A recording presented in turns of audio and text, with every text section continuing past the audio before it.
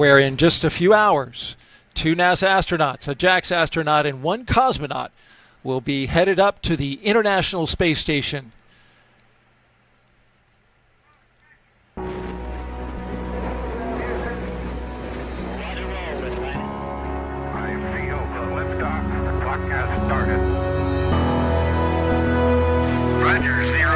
I feel fine.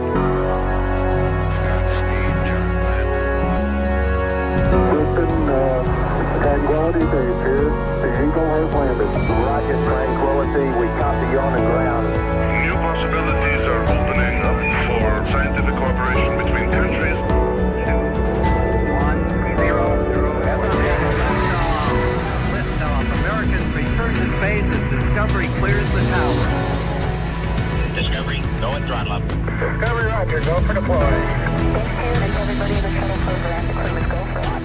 Roger, nice to be in orbit. We have followed in their footsteps to get us where we are today.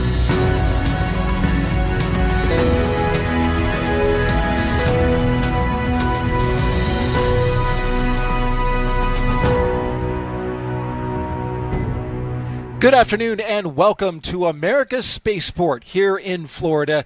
You're looking live at Launchpad 39A here at the Kennedy Space Center in Florida, where Crew10 is in the process of suiting up for their mission. Today's T0, updated to the second at 7:48 and 56 seconds p.m. Eastern Time. That is when Dragon, a spacecraft sitting on top of the Falcon 9 rocket, will launch them to the International Space Station. Crew10 is a continuation of regular crewed flights from the U.S. soil to station as part of NASA's Commercial Crew program. As we look at the historic countdown clock and shift to an orbiting shot from our helicopter team here at the Kennedy Space Center. Hello and good afternoon. I'm NASA's Daryl Nail, and this is the official launch broadcast of Crew10. With me to help commentate through the next 4.5 hours is Jessica Meir, NASA astronaut who just did it not too long ago on Crew7. It's so good to have you back. Thank you, Daryl. It is wonderful to be here, as always, with my close friends and colleagues heading off to space. It's so wonderful and meaningful to play a part of that role in sending them off. How about this view of the rocket as we orbit around it? Such a great shot there, seeing the perfect weather that is outside. Absolutely. It feels so nice outside, doesn't it? Coming from Houston and Florida, usually we're fighting the heat and humidity, and everything just seems to be lining up perfectly today. We're looking good so far. The mission today, we are flying NASA astronaut Commander Ann McClain, NASA astronaut pilot Nicole Ayers, JAXA astronaut mission specialist Takuya Onishi, and Roscosmos cosmonaut mission specialist Kirill Pesov. Today, the crew's ride to space is the Dragon Endurance spacecraft. Its 4th flight to space, and all 4 carried crews for NASA. It's back in the rotation. It wasn't initially. It was swapped out because a new capsule that SpaceX had built wasn't quite ready yet, so they swapped it out with the capsule that was going to go on Axiom 4. Yeah, that's right. So we had a few late-breaking changes, but as astronauts, we are always ready for that. Flexibility is really the name of the game. So we take it as it goes, knowing things can always change. But this is the fleet leader, right? So this is the first time we've used a capsule 4 times for a crewed mission. So exciting event today for my colleagues. It's reliable, and the Commercial Crew program and NASA knows this spacecraft well, as you mentioned. This is LD on Countdown Net with a T-minus 4-hour situational awareness briefing. We're currently counting down to a T0 of 19:48:57 UTC and 23:48:57 UTC, 19:48:57 local, with a minimum of 2 launch opportunities for Thursday and Friday for backup attempts. The crew are currently getting suited up at ONC. The advanced team is currently on the way to the pad to open the side hatch, prepare for crew arrival. Vehicle gases are up, FTS checkouts are complete, and Dragon prop tanks are pressed. Falcon 9 is not working issues this time, however, hydraulics is undergoing final release bleeds to the system for readiness for flight. Weather is looking favorable at the launch site. The launch ascent weather with meteorological input was used to tune the forecast model showing a failure possible risk of 14.6% and grow criteria for flight today. Procedure 52.911 is open in the event of crew contingencies from Ingress through launch. And as a reminder, the launch escape system will be armed prior to propellant load today.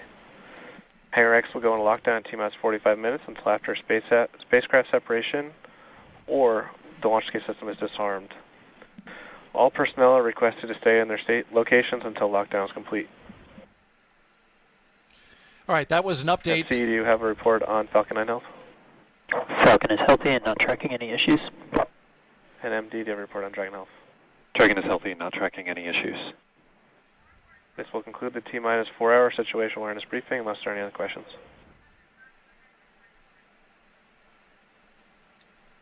Okay, we were just briefed by the launch director for SpaceX, and it was a good brief as we now find ourselves inside the suit-up room as the 4 members of Crew 10 are getting ready. They've got the main part of their suits countdown. on. Advanced team is open side hatch on schedule. And they are putting on the remaining parts of their suits, the gloves, the boots. We will be hearing from time to time, as you just heard, communications, what we call loops. This is the command loop that will hear the launch director communicate with his crew, as well as the core. When they talk to the astronauts, we'll hear the back and forth once they get into their spacecraft. Just want to make you aware that whenever they have an update, we will pause our commentary so we can listen in.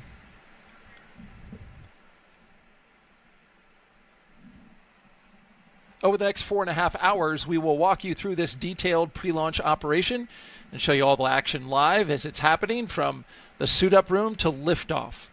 But first, I want to talk a little bit about the background of our co-host today. In 2019, Jessica Meir went out into space for a historic spacewalk.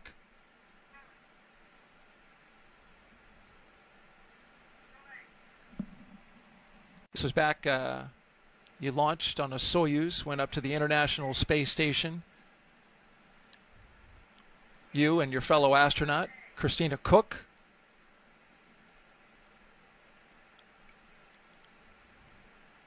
We'll have that video for you in a second. In the meantime, we are looking at the commander and the pilot for Crew 10 on the left and McClain on the right, pilot Nicole Ayers. And there's Jessica, working hard on the International Space Station. Jessica Meir was doing this spacewalk conducted entirely by women. She partnered with fellow astronaut Christina Cook to replace a battery charge discharge unit. 2 years later, here she is in the role of astronaut support person. This is a taped replay. There she is snapping photos in jumpsuit number 38. Went all the way out to the launch tower. There she is again, saying goodbye to the Crew 2 at the time, helping them with everything they needed. And then Meir served as the assistant to the chief astronaut for commercial crew, and then helped out with the Artemis 2 astronauts. This was most recently. And there you are, right in the left part of the screen, helping out the Artemis 2 crew as they got ready for a dress rehearsal for the Artemis 2 mission, which is planned in February of next year. You also, at the time, were serving as the chief astronaut for the human landing system.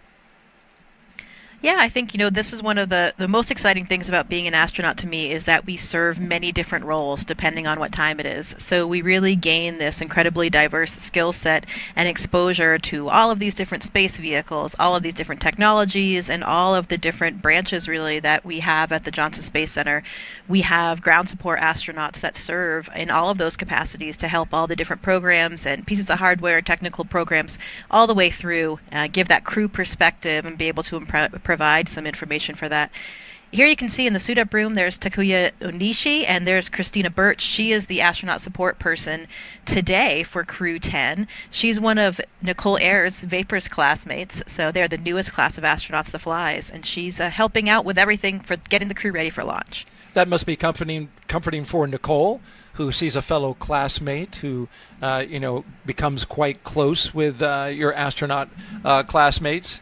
She's also the first to fly from that class, so she's taking some stuff on board, some mementos for some of her classmates, which is a nice touch. But speaking of classmates, you too have a classmate, and it's the woman who is serving as commander for this mission, Anne McClain. Yeah, there she is in the screen right now. Looks like she is conducting the pressure check of her spacesuit right now. That's why they're positioned there comfortably in the same chairs that they'll have on the launch vehicle with all the same interfaces, going through that last check to make sure that their suits are indeed pressure tight. We do that on all the vehicles we fly on to make sure things are in good shape. But as you said, incredibly special for me since Anne is one of my closest people here on Earth, whether outside or inside NASA. So it's so exciting to be here with her today.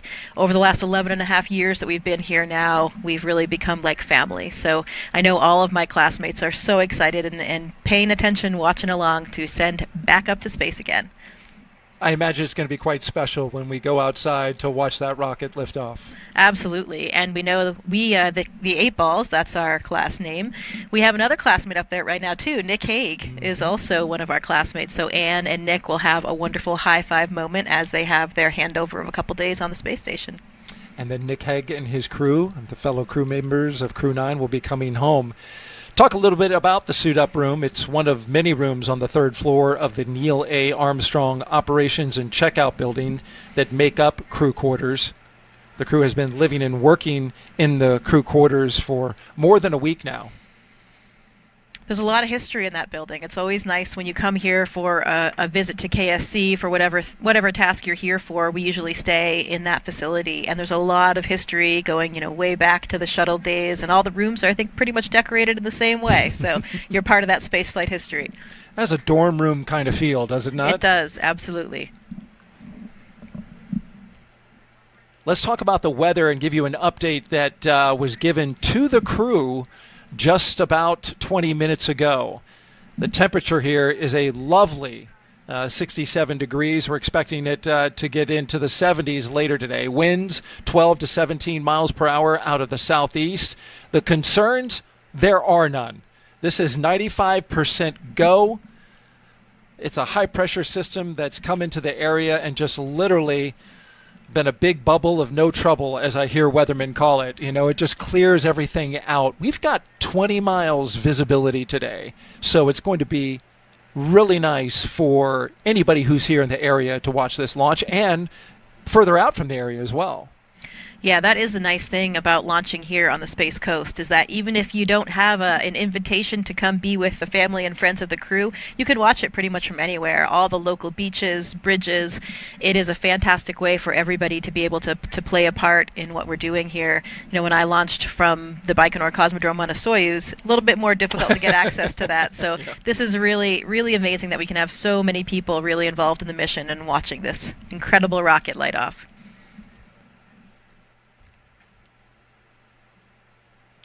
Before the crew came in here, they had their meals. Of course, the crew members get to dial up their ultimate meal and have the chefs here at the Kennedy Space Center cook up their favorite dish before they fly. You know what they had? What's that? Do you know what they had this time? So Anne McClain, I sent the questions earlier, and she hadn't exactly decided, but she did want to give a big shout out to the staff at the Astronaut Quarantine Facility, who she says has been providing them with some amazing meals in the days leading up to launch. She says the food is as close to home cooked as we can get.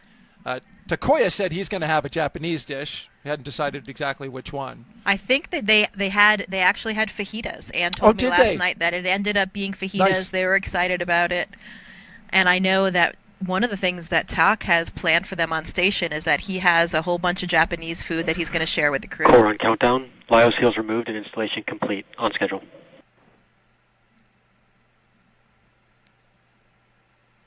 He mentioned in a news conference that that was important to him, was to share the food from his country with his fellow crewmates.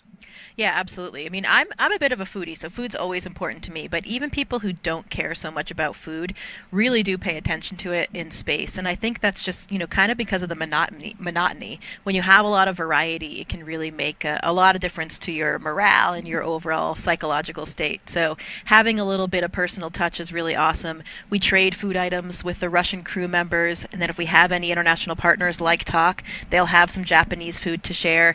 I flew with Italian astronaut Luca Parmitano. He brought up a special Italian meal for us during my expedition. And also Hazza Ali Al Mansouri, the very first astronaut from the UAE, he launched with me to the space station. And so they had some very special foods from the UAE as well that we all had to share and have a group meal. So those kinds of things are really, really special. Well, you were eating good. We were. As you folks can tell, Jessica Meir has a tremendous wealth of information and experience in space.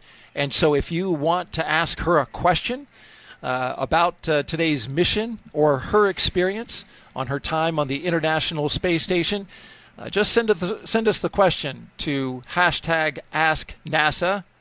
You can see it there on Facebook, X, YouTube, and Twitch. Use that hashtag to get your question in. We'd love to have your question because Jessica is so good at answering them, and it'll help move us along as we go through the rest of the day and counting down this liftoff of Crew 10 at 7:48 p.m. Eastern Time. There's Kirill Preskov. I saw Anne McClain. There she is, the commander on the right, going around, giving each one of her crew members a fist bump. Yeah, absolutely. I mean, that kind of crew morale and camaraderie gets stronger and stronger and stronger as we go. And when you're leading up to this ultimate moment before a launch, I know that their crew has had such an incredible time training together. Every time I see photos of them, they're laughing. I think they all have a great sense of humor, and they're having a lot of fun the whole way through. There's our boss, Joe Akaba, current chief of the astronaut office. Let's talk about each one of these crew members. NASA astronaut Anne McClain. She is your Crew 10 commander, as we mentioned. Born and raised in Spokane, Washington, NASA selected Anne as an astronaut candidate in 2013. Crew 10 will be her second space flight after launching aboard the Soyuz MS-11 in 2018 and serving as flight engineer on the International Space Station for Expedition 58 and 59. In total, she spent 204 days in space and completed 2 spacewalks, totaling 13 hours and 8 minutes, and is a West Point graduate and a colonel in the U.S. Army, a highly decorated Master Army aviator, and has more than 2,000 flight hours in 20 different aircraft. She's also an avid rugby player and former member of the USA Rugby Women's National Team. And of course, she currently lives in Houston, Texas, with all the astronauts. It's really a great thing to see Anne in this leadership role. I think everyone in our office, and particularly our classmates, know that Anne is just one of those natural-born leaders. So this is exactly where she should be today, and I know that her crew is in such incredible hands. One fun story from Anne. Apparently in high school, she once, with a friend, ordered a pizza that was so big she couldn't fit it in the car. So, because she is the leader and problem solver that she is, she sat in the driver's seat with one hand on the steering wheel and the other hand holding the pizza on top of the car, her left hand out of the window, and then her friend sat in the right with her right hand outside. So they held the pizza and transported it that way. So as you can see, Anne is very well trained, has a lot of experience in transporting things in complex manners. Look at that. That as she puts the mission sticker onto the footrest of the suit-up room there. Oh, she's got to get it exactly straight. Yeah. Detail-oriented. That's exactly what you want from your commander. Absolutely. I once moved a mattress that way, Jessica, but I wouldn't recommend it. I was in college. Didn't do some smart things. Atta girl, Ann. Way to go. All right, let's talk about our pilot now. The pilot for Crew 10 is NASA astronaut Nicole Ayers. Crew 10 mission will be the first spaceflight for Nicole, a major in the U.S. Air Force and the first member of NASA's 2021 astronaut class named to a crew. A graduate of the U.S. Air Force Academy in Colorado Springs, Colorado, Nicole served as an instructor pilot and mission commander in the T-38 and the F-22 Raptor, leading multinational and multi-service missions worldwide. She has more than 1,400 total flight hours, including more than 200 in combat. Nicole has a twin and was born in San Diego, California. You know, we mentioned earlier about classmates, and we saw Nicole Ayers and her classmate Christina Birch and my classmate Anne. And another thing that Anne and I have in common is that we actually were on the selection board for Nicole and Christina's class. How about that? So that makes us, I think, as individuals, really even more invested in them, in their success, and really just feel responsible. And, you know, especially now that Anne is flying with Nicole, as she said so eloquently, we live with our choices. So, you know, we know that we definitely got it right with this class, but just that level of personal investment is so incredibly satisfying for us to be, you know, working with these astronauts now that, you know, we kind of trying to mentor them and help shape them into these fine young astronauts on their first mission. So it's really, I would say, one of the most gratifying parts now after being here for 11 and a half years is having that mentorship role. And I know that's so important to Anne, and it's made for a wonderful relationship with her and Nicole. Wow. Truly invested in this mission, both of you, on multiple different levels.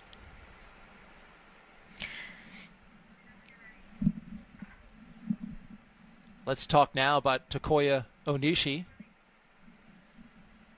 This will be the second mission for Takuya, going to the space station. He's a JAXA astronaut. He launched aboard the Soyuz MS-01 mission in 2016 and spent 113 days in space as a flight engineer for expeditions 48 and 49. Onishi received a Bachelor of Engineering degree in Aeronautical and Space Engineering from the University of Tokyo and soon embarked on a career in aviation with All Nippon Airways in Tokyo. He was selected as an astronaut candidate by JAXA in 2009, and during his stay on the space station, he became the first Japanese astronaut to capture the Cygnus spacecraft in space. When he's not training, Onishi enjoys flying, playing the saxophone, movies, and hiking. Well, another fun fact for you, Daryl. Did you know that Tak actually has an asteroid named after him as well? I did not know that.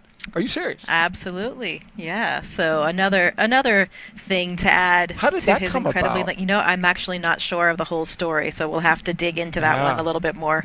And also, I think there are a lot of things that show what a dedicated person he is. You know, before he started his flight training, I think there were some nuances with the schedule, and so he was hired for his role, and he was about to start flight training, so instead he was actually working as a check-in attendant at the airport while he was waiting for that. So he has seen all different phases and levels of the aviation industry, and that's another thing that's so important to this crew. As you've noticed, there's a trend so far, right? They actually have, all four of them are professional aviators, whether military aviators or in the commercial sector. So really cool part, which I think allows them, and I know the crew has told me, allows them to really have this synchronization of communication. You know, they really do all speak the same language, and I think that's helped them a lot without their training, and I'm sure it will continue throughout the mission. The first time Core we've had... countdown, suit donning, and checkouts complete, on schedule.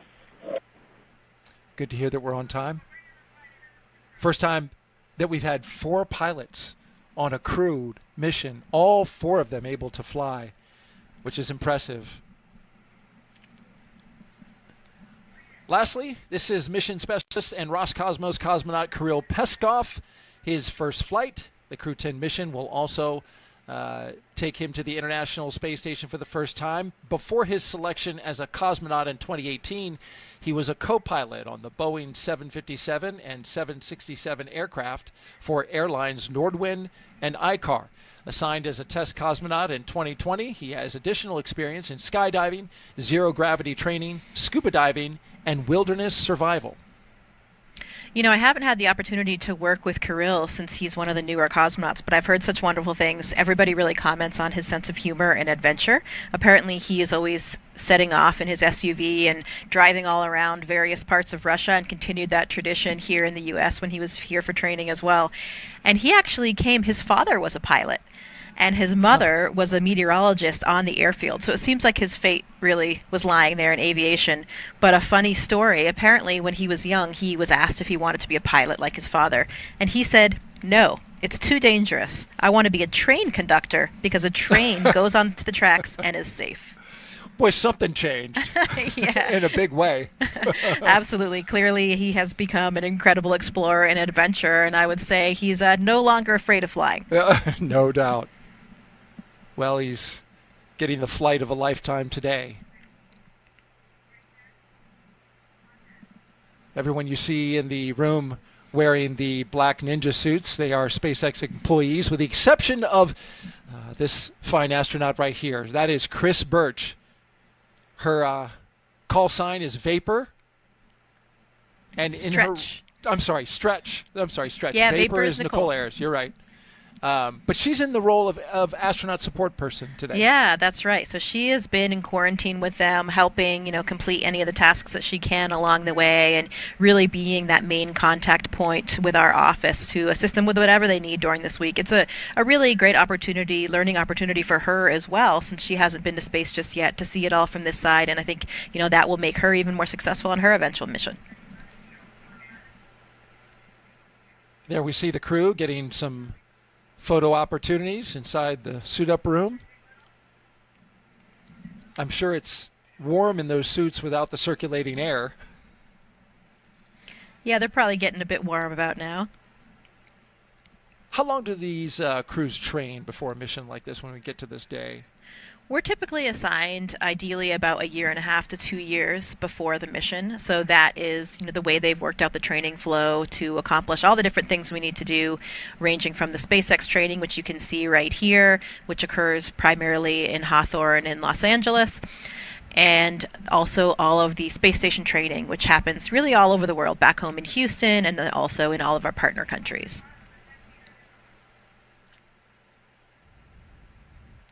And now they are gathering around the table, as you can see there, for a tradition that goes way back, the playing of the card game.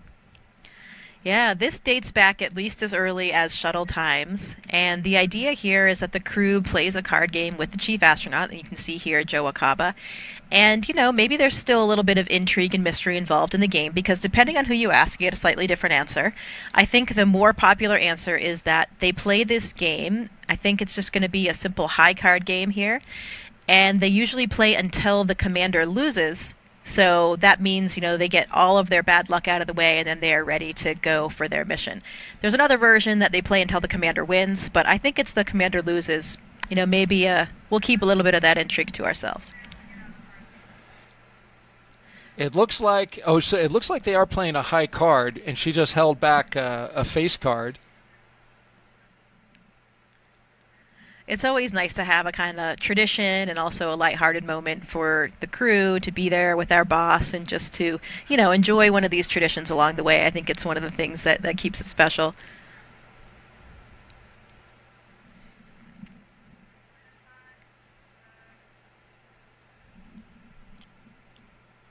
Did you play a game when you went up? We did not have this tradition of the card game while in Baikonur, but we have a lot of other traditions that date as far back to Yuri Gagarin. As far as games, there are usually it's before the launch day, but we play ping pong and we play chess. A big game for the Russians, and a few other games like that. Lots of traditions there. As we look back out at Launchpad 39A and SpaceX's Falcon 9 rocket, with the Dragon spacecraft on top. This is where the astronauts will be heading once they leave astronaut crew quarters. Give you an update. You heard this mentioned on the LD brief. The crew was also updated during their weather brief that SpaceX is looking at a hydraulic issue out at the pad with some ground equipment related to the clamp arm. So they got a crew out there that's working that. They made the crew aware. And so we'll wait an update on the progress of that work. Otherwise, everything else is good. The spacecraft is good. The launch vehicle is good.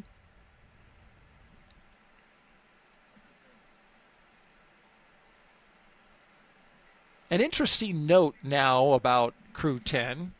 After the long-duration mission is complete, fast-forwarding to the end of their mission, Crew 10 will be the first NASA commercial crew mission to target a return splashdown in the Pacific Ocean. NASA and SpaceX have been working together towards the certification and readiness for Dragon recoveries on the west coast of the United States. Since 2019, Dragon recoveries have been like this, primarily occurring off the Florida coast. SpaceX is moving Dragon recovery operations to off the coast of California to allow Dragon to complete its deorbit before safely jettisoning the trunk over the Pacific Ocean now, which is comparable to the first 21 Dragon missions. Crew splashdown locations are on your screen now. You see the map. They will be near Los Angeles, Oceanside, and San Diego, California. The crew recovery vessel, Shannon, will be stationed in Long Beach, California to support the new operations. This will establish this capability that improves public safety. NASA and SpaceX worked for months establishing a number of things. So they had to get new sites, obtain regulatory approvals. They performed engine assessments, software changes, tabletop exercises, and flight rule updates. So a lot went into this to move this operation out to California. Crew 9 is still targeted to come home the way that we traditionally do, near Florida, off the coast. But this is a change for Crew 10. Yeah, and that vessel named Shannon, that's after NASA astronaut Shannon Walker. These ships have actually been named after astronauts that have flown on the Dragon vehicles. So another nice touch that we like, and that's steeped with tradition.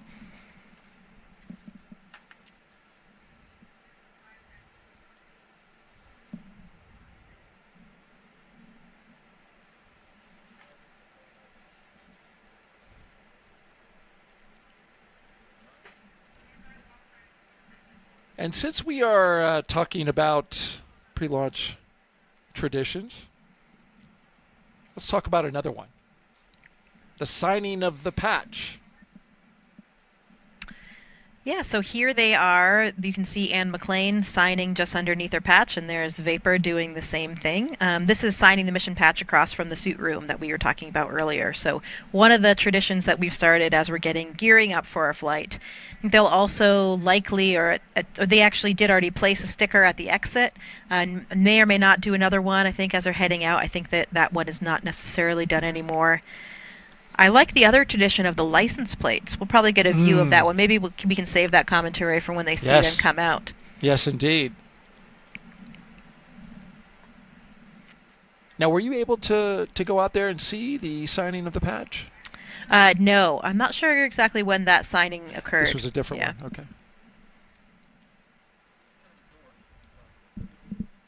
You mentioned the license plate. That we will see once they walk out of these doors. We'll see all four of them, of course, do a photo op, and then they'll get into the vehicles. Yeah, and here in this shot, you can see, if you look on the very bottom left, that's the Crew 10 patch that we can see there, just in the bottom. And that was placed there just last night. May or may not have actually seen that happen. I was about to say that is one sharp eye that you have, but you were there, so you know where it was placed. Well, that's nice, right there on the bottom left of the screen, and the row of patches that go down, right? Yeah, it's humbling, standing there when you're getting ready to do that, and just thinking about all the history and all the flights before, all the different shuttle astronauts that had also stuck their patch stickers there, and just thinking about all of the shoulders of giants, really, that have walked through these doors before you. And as we take a wider view of the outside of astronaut crew quarters, where Crew 10, we had just previously shown you, they were on the inside getting ready with their flight suits. This is the outside now, where media have gathered, as well as family and friends of the astronauts. Yeah, and you can see the cars lined up there ready to accept the astronauts. And that's another cool tradition. They actually changed the license plates for each of the different crew launches. And this one today, they all have the same license plate, and it actually says Lift 10 off. So it's LIF, the number 1, number 0, and then OFF. So it's like a lift off with a 10 in the middle for Crew 10. Clever one. I like that. There it is. As you speak. That's well done. Who came up with that? Do you know? I'm not sure whose idea it was. I remember for Crew 2, there were 3 different ones. There was reduce, reuse, and recycle. Okay. Certainly a nod to the recyclability of the SpaceX booster and spacecraft. And now we take you back inside astronaut crew quarters and the hallway that connects the suit-up room with the elevator that will take them down from the 3rd floor and onto the ground floor. I get a fist pump from the chief of the astronaut office, Joe Acaba, there off in the distance. It'll take them down to the ground floor, and then they'll come out those doors and into the vehicles that you see there.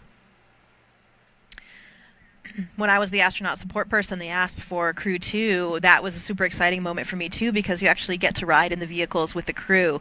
And that ride out to the pad, this one was at night, so I feel like it was even a little bit more dramatic. You know, the lights are off, and it's all dark outside, and you just have a few things lit up. And the crew, I'm sure, I don't know what the selections were, but the crew selects their playlist, so they have some, motivating pump-up type music that they'll play as they make that final ride out to the launch pad.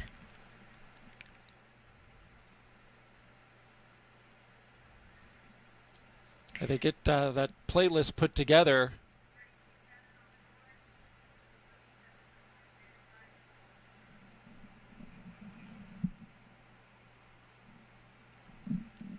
I asked Ann about that, and she said that each person picks 3 songs, and she's guessing that the playlist will be quite diverse. They have, the international crew. She said she's going to contribute some Christian music of some sort. Maybe some King and Country. Mix it up with some Pink, Brandy Carlisle, or Callum Scott. Sounds like Ann. is that pretty classic. Classic Ann McClain right there.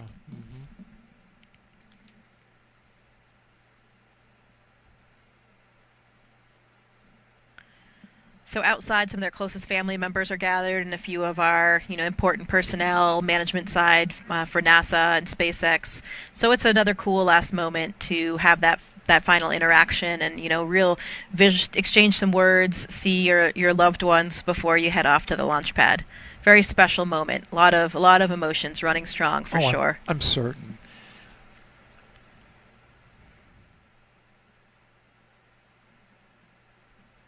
It used to be that they could make a final phone call from the launch tower.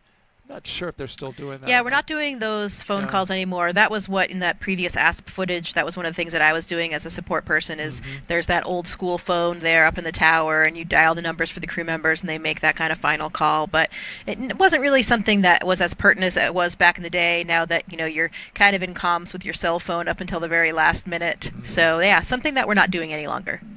And there's a grand view from up high here at the Kennedy Space Center, the operations and checkout building, where we will document the journey from the ONC to Launchpad 39A. It's about a 20-minute drive, give or take, depending on how fast they go.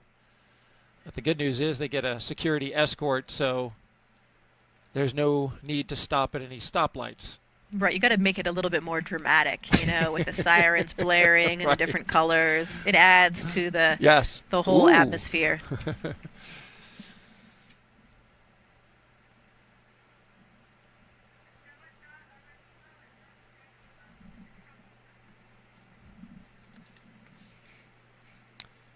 I asked Nicole what she would be playing, and she says, I'm terrible at picking favorites, so she hasn't decided. So she'll probably be listening to whatever Ann McClain is listening to. Takuya and Kirill, they're going to share a ride, and they chose 2 songs together. Takuya said since he likes to watch musicals, he's going to pick Defying Gravity as one of his favorites. It'll also be a traditional Russian song, one that every Soyuz crew listens to before their launch. I imagine you may have heard it. Oh, yes. I know exactly the song. I will be excited to hear that one. That brings back a lot of nostalgic memories for really everybody that's flown on the Soyuz. So that's great. I'm glad that they're including that. It's great to have those shared international traditions.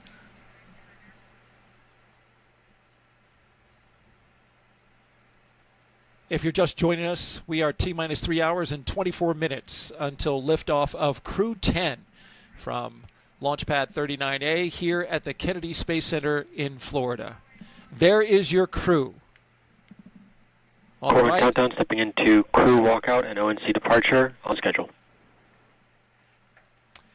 Big waves. Humble hands.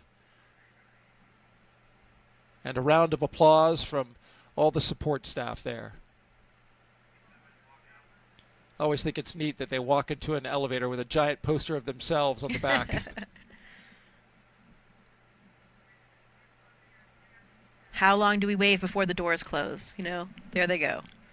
Well, it's about 5 minutes. Yeah. Which I imagine they get down to the first floor quicker than that, but you know how it is. You got to have timelines and you got to hit those times right on. So that's right.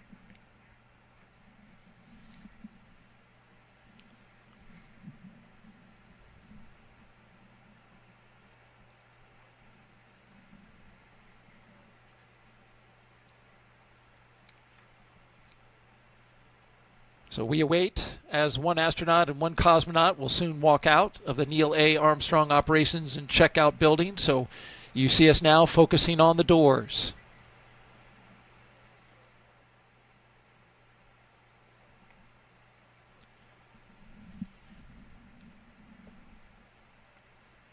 Two astronauts, one cosmonaut, and a JAXA astronaut.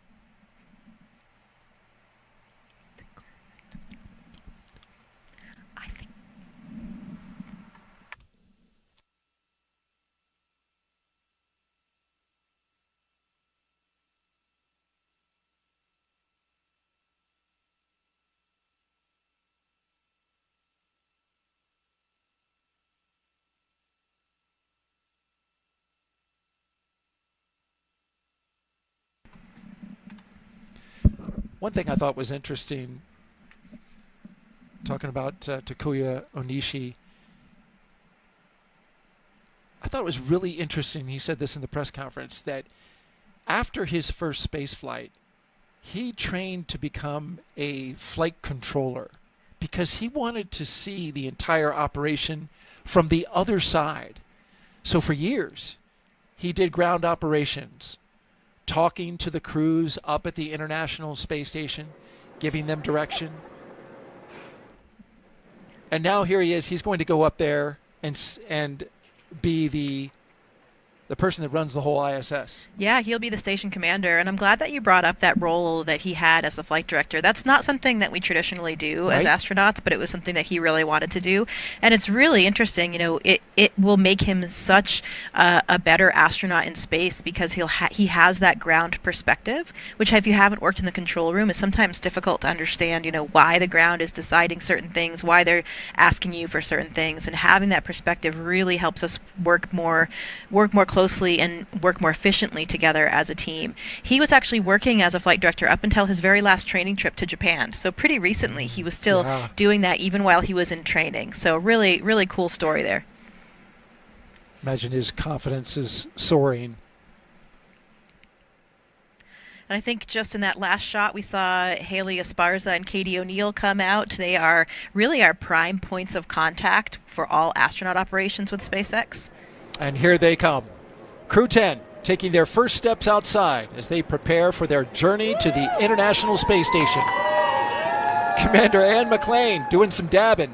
Pilot Nicole Ayers, JAXA astronaut and mission specialist Takuya Onishi, and Roscosmos cosmonaut and mission specialist Kirill Pesov. Did you like that dab? Absolutely. I'm not sure of the story on that one.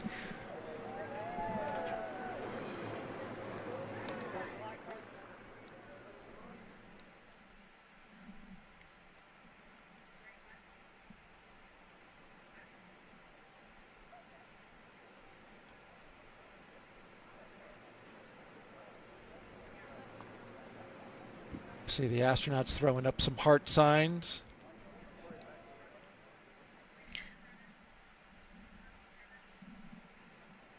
And there we are looking from close to the doors out to the rest of the Caravan, Kirill Pesov.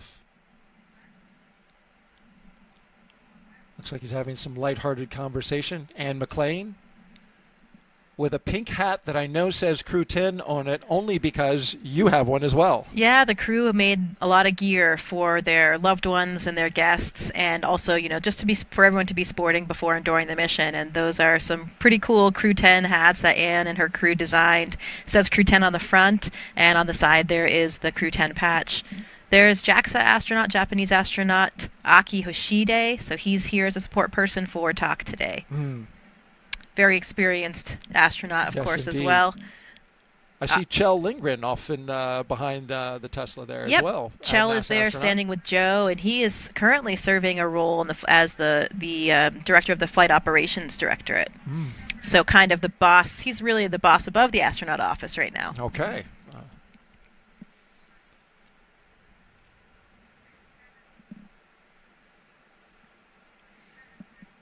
I see some Crew10 shirts out there as well being worn. We'll talk more about how they design their mission patch coming up in a bit. But we want to focus on the live action at this moment. Gull wing doors are up. But in a few moments, they'll come down along with the windows. And that'll give an opportunity for the crew to say a few words before they drive off.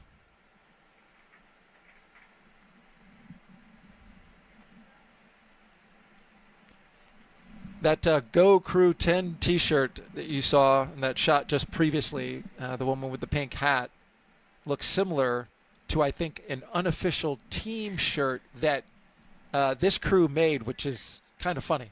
Yeah, they also have an unofficial logo, which you can see here sported by my husband, actually. This is a great one, and it's kind of just really shows you the sense of humor of the crew. Anne is certainly not a short woman. She's taller than me. I think she's 5'7" at least, if not 5'8". But her crew is exceptionally tall, if you notice in the suit room and when they were all standing together. So this is kind of their unofficial logo, where they have these 3 giraffes, and then they have Anne, the short little panda. With her call sign, Anne Nicole, below. Yeah. That's right. That call sign is something that she had from her rugby days when she played with the Atlanta Harlequins. So we still call her Animal quite frequently in the astronaut office as well, and it's a call sign that really suits her personality. You don't earn a nickname like that unless you can really lay down a hit, I'm guessing, in rugby. You know what I mean? Absolutely.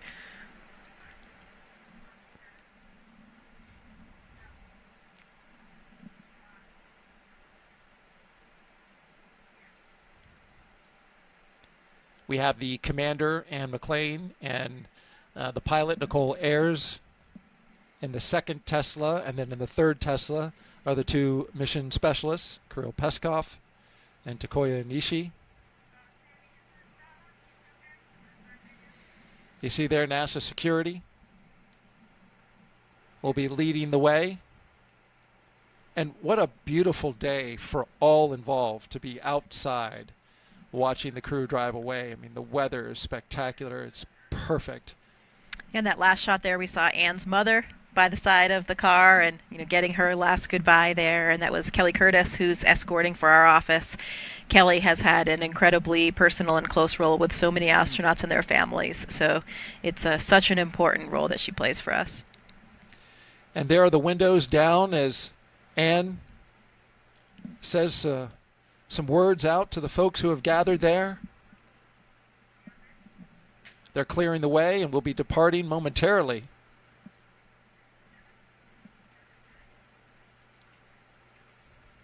And there's the wave goodbye, and they are off on their way to Space Launchpad 39A. The crew driving away from the Neil A. Armstrong Operations and Checkout Building. This will start the 20-minute drive with a full security escort across NASA's Kennedy Space Center, including right by the Vehicle Assembly Building, which we'll see in a few minutes.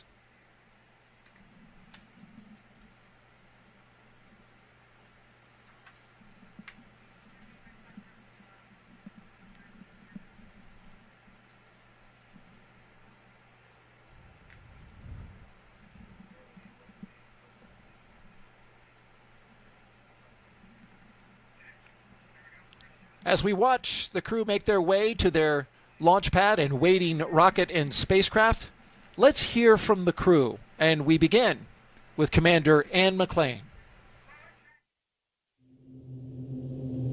When I get asked why we explore, oftentimes I think, what would our society look like if we didn't explore? What would our society look like if we didn't ask what was over the next hill, what was across that ocean, and for us now, what's beyond our planet? My name is Colonel Ann McClain, and I'm the commander of NASA's SpaceX Crew10 mission to the International Space Station. I was 3 years old when I first told my family that I wanted to become an astronaut, and I'm fortunate that no one of my family told me that it was impossible to do. They all said, that's going to be a lot of work, and they were right. But they were ready to support me every step of the way. They reminded me of my dreams if I started to get discouraged, because it is a long and challenging road. One thing I knew about becoming an astronaut is that not a lot of people get to do it. It was important to me to choose a career that I was going to love and be fulfilled in, regardless of my selection to becoming an astronaut. So I chose to serve my country as a helicopter pilot and an officer in the United States Army. I still am an active duty officer in the Army. It's something that brings me a lot of meaning to be able to serve the American people in that manner. And it's something that I would be doing still every day if I was not fortunate enough to wear this blue suit. This is my second flight to the International Space Station. I think on your first flight, there's a lot of unknowns, right? You don't know how it's going to feel to go to space. You're very focused on making sure that you know your stuff. On this flight, as the commander, I'm really focused on building a cohesive crew. So over the last year and a half, I've had the pleasure of working with my crewmates on Crew10, Tak, Nicole, and Kirill. We've shared a lot of meals together, we've traveled together, we've done some tough sims together, and they are three very special people to me. And now we get to go launch to space and do this incredible mission with our good friends. The International Space Station is a proving ground for a lot of technologies for deep space exploration, but it is also a national orbiting laboratory where the U.S. can work with universities, research labs, other countries to develop things that benefit us on Earth, everywhere from cancer research, Parkinson's research, materials research, and at the same time, we're looking at the things that we're going to use on Mars and future moon missions.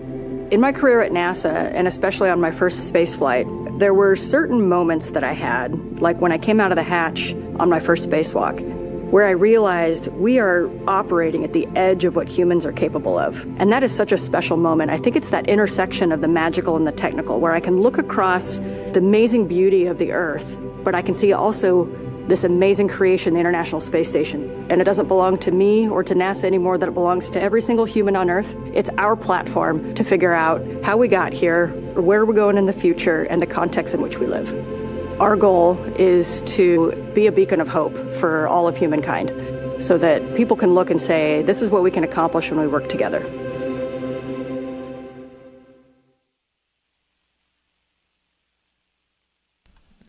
The next member of Crew 10 we'd like to hear from is pilot Nicole Ayers. Space exploration is so important for humanity. You know, we learn so much as we get further away from Earth. Every time that we make a further step, we learn something and we learn how to adapt, and that is so important to humanity. We are explorers, each and every single one of us. My name is Major Nicole Vapor Ayers, and I am the pilot on NASA's SpaceX Crew10 mission to the International Space Station. As a little kid, I always wanted to be an astronaut from the time that I was about knee-high. Growing up in Colorado really inspired me to go explore. I loved exploring in the mountains and learning how to camp and hike and live in a weird and exciting environment. Growing up as a twin is probably my favorite part of growing up. You have this built-in best friend to get in trouble with, to go exploring with.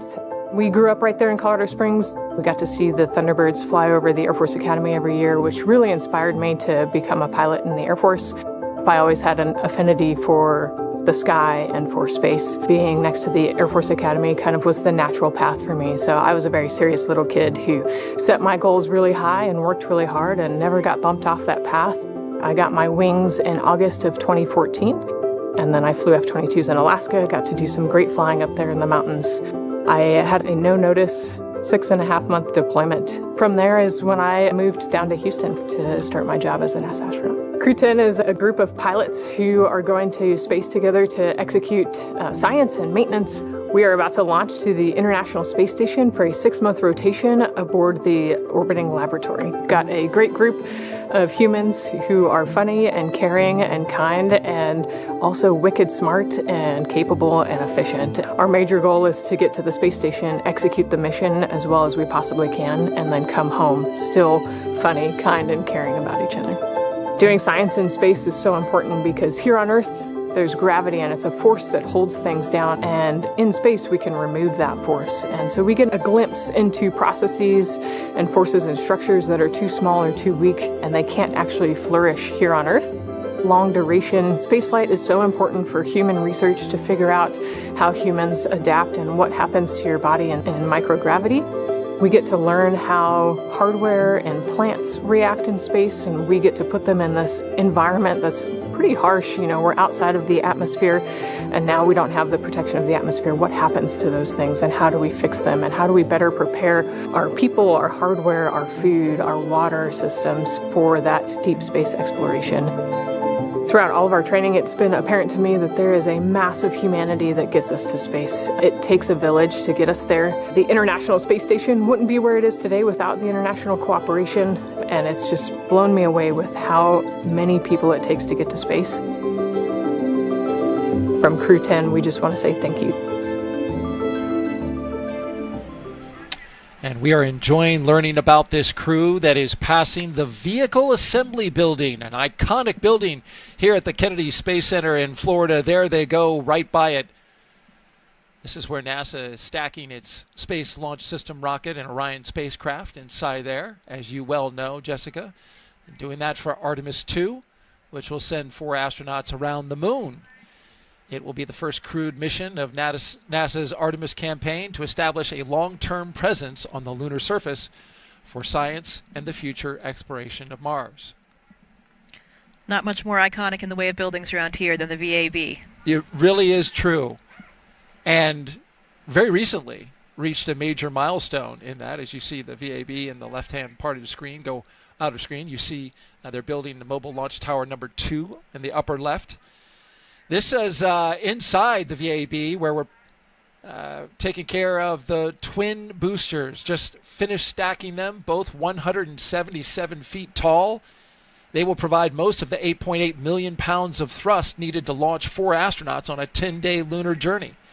Since November, crews have used a massive crane to lift and assemble assembled 10 booster segments, each packed with avionics and motors that will safely detach after launch. Now, with the boosters complete, the focus shifts to integrating the SLS core stage, which you just saw, and we'll do that in the coming weeks. And while we're on the topic, Artemis 2 will carry NASA astronauts Reed Wiseman, Victor Glover, and Christina Cook, along with Canadian astronaut Jeremy Hansen, on a mission around the moon. Here's Jeremy now with an update about a recent training mission for him and his fellow Artemis 2 crewmates.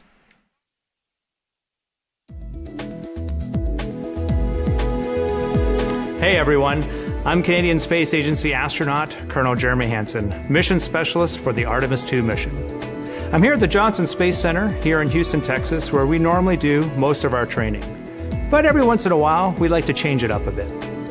Reed, Victor, Christine, and I recently spent several days in Iceland trading in our spacesuits for hiking gear to study its geology and surroundings.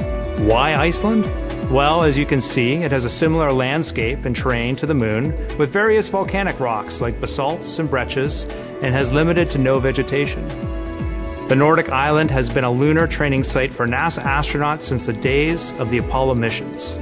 My crewmates and I teamed up with scientists and geology experts to explore the huge boulders, formations, and volcanic craters across the lava fields. During our journey, we stopped at various spots to discuss what we observed. Some of the really fine material is compacting into what's like the glue holding this together. And even tested different types of tools to collect rock samples. Although we won't be landing on the moon during our mission, this field work and navigation practice will allow us to make informed observations when passing the lunar surface and pave the way for future Artemis crew training. And that's your Artemis Moon Minute.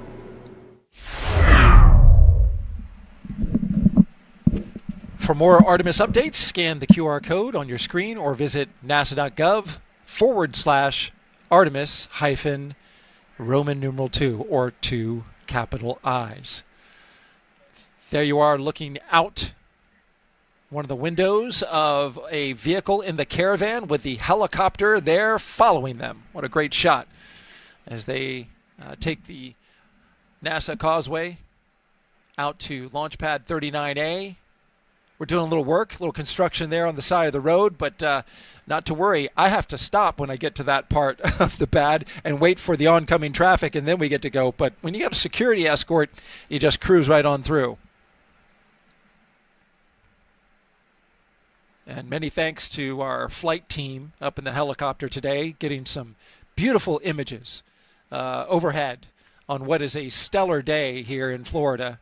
As you can see there, flying right alongside the Caravan as Crew10 makes their way to the gate that enters Launch Complex 39A. The security, as you can see, pulls off to the side, and the crew continues on.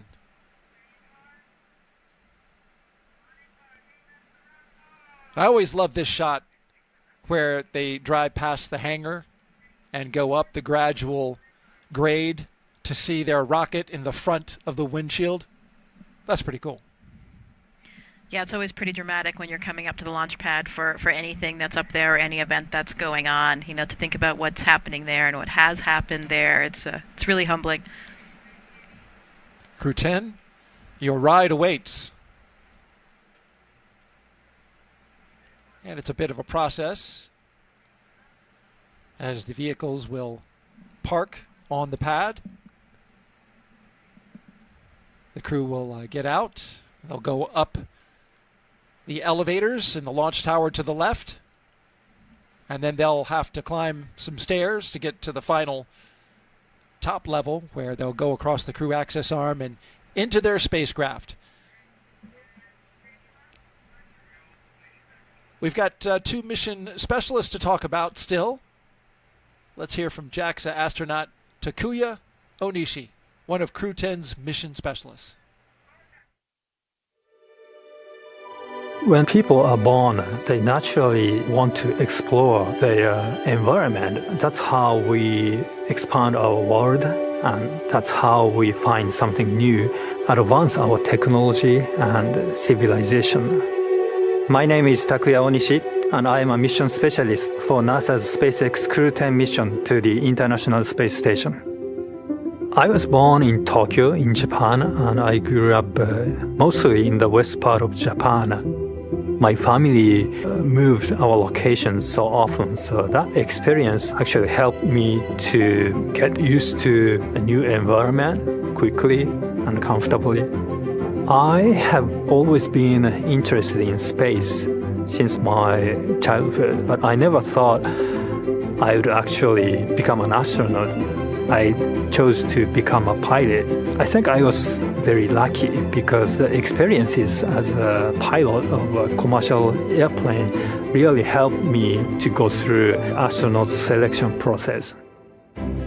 Space is hard, very challenging, sometimes unpredictable, and there is no 100% guarantee of success. And that's why I think cooperation is the key to success. Each country, each crew member, each agency, each company brings its own expertise and its strength in order to be able to cooperate as a team. And I hope our Crew10 mission becomes one of the best models of that cooperation. We've been training together more than a year. I believe we can be very successful in our goals and build a closer friendship among all of us. And of course, most importantly, have a lot of fun together. While we are on board the ISS, we are going to perform a lot of scientific experiments, including some medical experiments to better understand our bodies and for future space exploration. Our ultimate goal is to go to Mars, but it's not an easy journey, and when we face a new challenge, we must solve it step by step, continue pushing the boundary of possibility. makes us gain new skills and also enhance our experiences. What I like about the International Station program is each country brings its own strengths. It's like a patchwork quilt. Each country is just one patch. Putting all the patches together creates one beautiful quilt that is ISS.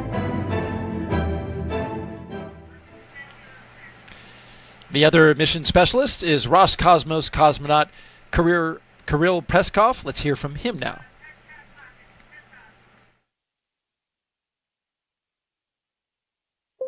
I think that we explore because it's a really deep part of our nature. This is one of my things that makes us humans. My name is Kirill Pesov. I am a mission specialist for NASA's SpaceX Crew10 mission to the International Space Station. I grew up in a Siberian town called Nazarovo. It's in the middle of Russia, in the middle of Siberia. I decided to be a pilot. Actually, this was my dream during my childhood. And after becoming a pilot, I realized that it's not a limit and we can go higher and further. So I started to work towards becoming a cosmonaut, and now I'm standing here. Our crew is great. I love the fact about our crew that all four of us are pilots. I think that it helps us to understand each other really well, sometimes even without saying a word. Every day we learn something new about each other. The training itself, this is the thing which brings us closer. We do science in space because it's an environment that cannot be created on the ground, and it helps us to develop all kinds of materials, medicines. It helps us to push our knowledge forward. I think doing research is not only on station, but everywhere is somewhere deep inside in human nature. And this hunger for exploration, this is one of the main things which drives us forward and helps us to survive as a species. I think it's hard to overestimate the value of international cooperation in space exploration because it takes much time and effort, represented by how much money spent to space exploration. So, more people and more ideas we have, faster the exploration goes and safer and better our life on Earth becomes. I love the space exploration because it's the endless process.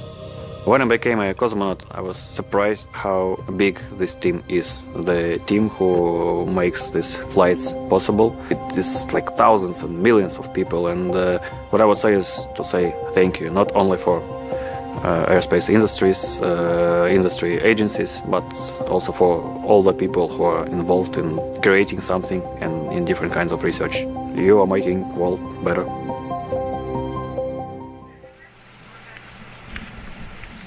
And there you see our commander and pilot making their way out to their ride, pumping fists.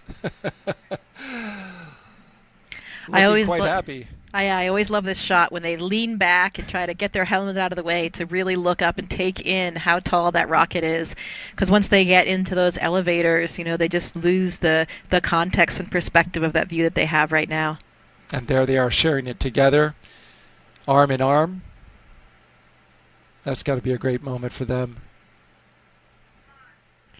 I imagine Anne is probably taking a moment to pray.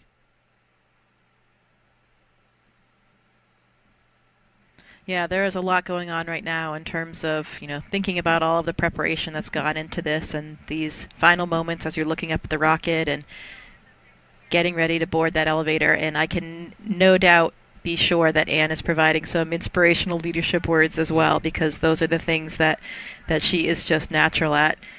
The other thing I love about that elevator is that button that they're going to push to bring them up to the top to get onto the rocket is actually labeled space. There's no floor number, it just says space. So hit that space button and you're ready to go. It's a nice touch once you get in the elevator. But I think it's also kind of funny that when you get out of the elevator, because of the way that Pad 39A was designed initially for not only Apollo missions, but also space shuttle missions, they have to climb one more set of stairs to get up to the level that takes them to space. Space almost. There you go. They'll pop out right there when those doors open up.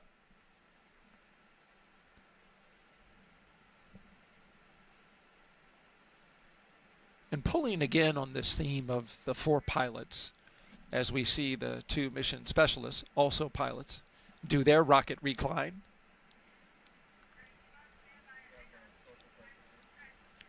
I was struck by what Anne McClain said in a press conference when she said, you know, as pilots, as she ascends the stairs along with Nicole Ayers that we were just talking about, they like to do the pre-flight check, right? Check out the aircraft, look at all the compartments, check the logbooks, maintenance books.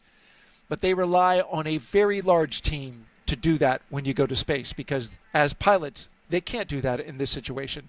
They have to rely on the men and women of NASA and SpaceX to get this equipment ready to go. Yeah, and that's one of the things that for us as astronauts is so important, and it makes these roles that we have on the ground even more meaningful. You know, we talked about Talk's experience as a flight director, we talked about all the various different ground positions that we serve as astronauts, and all of those things are so valuable, mostly because you get to know the people that are working on every system and every aspect of your mission. And we develop this camaraderie and this trust in those people. And that is, I think, you know, the number one thing that puts your mind at ease. You know, people always ask us as astronauts, are you afraid? You know, what are you thinking in those moments? And really the answer is we're not afraid, because we rely on this incredible training that we have and all of these people on the ground. We know that safety is their number one priority, and we trust them implicitly.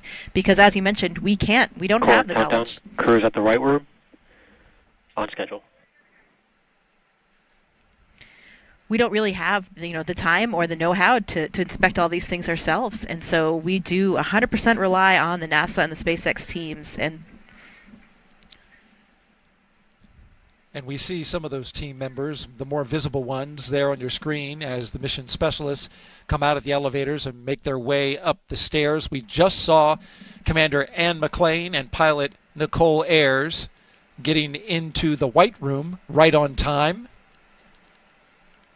And now mission specialists Takuya, Onishi, and Kirill Pesov will make their way up to the top of the launch tower. And as you were talking, I was reminded that you have an interesting story about a couple of the astronauts regarding being up this high. I do. You know, maybe we don't need to mention any names, but there are actually astronauts in our office that have quite a strong fear of heights. May or may not be 75% of this crew actually right now. Something, again, that they really share in common and find strength in together. Once you're in the spacecraft and it's articulated into flight position, they won't have to worry about feeling that. Yeah, it's interesting because they are all pilots, so they're certainly well accustomed to it for sure. And I think that's one of the things that our training does for us. It allows us to just be operators and overcome any of those pre-existing fears. Okay, Anne and Nicole are getting ready to ingress to the spacecraft, and there goes Anne. Countdown. Ingress start. Making sure not to bump the door, which has a very important seal around it that keeps their environment on the inside and space on the outside. Yeah, absolutely. Even just one small hair, you know, can see that's why everybody is so carefully, everything's contained with their hair and their face and everything, not just for the quarantine, but also just that white room environment to make sure that nothing gets in the way that could break that seal. Here come Kirill and Takuya. Big waves, pumping fists.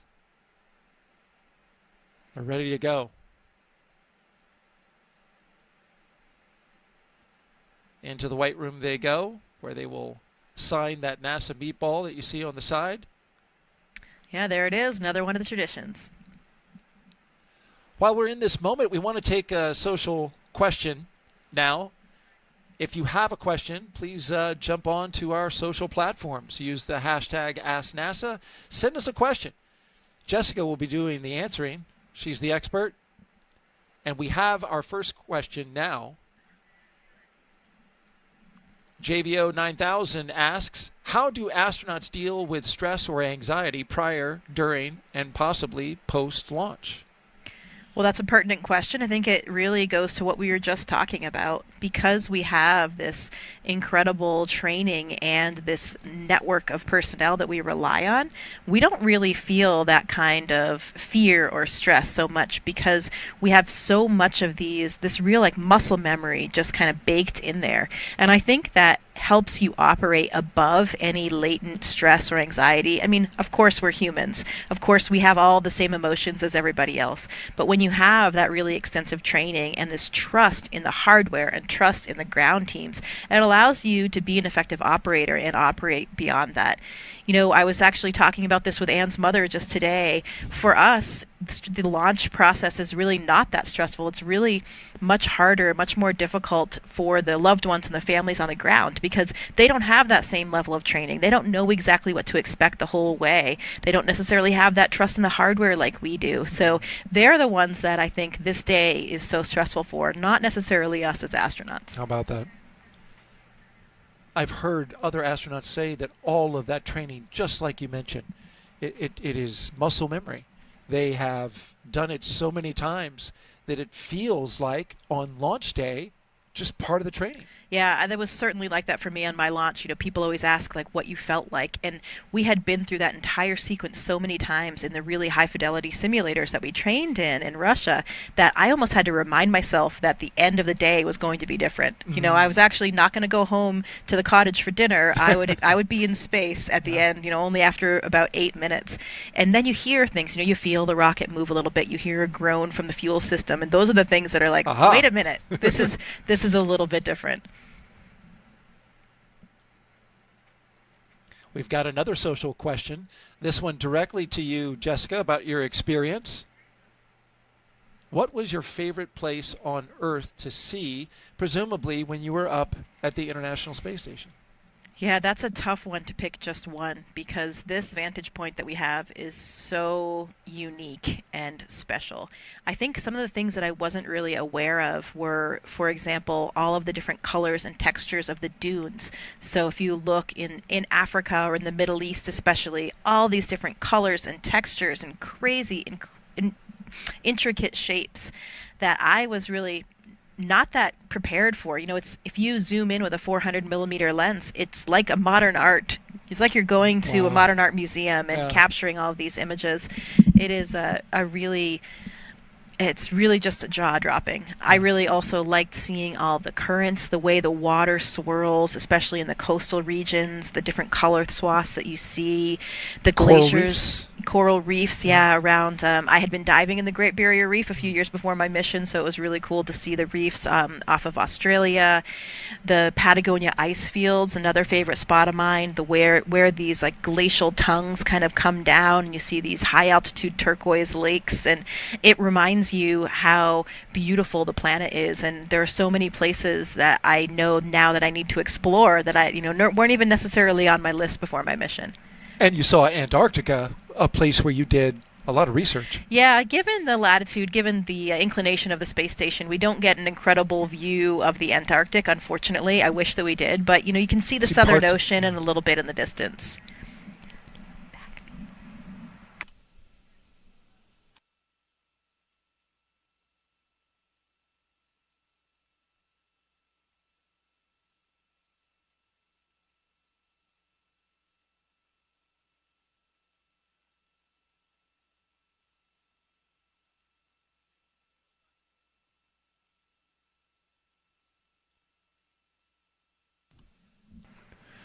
Now we've got the crew all in their seats inside Dragon Endurance. Yeah, they're clipping into those 5-point harnesses, making sure that everything is secure, and you can see they're getting some help from the SpaceX team just to make sure that everything is lined up correctly. They're going to be comfortable, they're going to be safe in that environment as they're waiting for launch. It's still there. It's softer.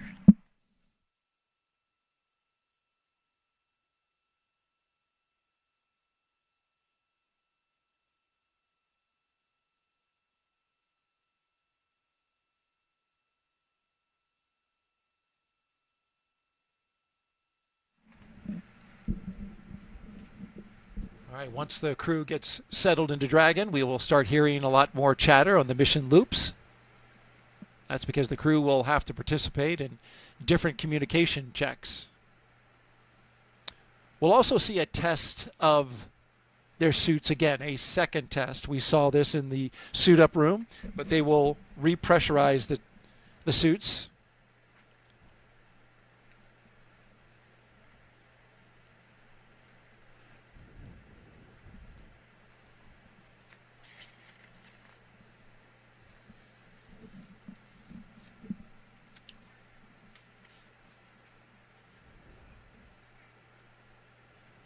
From left to right, we have Kirill Pesov, mission specialist, Nicole Ayers, the pilot. To her right, Commander Ann McClain. And on the far right, Takuya Onishi.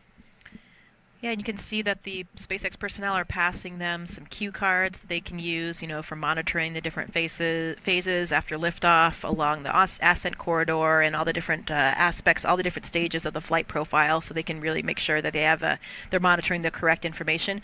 Obviously, they've been through this in many, many simulations before, but always good to have those reminders about what you're looking for when. You can see the control displays are really just above Anne and Nicole's heads there, so we can't actually see the displays themselves, but once they're looking up, they'll be able to monitor all of the displays that they're tracking. All 4 seats will articulate up into launch position, as you mentioned, and then they'll have access to their screens, their heads-up displays.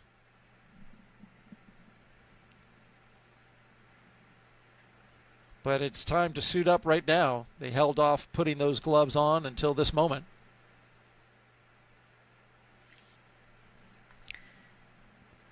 Yeah, making those final preparations. You can see they have a footrest there as well, and so the bottom of the boot actually has a little divot in it, so there's a little mechanism that they can slide their heel onto to help keep their heels in place as well, keep their feet in place. Kind of like a bike shoe? Yeah, a little bit like that.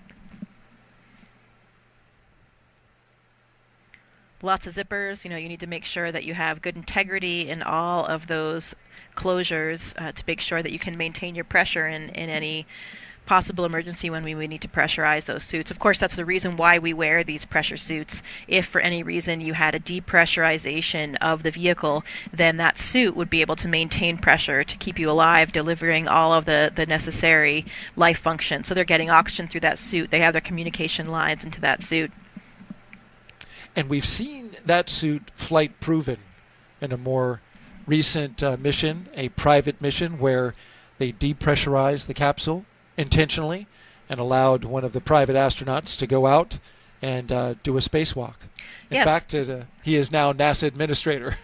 Yeah, that's right. There were 2 of the crew members in the Polaris Dawn mission that did that spacewalk. That was the first private spacewalk, and it was a slightly different version of this suit. It's not exactly the same suit, so they did actually develop a new suit, new version, so that we had a suit that was capable of doing a spacewalk. In space vehicles, we wear these launch and entry suits, and that's mostly a pressurization suit, as we mentioned, for maintaining the pressure if you had a vehicle depressurization. Not necessarily the same thing that you would use to do an entire spacewalk, because you need different levels of protection and different functions for that.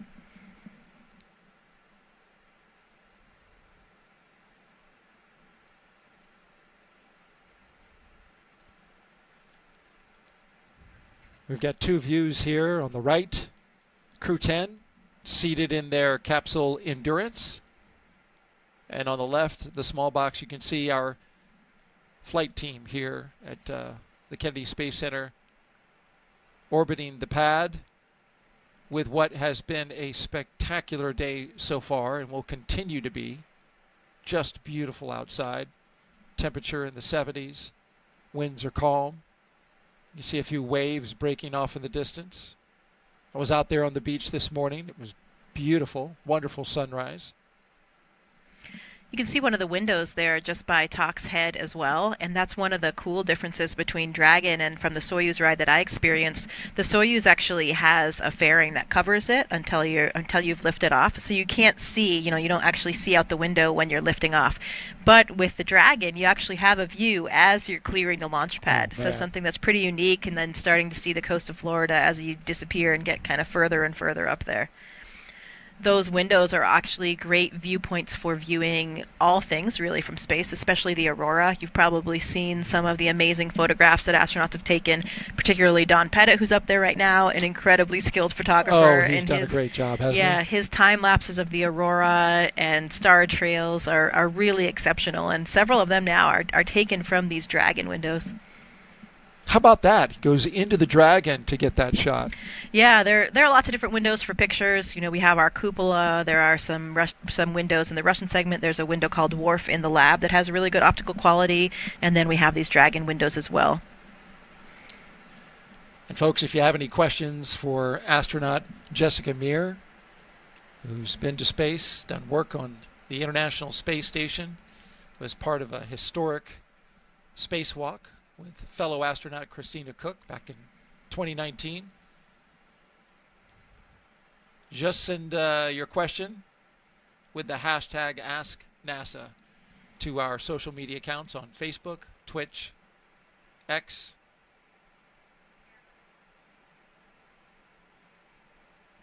She's taken a few questions already and done a fantastic job with it. I've also heard that because of those windows and the lack of a fairing cover like the Soyuz has, it's actually quite a bit louder in terms of the sounds that you experience as you're lifting off the launch pad. Not as insulated. Yeah. So that'll be a comparison for Anne and for Tak as well, since they've both ridden on the Soyuz. Right. But for our pilot, Nicole Ayers, and our mission specialist, Kirill Pesov, it will be all brand new. Yeah. And I hear the NASA astronauts and the veterans of spaceflight enjoy watching a first-time astronaut, get their first flight. Oh, yeah, absolutely. I mean, it's like doing anything in life, right? No matter what it is, over time, you might get a little bit jaded by it or kind of forget how special it is. I think about that a lot when I give tours to people at NASA. You walk into these buildings, which you're in pretty much every day, and then you bring someone in who sees it for the first time of their eyes, and then you remember how special and cool it is what you're actually doing. And I think that's really important, right? Sometimes you need to really take that step back and have that perspective. Now, certainly there's nothing mundane about going to space, whether it's the first, second, third, or fourth time. But Anne and I talked a little bit about that before this launch, about how differently it'll feel. And I think for me and from other people that I've talked to, my first memories of the first few days in space are really pretty hazy. And I think that's because your brain is just simply overwhelmed. You're navigating now in this three-dimensional volume, which is entirely different. You're physically having these new neural networks in your brain that are forming. And you see the experienced flyers, they come in and they're a little bit more graceful from the beginning, and I think that's just biology. Those neural networks in their brain are already formed, and even if it's been 5, 10, 15 years since they've been in space, they're suddenly reactivated and they're just able to deal with it from the beginning. So I was wondering, I asked Anne to pay attention to that. Your memory of those early moments will probably be more clear than it was the first time, just because it's not as new and not perhaps quite as overwhelming. That's fascinating. And she mentioned, she was asked by the press what she would do different on station. And her response was to really enjoy the in-between moments more, really savor it. Because, as you just mentioned, when you first go up, and the biology behind it, it all races by. So she said she wants to be intentional about taking these moments to really savor being up in space. Never know if you're going to be able to go up again.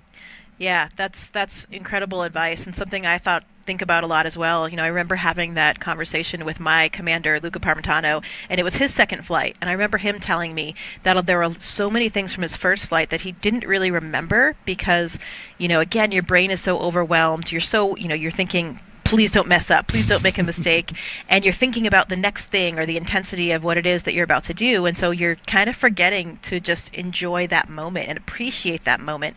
And in doing so, he thought that really affected the way that he remembered the mission, because if your brain is just spending so much time thinking about those other things, you're not really fully comprehending and appreciating the moment that you're in, and so the memory is not really seared in there in the way that you might want to remember that. So that's definitely some advice that I'll be taking if when I go back to space, because you just need to really, as they say, stop and smell the roses, make those moments, because those are the things you want to remember.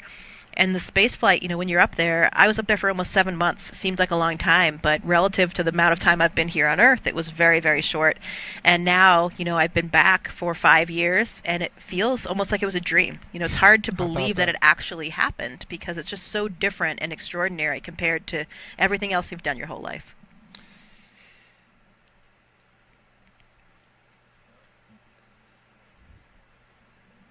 I really enjoy you talking about this, Jessica. It's fascinating to me, and I'm sure to the audience. If you are just joining us, you are watching live launch coverage of Crew10, NASA and SpaceX's 10th operational mission to the International Space Station. We are T-minus 2 hours and 34 minutes until liftoff. The crew woke up, had their medical checks, got their breakfast in, their favorite meal. They were transported out to the launch pad after suiting up at astronaut crew quarters. They ascended the launch tower and into their spacecraft, and now you see them there live. The view on the right, the Crew10 astronauts, cosmonaut, and the JAXA astronaut. And on the left, you see the closeout crew doing their work, getting ready to close the hatch on the Endurance spacecraft. This is a very careful process,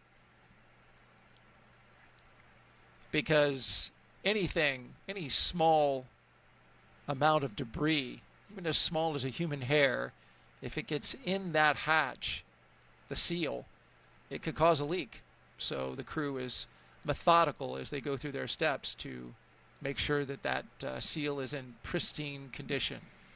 Yeah, luckily we will do that pressure check one more time, and we'll do that pressure check of the capsule itself as well, so we'll know, before we lift off, we'll make sure that we verify we have that integrity. And that has actually delayed launches a little bit in the past, where, we have found something in the seal, and they've had to find it and still been able to move on and lift off as planned.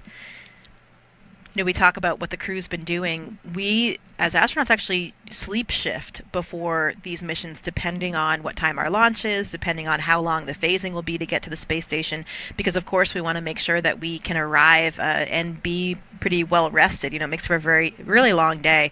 The crew actually, their official wake-up time was at noon today, so they've been kind of adjusted to this sleeping in, staying up late schedule, which is perfect for people like Anne and myself. We were made for that, so banker's hours here for them. I love it. I get up early. I enjoy getting up early, but this is a perfect mission timeline for folks like yourself and Ann. I mean, it is fantastic. And we're going to have a beautiful view tonight. I am really looking forward to this, because we will be launching at 7:48 and 57 seconds p.m. Eastern Time, and that is right after sunset. It will be twilight out. And when the spacecraft and the rocket get up a certain distance and altitude, the light really plays with the exhaust from the rocket. Some people call it the jellyfish effect, but you get this tremendous visual of the rocket going into space, and it sometimes creates light patterns that are unforgettable. Yeah, it was about the same time of day when I took off on my mission, and everybody described it as being such an incredibly gorgeous time. Spectacular, really, to be there viewing it, given that changing light, as you were mentioning, for twilight. So this should be quite a show here for everybody that's gathered in Florida today to see it. And as we look at the crew inside their spacecraft Endurance, another question coming to us on social. Jack Frost asks, not sure if it's the real Jack Frost, because it's not that cold here, why are they getting in the rocket so early before launch, 2.5 hours? Yeah, so for all space missions, we really kind of have to backtrack the amount of time it takes to do all the things that we require to launch on time. So we want to make sure that we have enough time in the timeline to get the crew safely into their seats, to get them all strapped in, to do all the pressure checks that we talked about, to make sure that their suits have good pressure integrity, good comm checks, to make sure all the systems are functioning normally, to shut the hatch, and again do that another pressure test to make sure that we have good pressure integrity for the vehicle. So for this particular vehicle, the way that this timeline has worked out for the crew gets them in the vehicle, about 3 hours before launch. It certainly has a little bit of padding in there too, because sometimes you might have something slightly off nominal, not according to plan. Maybe you have to address an issue with a suit or something like that. But this is a pretty finely honed timeline, and now that we've had several of these missions, it has changed a little bit over time. But I would say this is probably the maximized timeline in order to shorten the crew day for the reasons that we were talking about earlier, to make sure that they're rested for the long day that they have ahead, but to make sure that we have enough time to accomplish everything safely and successfully. And on that timeline, this is an area, as you mentioned, where they do have a little extra margin. Oftentimes, if everything goes according to plan, they'll have a little extra time there in the capsule. The upcoming milestones we are looking for as we zoom out from inside the spacecraft and right back in, with a big thumbs up from the crew. Those seats will be articulating upwards, and they are doing so now, putting them in launch position. This will allow the commander and pilot to have access to their displays that you see just above them.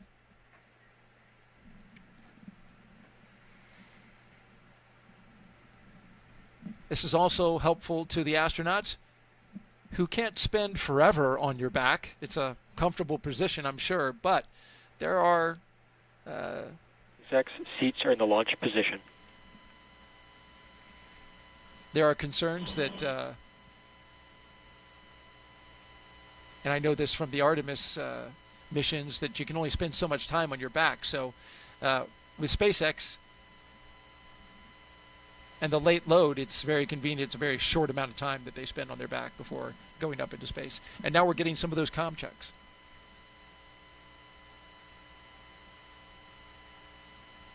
Can see those long giraffe legs with good view right there. There it is. Jessica mentioning something that we saw at the beginning of the launch broadcast. If you want to scroll back and take a look at that, they have unofficial logo on their shirts. I believe they were wearing them in a press conference. They had their flight suits on, so I couldn't see underneath, but it was the same peach color that you showed, but it was basically a graphic of 3 giraffes and 1 panda. And each one of those animals was assigned one of the crew members, and McClain got the panda. The pandas are actually my favorite animal, from the time that I was a very small child, so I kind of like how that worked out. Anne's certainly not short. I think she's 5'7", but there it is. There's the logo. The rest of her crew is exceptionally tall in the astronaut corps, so, when Anne stands with them, she comes off a little bit more panda-like, I would say.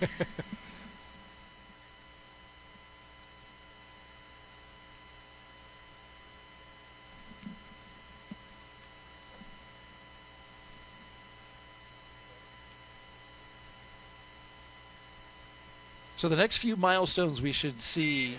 Dragon, SpaceX, you are go for Section 2, suit leak check preparation. That's right, is suit leak check. This is the second of the day. We are go for Section 2, suit leak check prep. So you will, after that brief initial comm check, they will suit leak check. And so you will see the suits inflate. They'll put their visors down. And then when that is complete, they'll do a full complement of communication checks with each one of the crew members. But right now it's suit leak check. So they are about to inflate.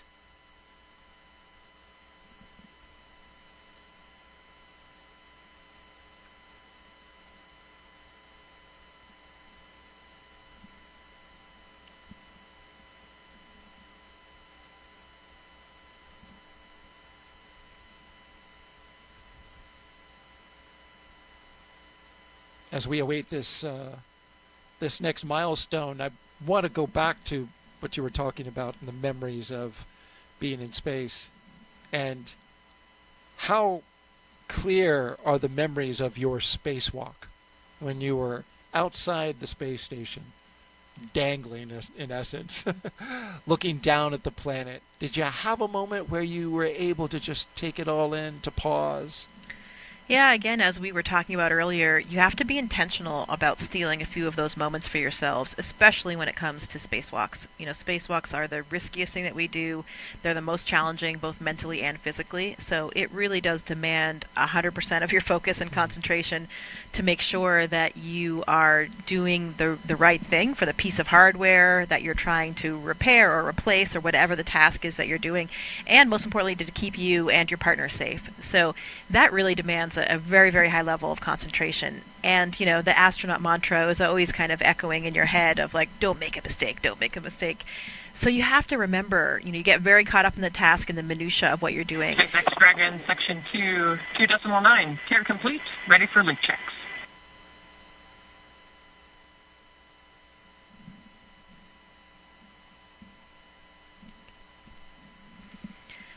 So there were a few moments that I did. I thought, okay, I need to look down. I need to appreciate SpaceX this. copies. You are go for Section 3, suitly check. Please go for Section 3, suit leak check.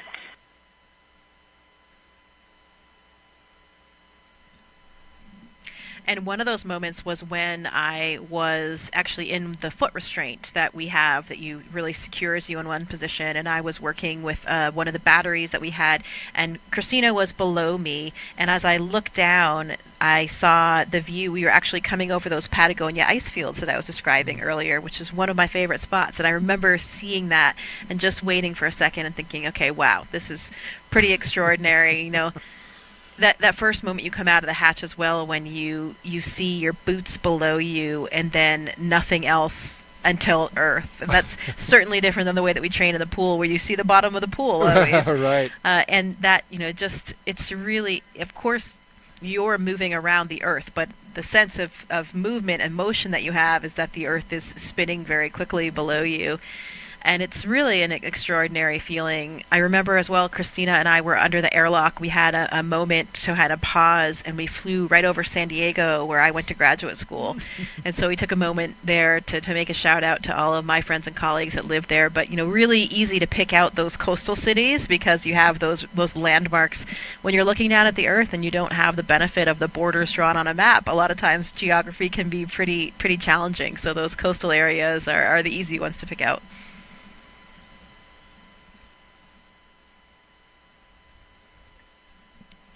Depending on what you're doing on a spacewalk, though, there can actually be pretty long opportunities that you have to appreciate the moment. And I was really jealous. I remember when I was inside flying the robotic arm, Luca Parmitano and Drew Morgan were doing a spacewalk to fix the AMS, the alpha magnetic spectrometer.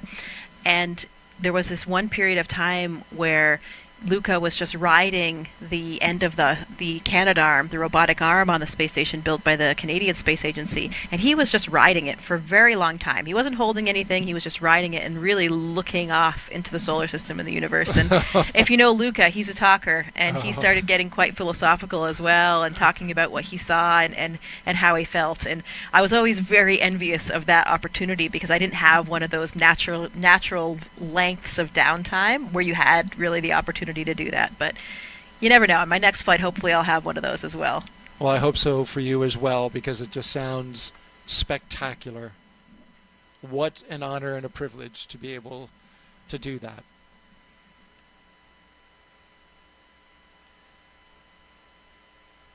Well, it looks like we're getting some inflation, right? Whenever the helmet starts to ride up the face, means we got some pressure in there. Yep.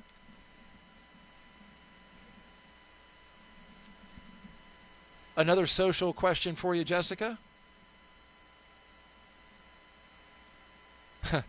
Zryan Docs asks, what happens if the astronauts felt the need to scratch? Oh my goodness. Yeah, that is a good question. Good question, and unfortunately, often there isn't a lot that you can do. You can see right now they're already finished up with those pressure checks, so it wasn't a very long time. You saw Kirill actually reached right in and scratched his nose, so he looked like he did have something like that. SpaceX Dragon, suit leak check complete for nominal suits. SpaceX copies and concurs for good suits. Additionally, at this time, I have an update on the hydraulics issue that LD briefed during the weather briefing, if you're ready to copy.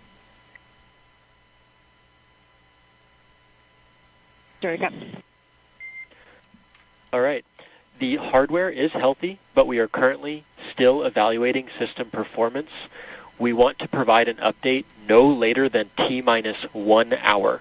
If additional time is needed, the final call just needs to be made prior to LES arm, but still expect an update from us no later than T-minus 1 hour. How copy? Can we copy the update? We'll expect an update prior to 1 hour and understand the constraint with the LAS Army. Thank you.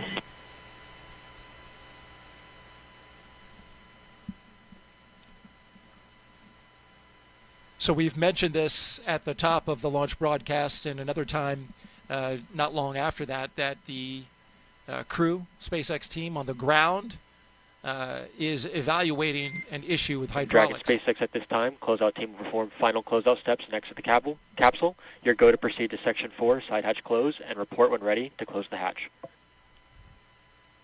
Dragon copies, Section 4 and work. So that applies to the team on the left, to the call out that you just heard, as they ready to close the side hatch for Dragon. But back to the brief that was just given to the Crew10 crew regarding the hydraulics on the ground, and they are currently looking at an issue that is related to hydraulic lines or a hydraulic issue with the clamp arm that holds the Falcon 9 rocket to the transporter erector. Again, there's an issue with the hydraulics related to the clamp arms, and there you see them, and that holds the rocket to the transporter erector. They're evaluating an issue with the hydraulics in one of those clamp arms. So they're working through the data, evaluating the situation. They're going to take some more time to look at this, and told the crew that they will give them an update in about an hour, but they have to make a call on which way this will go, whether they build flight rationale to go ahead and fly, or if it's something that would require us to stand down for the day. That will be something that they are discussing right now, but they can make that final call just before the arming of the launch escape system.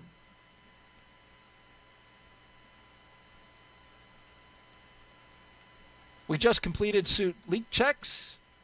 Crew 10 is in their seats. Moving forward. Yeah, and to finish off that last question about what happens if you get an itch when you've got your visor closed. Yes. So different spacesuits have, different interiors. If you think about the EMU, the extravehicular mobility unit, that's the spacesuit that we use for our spacewalks on the International Space Station. There are a couple things that you can maybe use to itch a little bit if you have something on your nose or somewhere on your face. There's a Valsalva device that's actually mounted on the visor, and that helps you clear your ears when you're changing pressure. So sometimes if you have an itch, especially on your chin or nose, you can kind of wiggle your face down to clear it that way, to scratch it a little bit with that Valsalva device. You also have a little, like the nipple for a camelback water reservoir. It's kind of like that, but it's mounted on the inside of our spacesuit, and you can use that to try to get at us, to scratch that itch if you have one.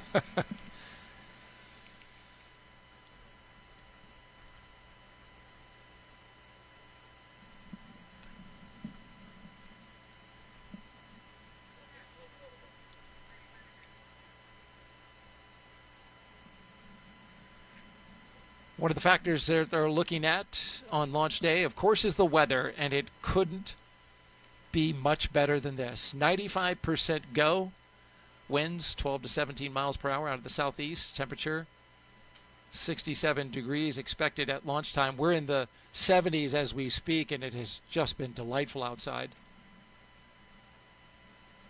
SpaceX and NASA not only look at weather at the launch site, though, but also around the world, making sure conditions are acceptable if Dragon has to splash down in the Atlantic in case of an emergency. So, of course, teams are monitoring contingency splashdown locations if the crew had to come back to Earth before docking with the space station. If this were to happen, SpaceX and NASA would coordinate with the Department of Defense and the Coast Guard to ensure crew safety upon splashdown, including ships and air assets to patrol the 10 nautical mile keep-out zone. This is, of course, to mitigate safety concerns for any boaters approaching the area.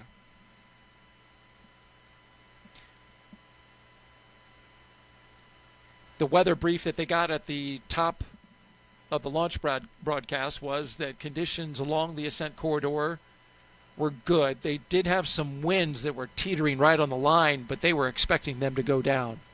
And how about that? What a beautiful view. A nice sailboat off in the distance, though I'm wondering if that is okay. Yeah. Now that I think about it. Looks like it might be a violation, and I know that, that actually prevented a few or delayed a few shuttle launches in the past, didn't it? Right, boats that were in the area that weren't supposed to be there. It did indeed. I can tell you with a fair amount of certainty that as lovely as a day as it is to be out sailing, they are not supposed to be in that location. Now, the area is cleared by the range, so we'll wait for an update from the range to find out what the situation is there.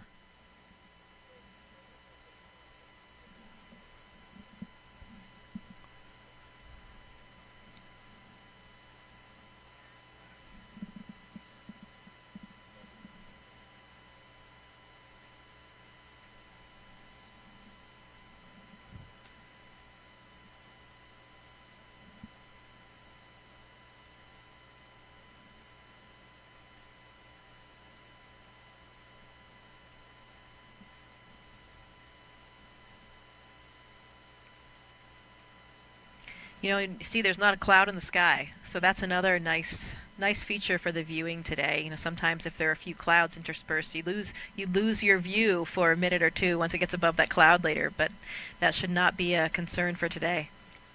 Yeah. The high pressure system that's in the area literally swept out all the moisture and storms that we had earlier in the week. We had a cold front pass through on Tuesday, or Monday rather. Dragon SpaceX for hydraulic checks.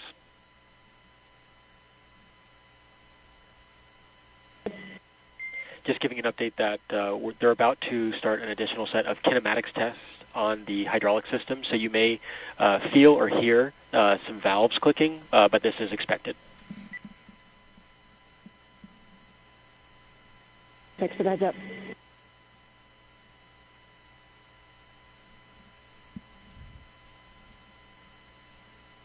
So SpaceX informing the crew that they will be hearing some noise as SpaceX cycles hydraulic valves.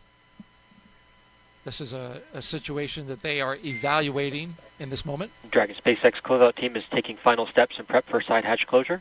Stand by for transition to pad hatch closed. Ensure all items remain secure from now through launch. Copy. And there you see the crew closing the hatch. But again, back to the hydraulic issue, SpaceX cycling those valves as they work an issue with some ground equipment, the hydraulic lines, and the system that feeds the clamp arms, which holds the rocket to the pad. A note about that boat that we saw earlier, there is still plenty of time to clear the range. And so I don't know this for sure, but it's possible that the boat may be getting a visit, but certainly could get out of there. There are notices that are put out called NOTAMs. They are notices to mariners and aviators in the area that lets them know that a launch will be going off this evening. And the Cape Canaveral Space Force Station, the 45th Space Wing, has the responsibility for the range. And of course, again, plenty of time to clear the range before liftoff. Currently sitting at T-minus 2 hours and 10 minutes and counting. You're watching live launch coverage of NASA and SpaceX's Crew10 mission to the International Space Station. 2 hours ago, the crew made their way out of astronaut crew quarters. After they suited up, they got into their rides, drove out to the launch pad, ascended the launch tower, walked across the crew access arm and into the Dragon Endurance capsule that you see there. The Endurance spacecraft currently on its 4th flight. The flight leader in the fleet currently. The crew is now inside the capsule, and the team there at SpaceX performing some leak checks to make sure the capsule is airtight.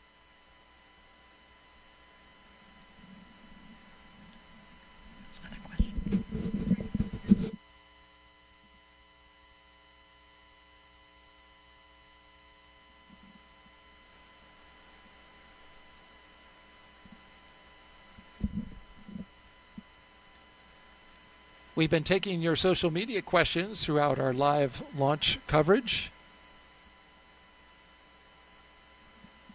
Keep them coming. Hashtag AskNASA on Facebook, X, YouTube, and Twitch. Our next question comes from Spooky Sniper, asking, Jessica, what's one challenge of spaceflight that most people don't really think about? Well, one thing that comes to mind is the challenge that we face when we come back home, because you've been operating in this really intense, novel, exciting environment for 6 months, 7 months in my case, even longer for some of the recent missions. And every day you're intertwined with all of the systems of the space station, all the experiments, everything that's going on. And it's, your participation, all the work that you're doing is critical and crucial to the success of those experiments, to keeping the space station alive and healthy. And there's a lot of meaning in your work. You have these very busy days that are all laid out and planned by the ground teams. And then you leave the space station and the transition is quite sudden. You come back, you have to contend with gravity again, which doesn't feel great for your body.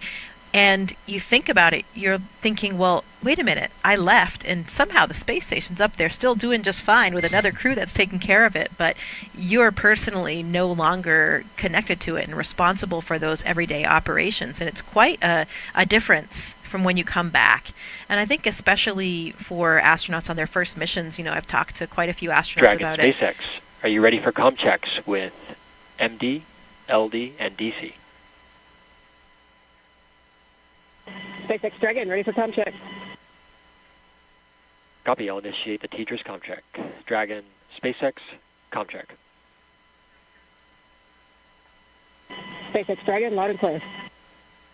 Core, loud and clear. Teacher's comm check complete. Stand by for comm checks with DC, MD, and LD in the launch configuration. Dragon, DC on countdown 1, comm check. DC Dragon, loud and clear. DC, loud and clear. Stand by for comm checks with MD. Dragon, MD on countdown 1, comm check. MD Dragon, loud and clear. MD, loud and clear. Stand by for comm check over Dragon to ground. Dragon, MD on Dragon to ground, comm check. MD Dragon, loud and clear. MD, loud and clear. Stand by for comm checks with LD. Dragon, LD on countdown 1, comm check. LD Dragon, loud and clear. LD, loud and clear. Stand by for comm check over Dragon to ground. Dragon, LD on Dragon to ground, comm check. LD Dragon, also loud and clear. LD, loud and clear. Dragon, SpaceX, launch configuration comm checks complete. SpaceX Dragon, copy.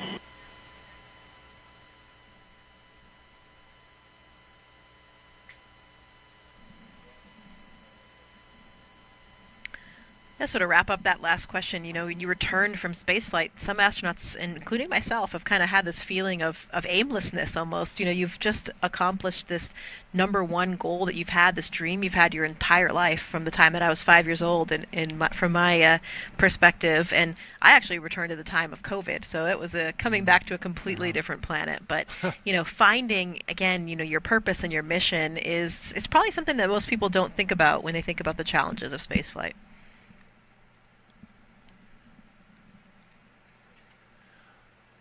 All right, we are T-minus 2 hours and 5 minutes and counting until liftoff of NASA and SpaceX's Crew10 mission to the International Space Station, an incredible orbiting lab, and, of course, their final destination for Crew10. Let's take a closer look now at how we're getting help here on Earth from all of that revolutionary science and research being done up in low Earth orbit. The International Space Station isn't just a symbol. It's a powerhouse of cutting-edge science, constantly revealing secrets that defy Earth's limitations and drive us farther into the cosmos. Our mission is research and science. We have experiments mounted on the outside of the station that are looking at Earth. We study our own bodies and how they react to space, to weightlessness, to radiation. And that helps not only us go on further in future missions, but also helps for medical research back home. And then we study lots of different things as well, like materials, combustion, all sorts of things that help us understand life back on Earth. Yeah! Microgravity doesn't play by the rules. It flips them upside down, transforming how liquids flow, how flames burn, and unraveling biological mysteries before our eyes. I saw some heart tissues beating in space, and it was incredible. Photon, we see that top one beating. Looks like happy heart cells. But we're not just along for the ride. We're explorers, diving headfirst into the challenge and harnessing the power of this unparalleled platform, just as we have been for decades. We're on a relentless quest for answers, seeking to understand the intricate workings of the human body in space and ensuring future crews stay safe on their daring journeys beyond Earth's orbit. The human aspect of human space exploration is always going to be very important for decades to come. And when it comes to technology, we're not waiting around. We're discovering new ways to grow crops in harsh environments and engineering innovations to tackle Earth's greatest challenges. We have amazing technology that allows us to recycle water and create water for us to drink. It's delicious. Microgravity isn't just a curiosity. It's a game changer in the fight against diseases back on Earth, paving the way for breakthroughs that benefit us all and enabling new economic opportunities in space. Welcome, Axiom 3, on board the International Space Station. From our vantage point more than 200 miles above Earth, we are not just spectators. We're gaining unprecedented insights into the world we call home, and we're sharing our findings openly. We're not just achieving results today. We're sparking inspiration in future generations of explorers and embracing the power of global collaboration as we reach for the stars. What was your favorite experiment on the International Space Station? Toby, great question. My favorite experiment was the one that I got to eat. It was us growing hatch chili peppers in our plant habitat. Station Huntsville on 2, we have video in Node 1. Look at those chili peppers. And as we soar through space at 17,500 miles per hour, each moment is a step closer to unlocking the mysteries of our Earth, our universe, and propelling our pioneering spirit even farther into space. So come along for the ride aboard the International Space Station.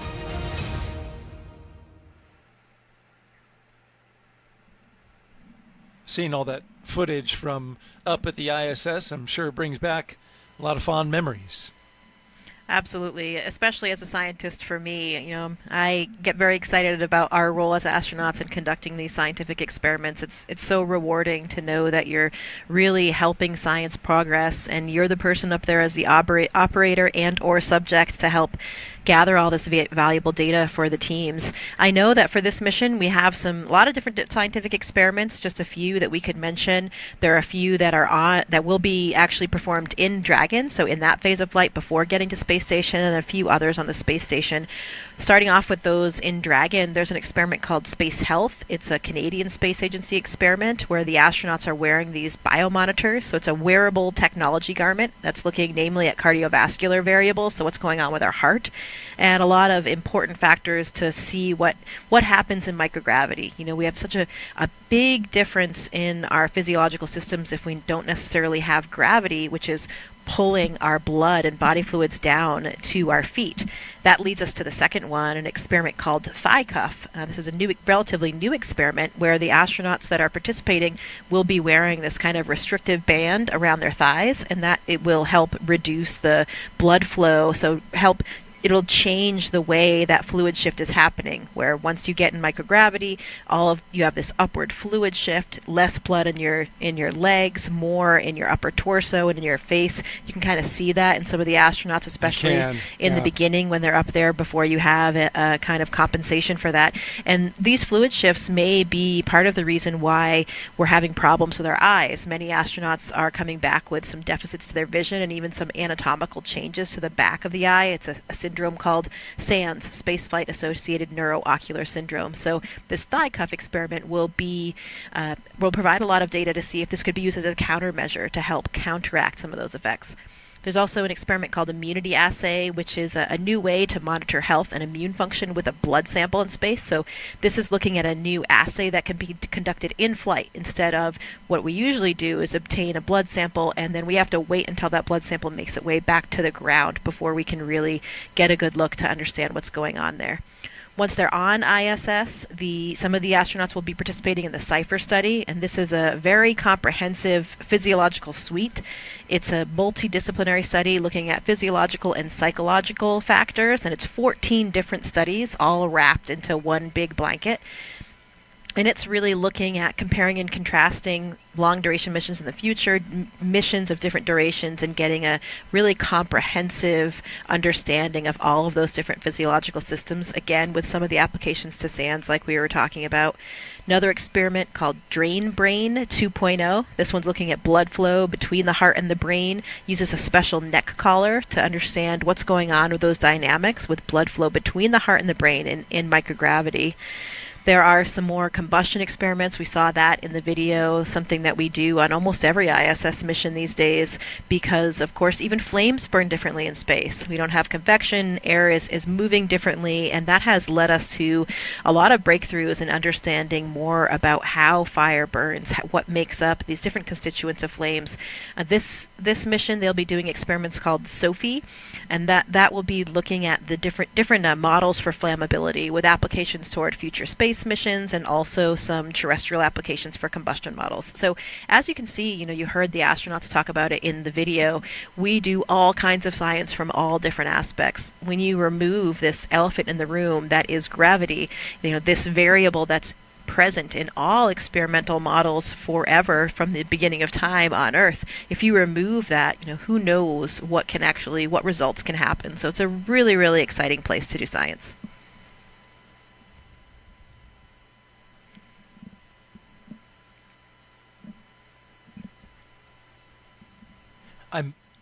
I'm most fascinated by the human aspect, especially what you talked about with how fluid flows inside of the body. Did you notice anything with your vision when you came back? Well, good question. Yeah, I actually did have a pretty extreme case of SANS, and so it was something that when I was on orbit, I did a lot of extra exams and images. So we actually have an OCT machine on board the International Space Station. So this is a machine that we can use to look at the back of our eye, to look at the retina, the choroid, and understand really the anatomy of the eyeball and the surrounding structures. So I actually did have a pretty extreme shift. My only real symptom, and the only thing that has lasted until now, is that I have perfect vision. I actually wore contacts or glasses before I went to space, and for me, one of the hallmarks of SANS is that you can have a flattening of the back of the eyeball, so this changes the refraction, and for me, my prescription was just this magic amount that was completely counteracted by this change that I had into my eyeball. So now I have 20/15 vision. How about that? And that's persisted for 5 years. Vision. Yeah, I usually refer to it as the most expensive corrective surgery. Thank you to the taxpayers. But that is all of the other anatomical changes to my eye have returned to normal, so nobody's really concerned about the health of my eyeball, but I still have this perfect vision. How about that? Wow. So if I go up into space, I can potentially lose my glasses? Well, for most people it actually makes their vision a little bit worse, but it depends on where you start. So we'll have to look into your prescription. If it's nearly the same as mine, then you might have the same result. Then I need to go to space to get it fixed. Forget LASIK. That's really interesting, Jessica. Thank you for sharing that with us. We are currently T-minus 1 hour and 55 minutes and counting from liftoff of the Falcon 9 from Launchpad 39A at the Kennedy Space Center. Crew 10 currently inside Dragon Endurance. So far, they've completed their comm checks to make sure they can communicate with the teams here on the ground. Their seats have rotated upright to their reclined launch position. That allows them to see and access their display panels, as you can see there on the right-hand side of your screen. They've also completed their suit leak checks to make sure that their spacesuits are working properly. And now you see the closeout team making sure that side hatch has a good seal. If you've been watching us since we came on air, I'm NASA's Daryl Nail with NASA, and I mentioned that twice. NASA astronaut Jessica Meir is here as well, providing outstanding audio commentary. We're going to expand our live coverage in a little more than an hour from now, or actually a little less than an hour from now. We'll come on and bring our SpaceX commentators online, as long as our NASA commentator in Hawthorne, California.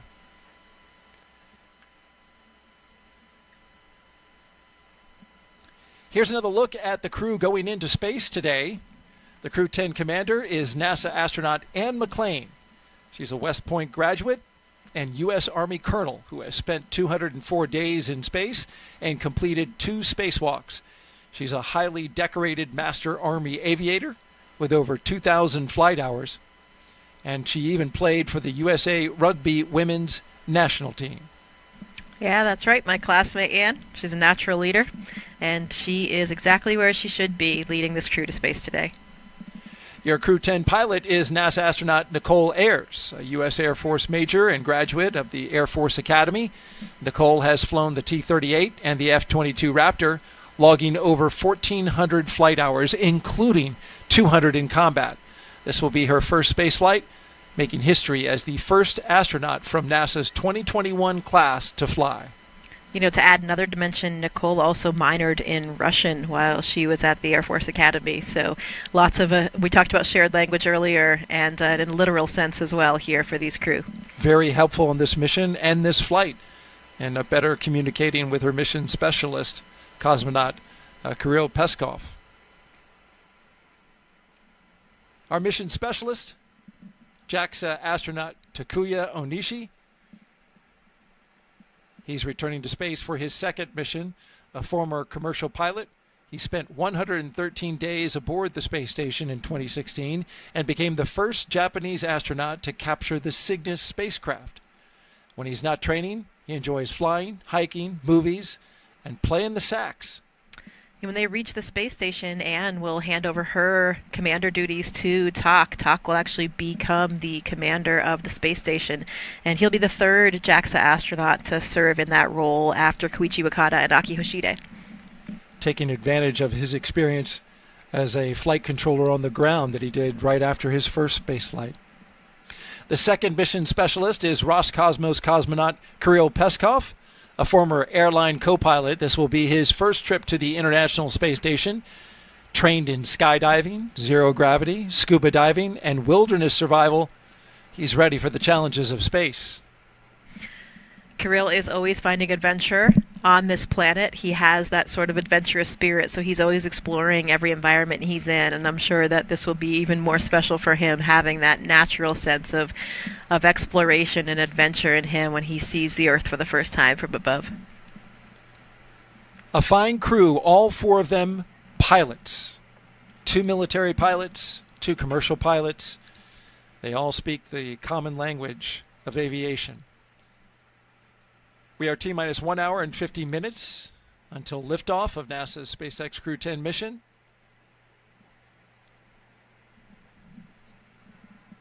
We have 3 astronauts and 1 cosmonaut inside of Dragon Endurance atop a Falcon 9 rocket from Launchpad 39A at the Kennedy Space Center in Florida, and they are headed to the International Space Station to help maintain the orbiting lab. Once on board the International Space Station, Crew10 will become members of Expedition 73. As Jessica wonderfully explained, they will conduct research to understand material flammability, contributing to future spacecraft design, and study how spaceflight affects human physiology and psychology, an important aspect as well. The crew will also engage with students worldwide via ham radio, and they will use existing hardware with newly integrated software to test a backup lunar navigation solution helpful for our Moon to Mars program.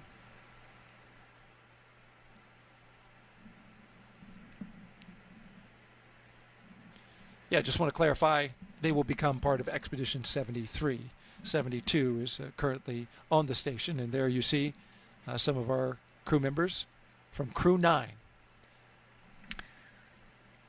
Yeah, that's right. The expeditions actually change over with the Soyuz launches. So the next Soyuz launch will actually, Jody Kim's launch on April 8th with Sergei Ryzhikov and Alexei Zubritsky, that will mark the beginning of Expedition 73. Right.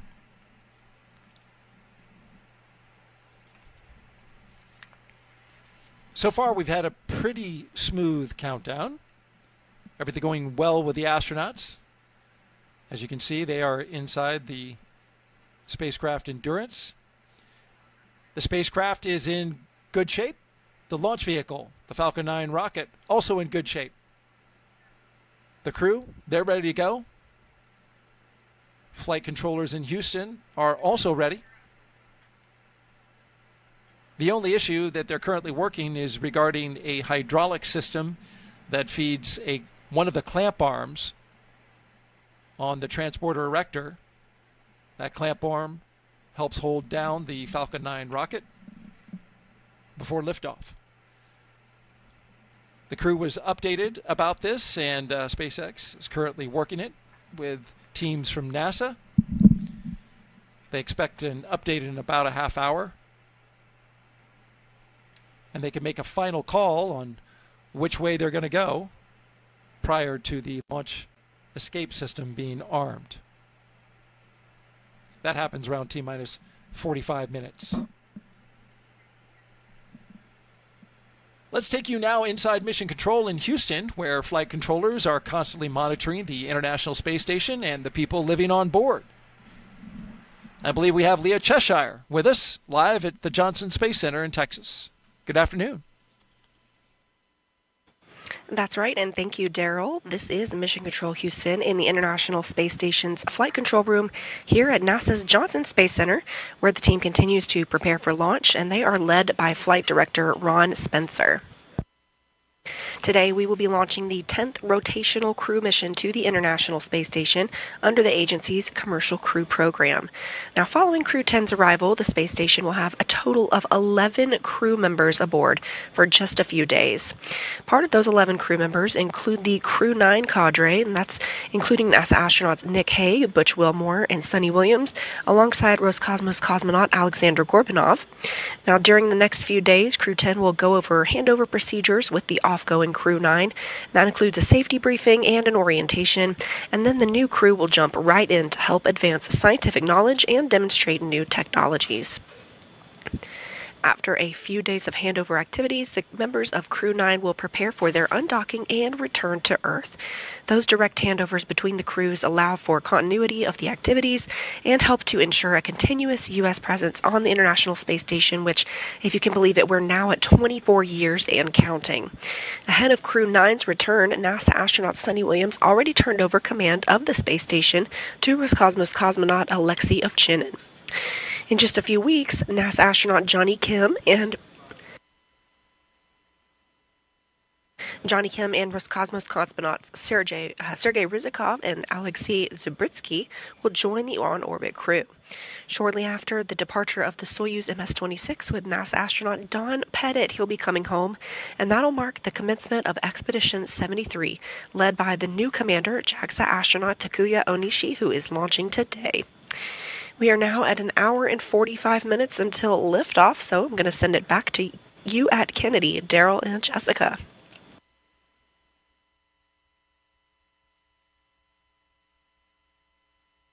Thank you very much, Leah. Appreciate the update there from Mission Control in Houston, Texas.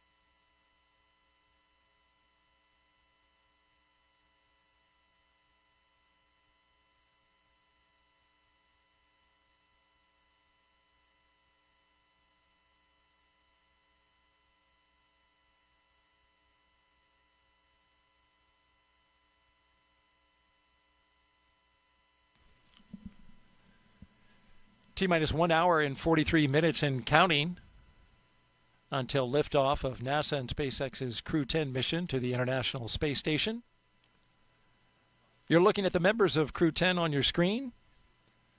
From left to right, Mission Specialist Kirill Pesov.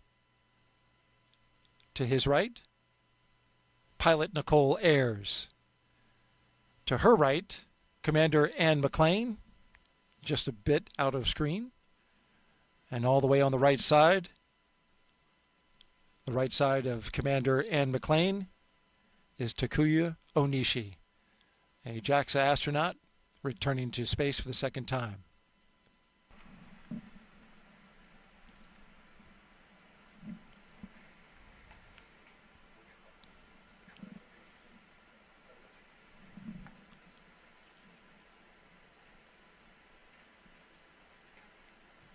As Crew 10 prepares to launch, they are allowed to have a few personal items with them for their roughly 4-month stay in space.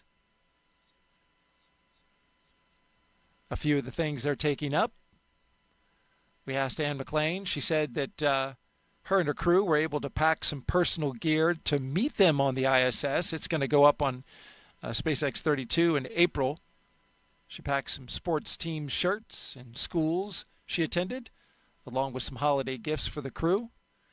Commander McClain said, most importantly, she was able to pack a memento for multiple people who worked on this flight to support either her personally or the mission as a whole.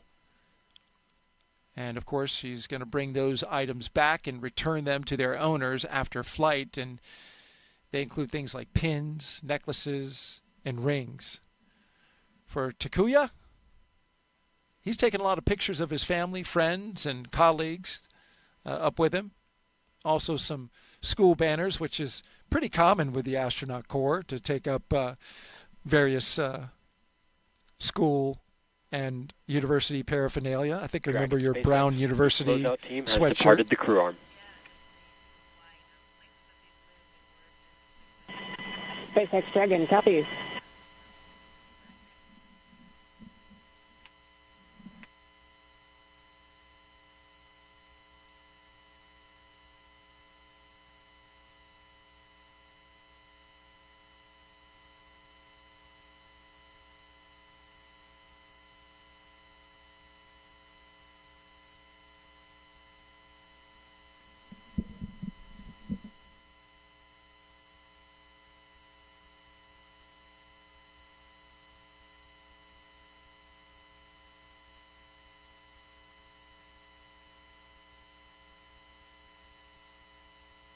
There you see the closeout crew, Jessica, making their way off the launch tower, something you remember well from Crew 2. Yeah, absolutely. Now they're going to probably proceed to one of the other towers where SpaceX has a small control center, and they'll be able to watch from there. How's the view out there? It's pretty phenomenal. Yeah, I mean, I don't think there's really any bad view, especially when you're watching a rocket take off around here. I think that is one of the closer viewing areas, though, so maybe a little bit closer than some of the other viewing sites. The closeout crew, if you missed it earlier, of course, is mostly SpaceX members, but it does include one member of the astronaut corps. In this case, it's Chris Birch, a NASA astronaut who is helping out.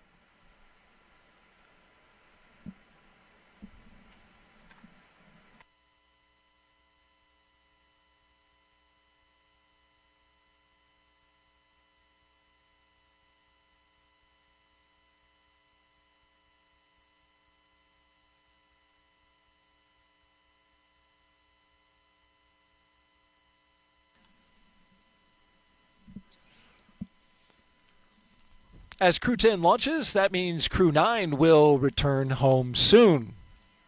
Crew 9 launched from Pad 40 at the Cape Canaveral Space Force Station back on September 28th of 2024.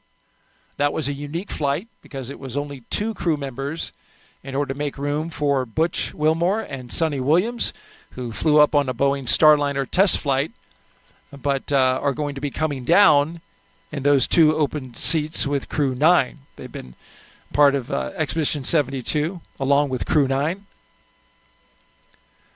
Wilmore and Williams have been living and working on the space station now for over 9 months. The other 2 for a little over 5 months.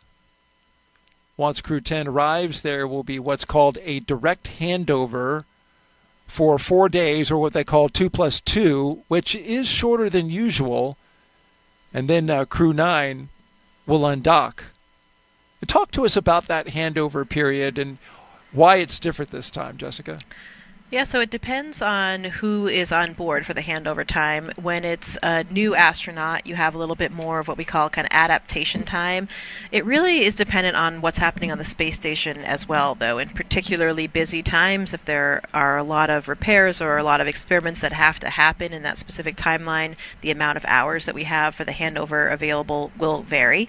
But we try to have certain periods of allotted time where you have time to just have some really handover with the existing crew up there so they can show you the ropes. You know, we have such incredible training, really extensive on all the pieces of hardware and some of the experimental pieces of hardware as well, but nothing really prepares you for the nuances of what the actual situation is on board. So it's really important to get those tips and tricks from the experienced astronauts, and even for the second-time flyers like Anne and Tak, the space station is a different place than it is when they were on it previously. There's probably some different pieces of hardware and some different systems. Things may be done a little bit differently than when they were there before. So they'll get a lot of insight into operations up there and just really kind of get used to doing things.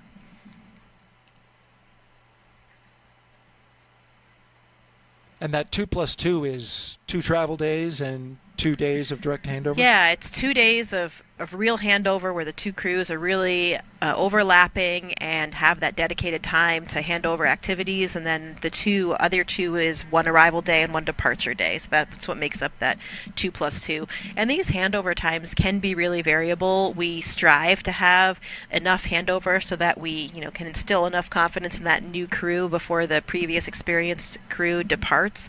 But we are so tied in with the ground teams now, and we also have been operating up there for so many years. This November will actually mark the 25th year of continuous human presence on the International Space Station. Isn't that amazing? So it is truly an incredible feat, but because of that, we've done things a lot of times now. We have pretty well potted procedures. So sometimes that handover, it can be replaced by our interactions with the ground team as well. We strive to maintain as much of it as we can, but sometimes coming and goings of different activities and different spacecraft dictate differences in that plan. And also, we are aiming for this 4-day handover period, but we don't know exactly what it will end up as, because of course we have to have good weather conditions back on the ground before we will undock Crew9's vehicle. So in the end, we could have a slightly different than this 2+2 handover that we're expecting, but we have to plan for something. It really can vary, as you mentioned, because splashdown weather is a critical component, as you mentioned, before the crew can come down, and that's pretty unpredictable for where they will be coming down. Though I was talking to one of our meteorologists here at the Kennedy Space Center, and I asked, well, we have such wonderful weather this time of year. Is it more beneficial this time of year, to be launching and doing the missions? And says, well, not necessarily. Winds really get kicked up this time of year. We have fronts coming through. We had one come through. Winds today, you can see the flags blowing out there by our press site at Launch Complex 39. They're pretty tame today, just in the teens. But earlier, when that front first went through, we even had a tornado pop up in the central Florida area. So winds are a watch item, and they will certainly be something that they will be looking at in the Gulf and the Atlantic, where we have opportunities for the splashdown sites.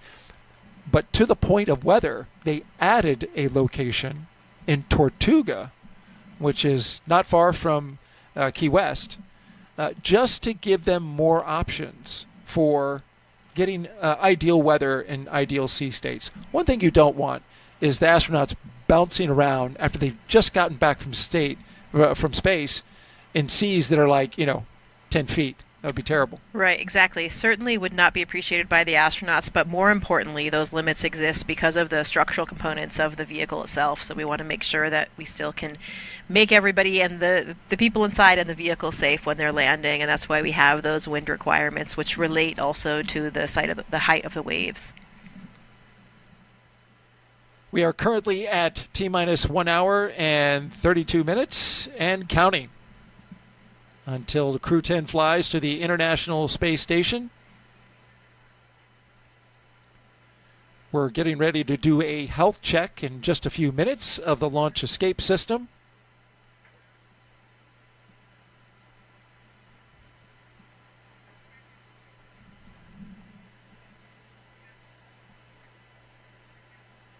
Of course, the launch escape system, a critical component of the Endurance spacecraft. You're looking at the crew right there. On the left, Roscosmos cosmonaut and mission specialist Kirill Pesov. Yeah, that launch escape system will be armed 2 minutes before they start loading the propellant, and of course that's for good reason, because we're sitting now on top of this incredibly combustive material, and that will stay armed. The escape system will stay armed through orbital insertion, and either the ground or the crew can send that command. It has 8 Super Draco thrusters that fire in order to bring the crew to safety, and those thrusters are specific to the abort system, so they're only used for that abort system. The crew can actually hear it arm with like very loud thump, and then they can hear the fueling of the valves, and they can hear the flow of the fuel as well. There's a T-handle on board that the crew can activate if they needed to jettison themselves to safety. And we'll hear those calls once we have liftoff and we're getting into those different phases of abort. We'll actually hear Anne McClain make those calls, and we will know exactly where they are in terms of those flight phases for which aspects, which areas of the flight profile they're on.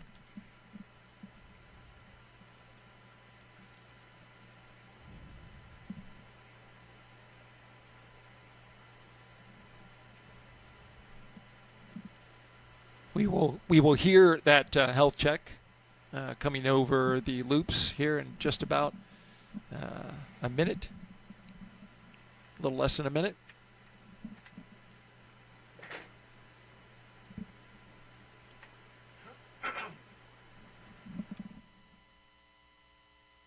You know, we think about these abort systems, and certainly it's something that we never want to have to use, but when we do have the few occasions when we do use them, it's actually an incredible test and gives us a lot of faith in these systems. Yeah, that escape system I was reading can move Dragon half a mile in only 7.5 seconds, equivalent to a peak velocity of 436 miles per hour. I imagine in training, you've got to be ready for those kind of Gs. Yeah, absolutely. We have some centrifuge training.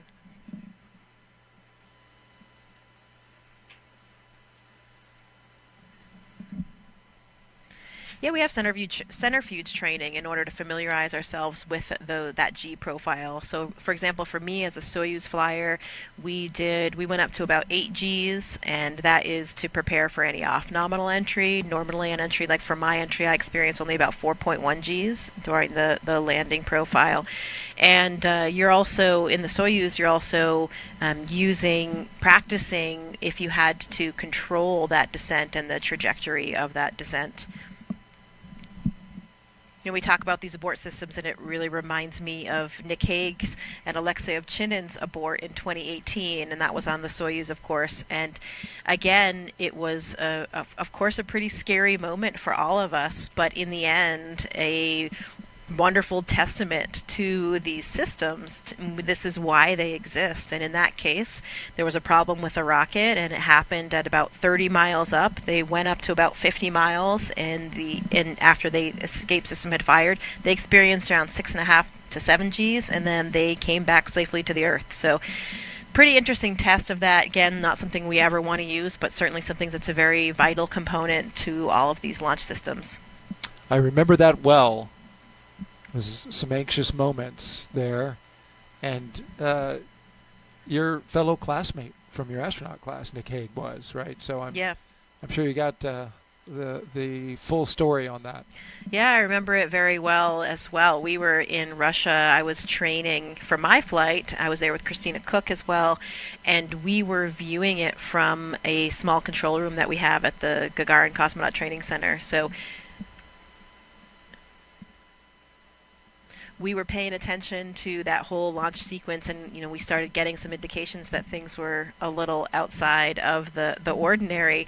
And I'll never forget that moment when Nick was back. I mean, he was back with us at the cottages in which we live in Star City in a very short amount of time. And I remember coming back from class and jumping off my bicycle, and both Christina and I ran over to him and just gave him the biggest hug. And it just seemed so strange to see him back there when we knew that he was supposed to be leaving the planet for quite some time. And that was just, the day prior.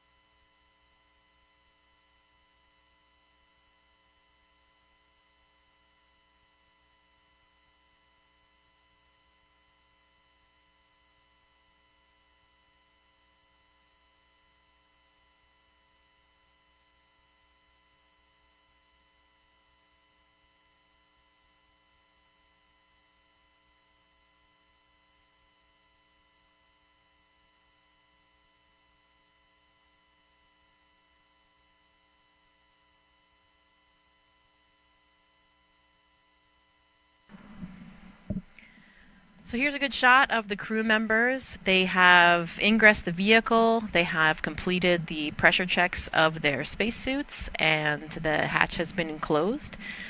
So we are standing by, getting ready for the propellant load pull, which would be the next big milestone for the crew today.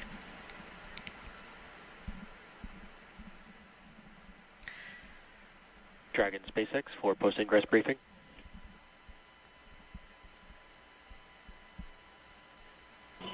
SpaceX Dragon, go ahead. Just wanted to give you a quick update. We are still discussing the hydraulic system performance. They did finish those kinematics tests and they look nominal, but we are still in discussions and evaluating the system for flight readiness. But otherwise, F9 and Dragon are tracking no other issues for flight. SpaceX Dragon, crew copies all. Thank you. So you've just heard that update from the SpaceX teams. They are still monitoring the hydraulics for the clamp arm system that's holding the Falcon 9 in place. And so still making some evaluations there. The good news is they're not tracking any other technical issues. So hopefully we will get to a good place with this one and can continue on toward launch today. Speaking of launches, NASA and SpaceX joint launches, there was a very interesting launch just last night from the Vandenberg Air Force Base on a Falcon 9, and that was the Sphere X and Punch missions.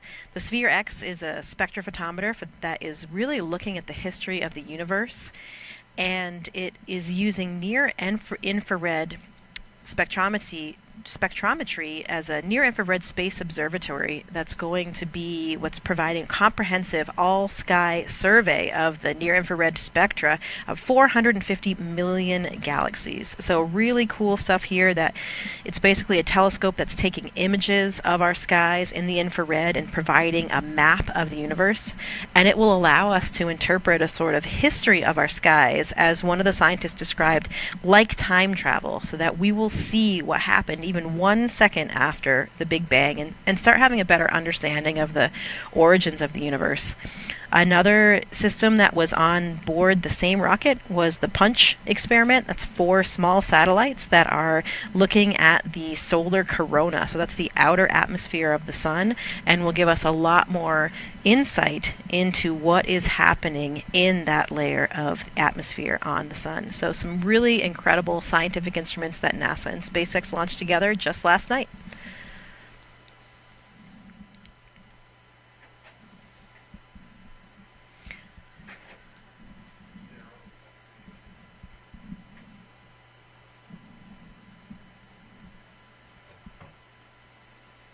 Another view of the crew here waiting patiently for their next update.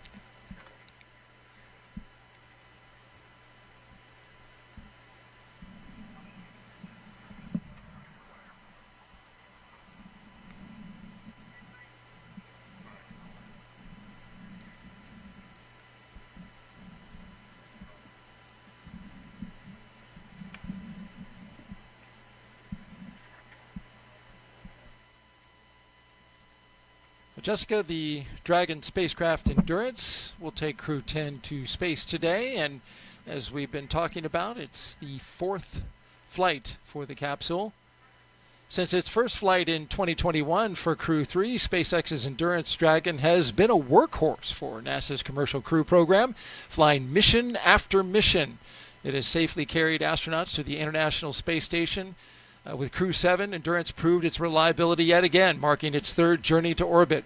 In all, Endurance has flown 10 astronauts and 2 cosmonauts to and from the International Space Station, and it's supported crews from NASA, ESA, JAXA, and Roscosmos.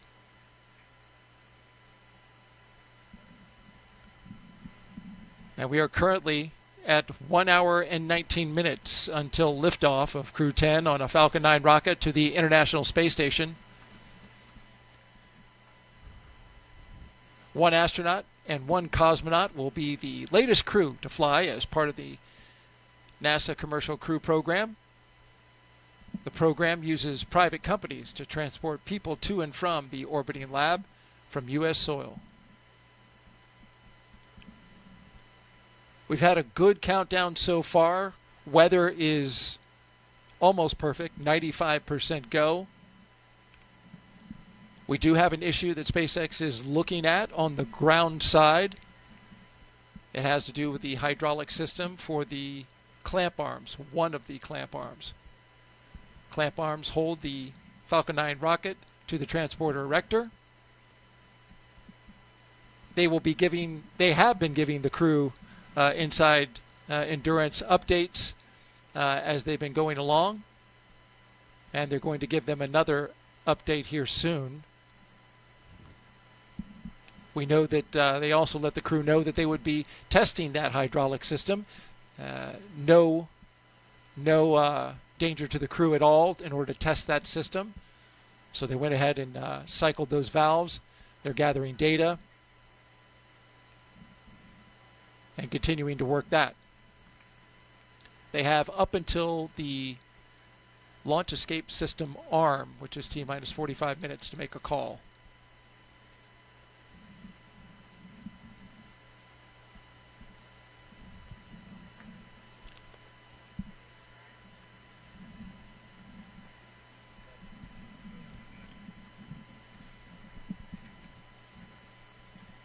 Just inside the spacecraft, it's pretty calm inside there, as we've been seeing, the crew. But what are you feeling in a moment like this? You know, I think it's probably different for everybody. You know, maybe as the commander and the pilot are probably kind of rehearsing the big things that they're going to be monitoring on those displays. I know that for me, in the left seat of the Soyuz, there was, you know, quite a choreography and procedures that we're following every step of the way. And so I was paying very close attention to everything that was happening on my screen. And, you know, just preparing to follow along and do all the things that we had done in all the training and all of the simulations. And we are thinking about everything that's going to happen, you know, thinking about what happened earlier today, saying goodbye to our family members, and most likely, though, I would say really just concentrating on the job at hand and the task at hand. You are really intimately connected with everything that's going on board that vehicle through all of these intense simulations that we've done, and so you are waiting for that next big moment and are ready to do what you've been trained to do.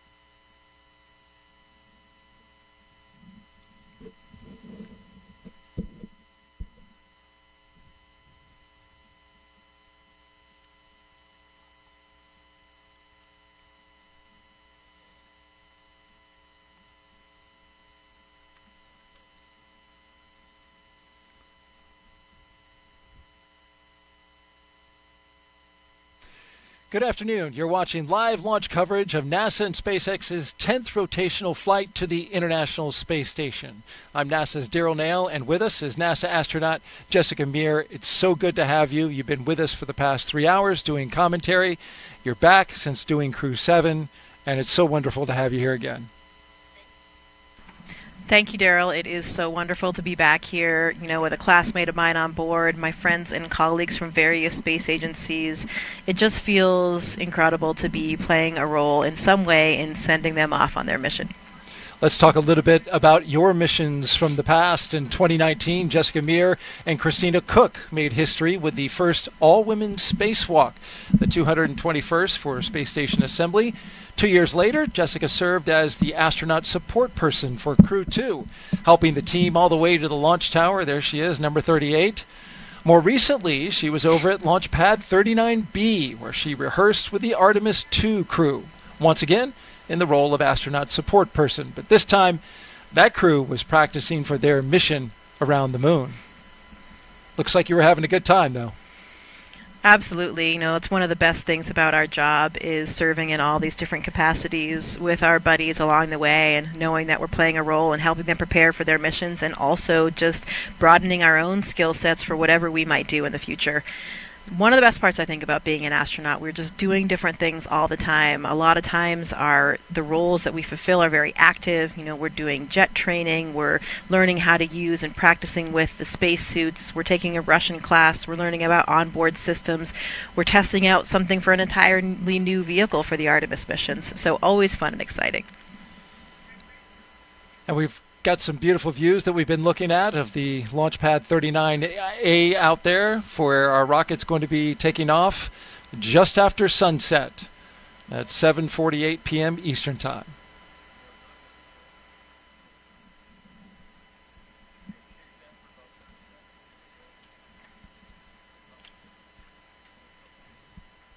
We're expecting a beautiful launch tonight, Jessica. It'll be in twilight, which, as we know around here, for people who watch rocket launches, once that thing gets off the pad, it'll be a little dark on the ground, but very light up high, where the rocket will be doing its separation from the first stage, and see all kinds of rocket exhaust being illuminated by the sun. It will definitely be a gorgeous view. Very special lighting in that twilight period. So it will be quite a show for everybody on the ground here in Florida. Looking forward to watching it with you. Jessica, of course, has been gracious enough to spend the last 3 hours providing her insight analysis about the pre-launch operations and milestones as we count down to launch of Crew 10. Liftoff time still holding for 7:48 p.m. Eastern Time, and 57 seconds for those who like to know it right down to the dot. Crew 10, ready to go. All right, let's check in with our team at SpaceX, who will be providing us commentary, along with our NASA commentator. How are you guys doing this afternoon?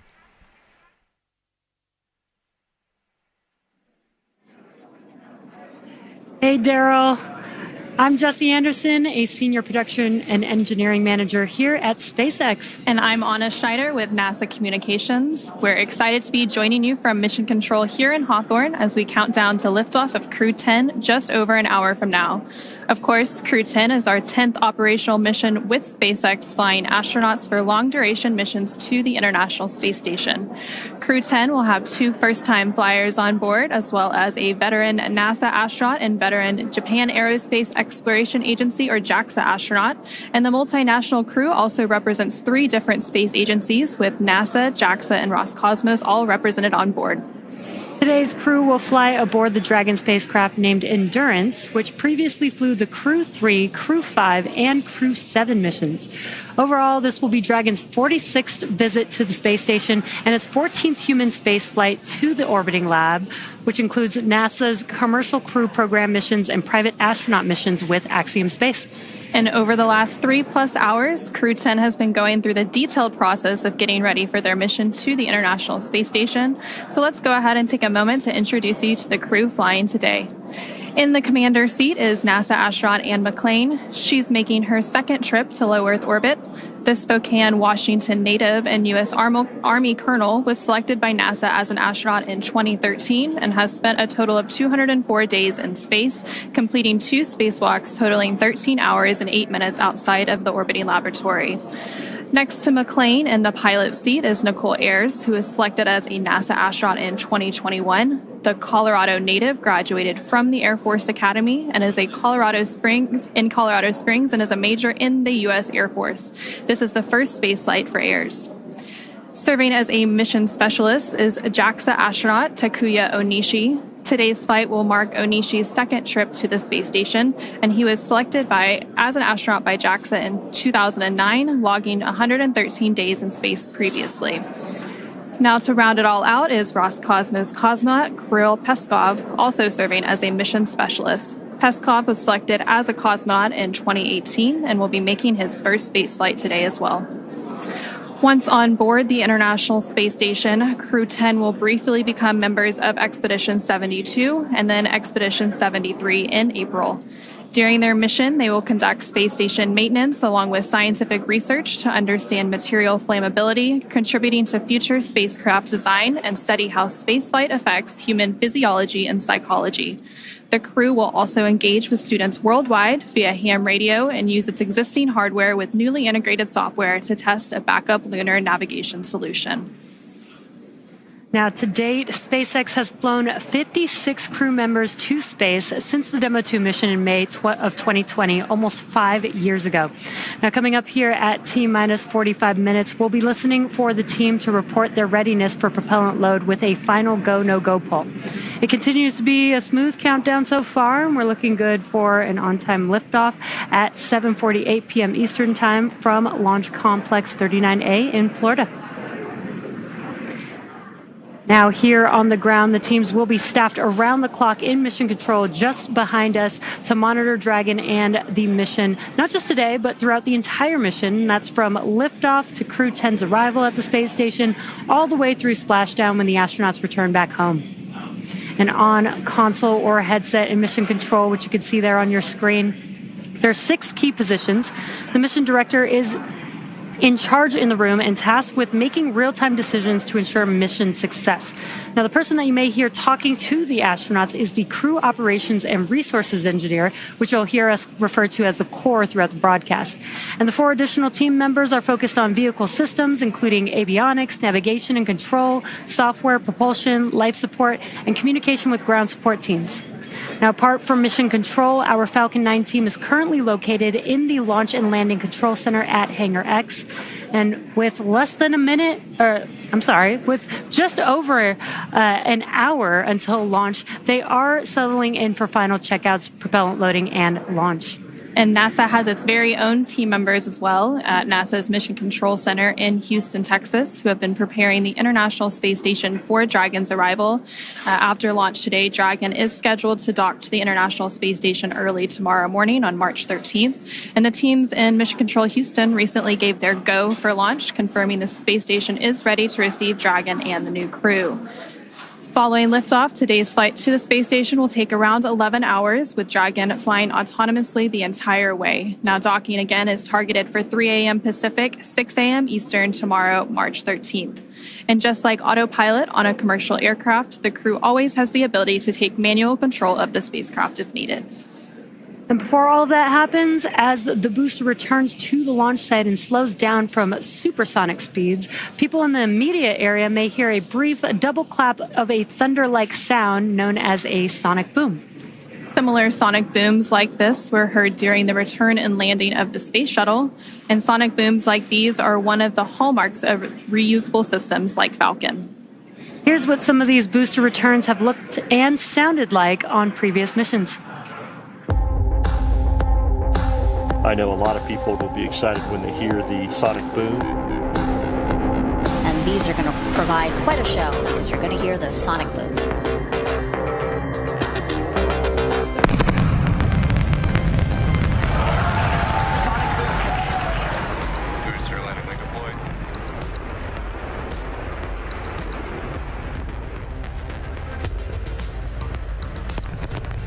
That sonic boom is great for us. Thunderclap broke the sound barrier.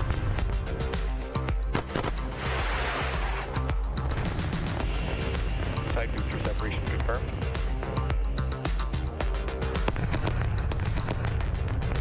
Just heard the 2 sonic booms here in the room. Booster landing confirmed.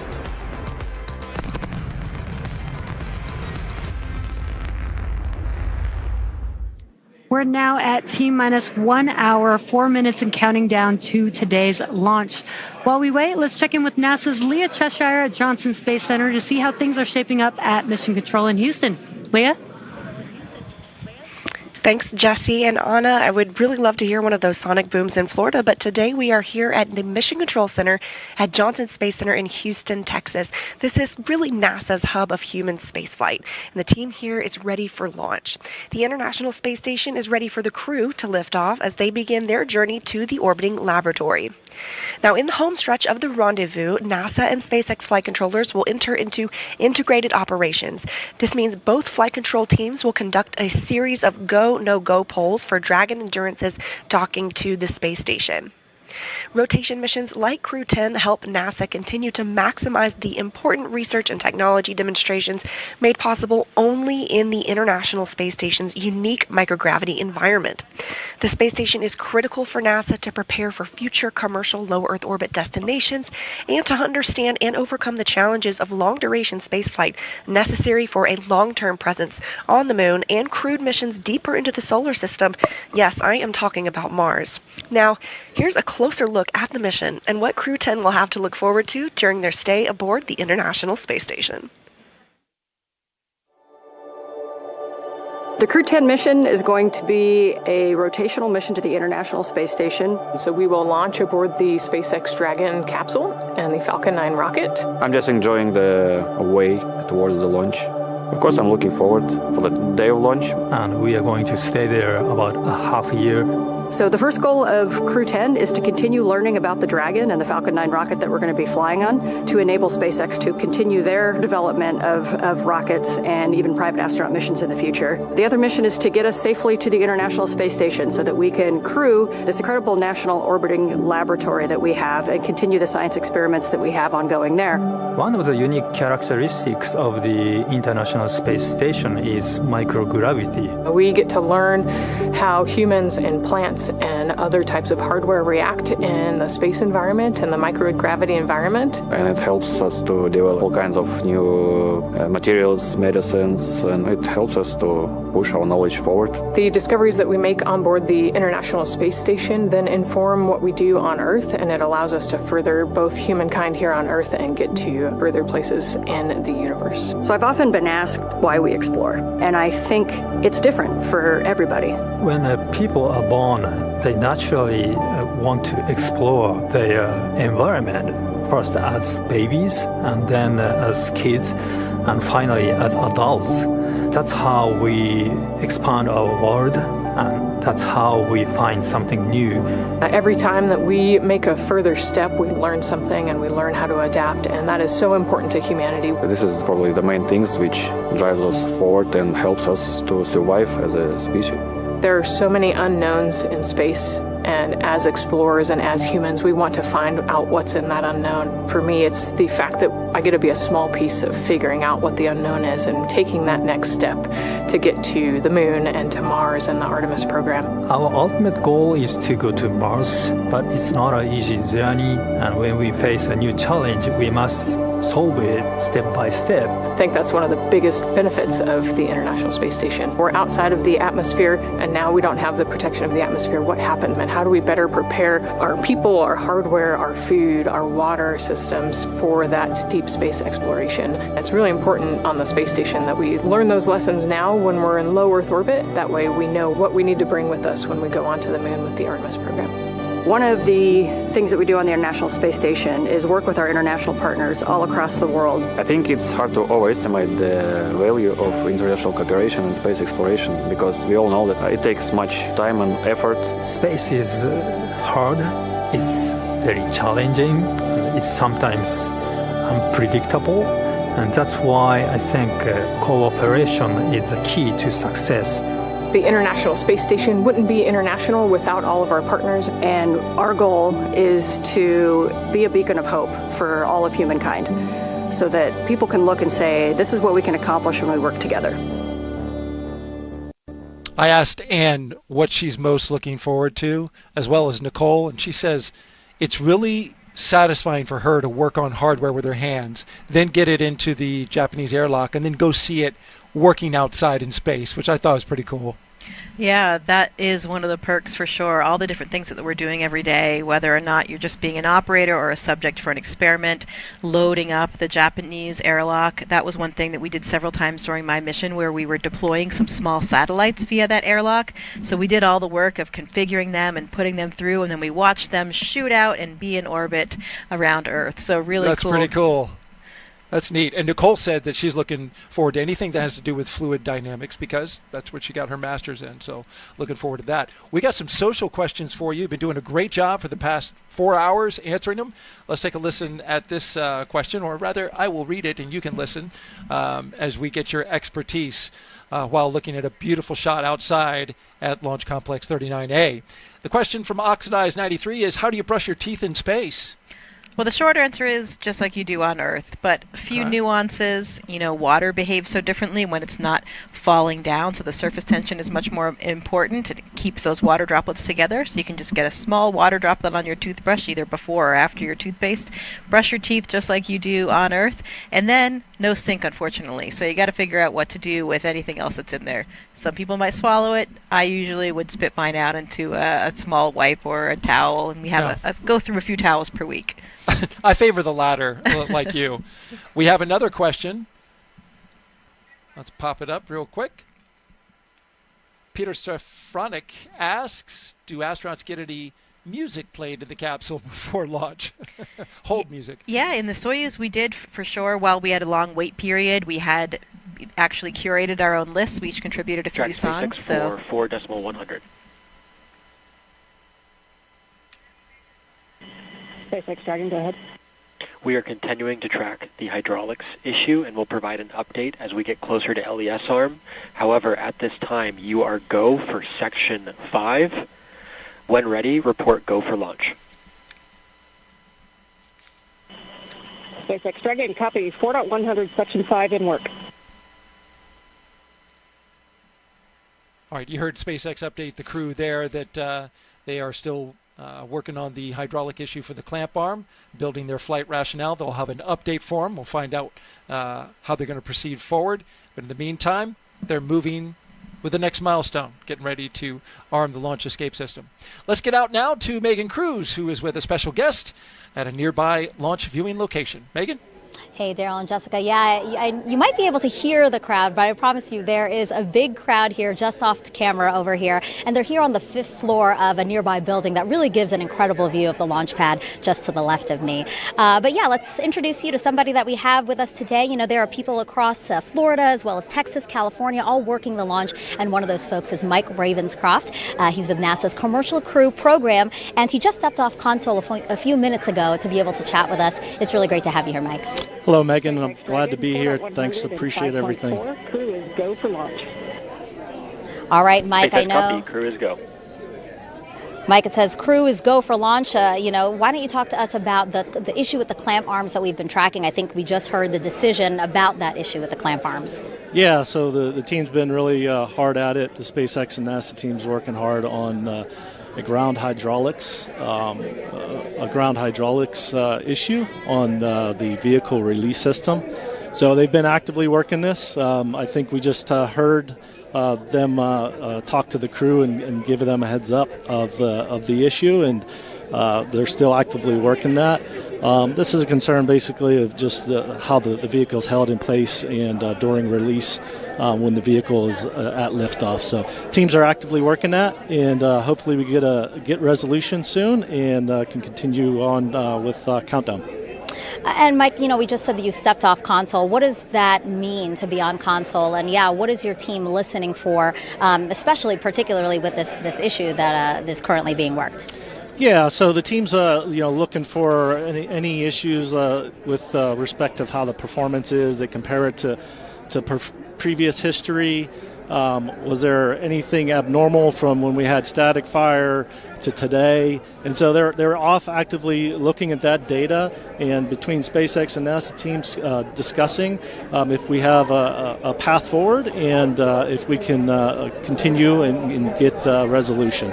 Okay. Well, Mike, why don't we let you get back on console? We know that, again, we are actively working an issue with your teammates there, so we really appreciate you being here. Thank you so much. Thanks, Megan.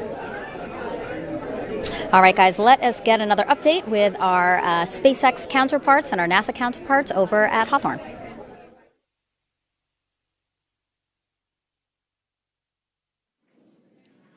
Falcon 9 is the first orbital-class rocket capable of reflight.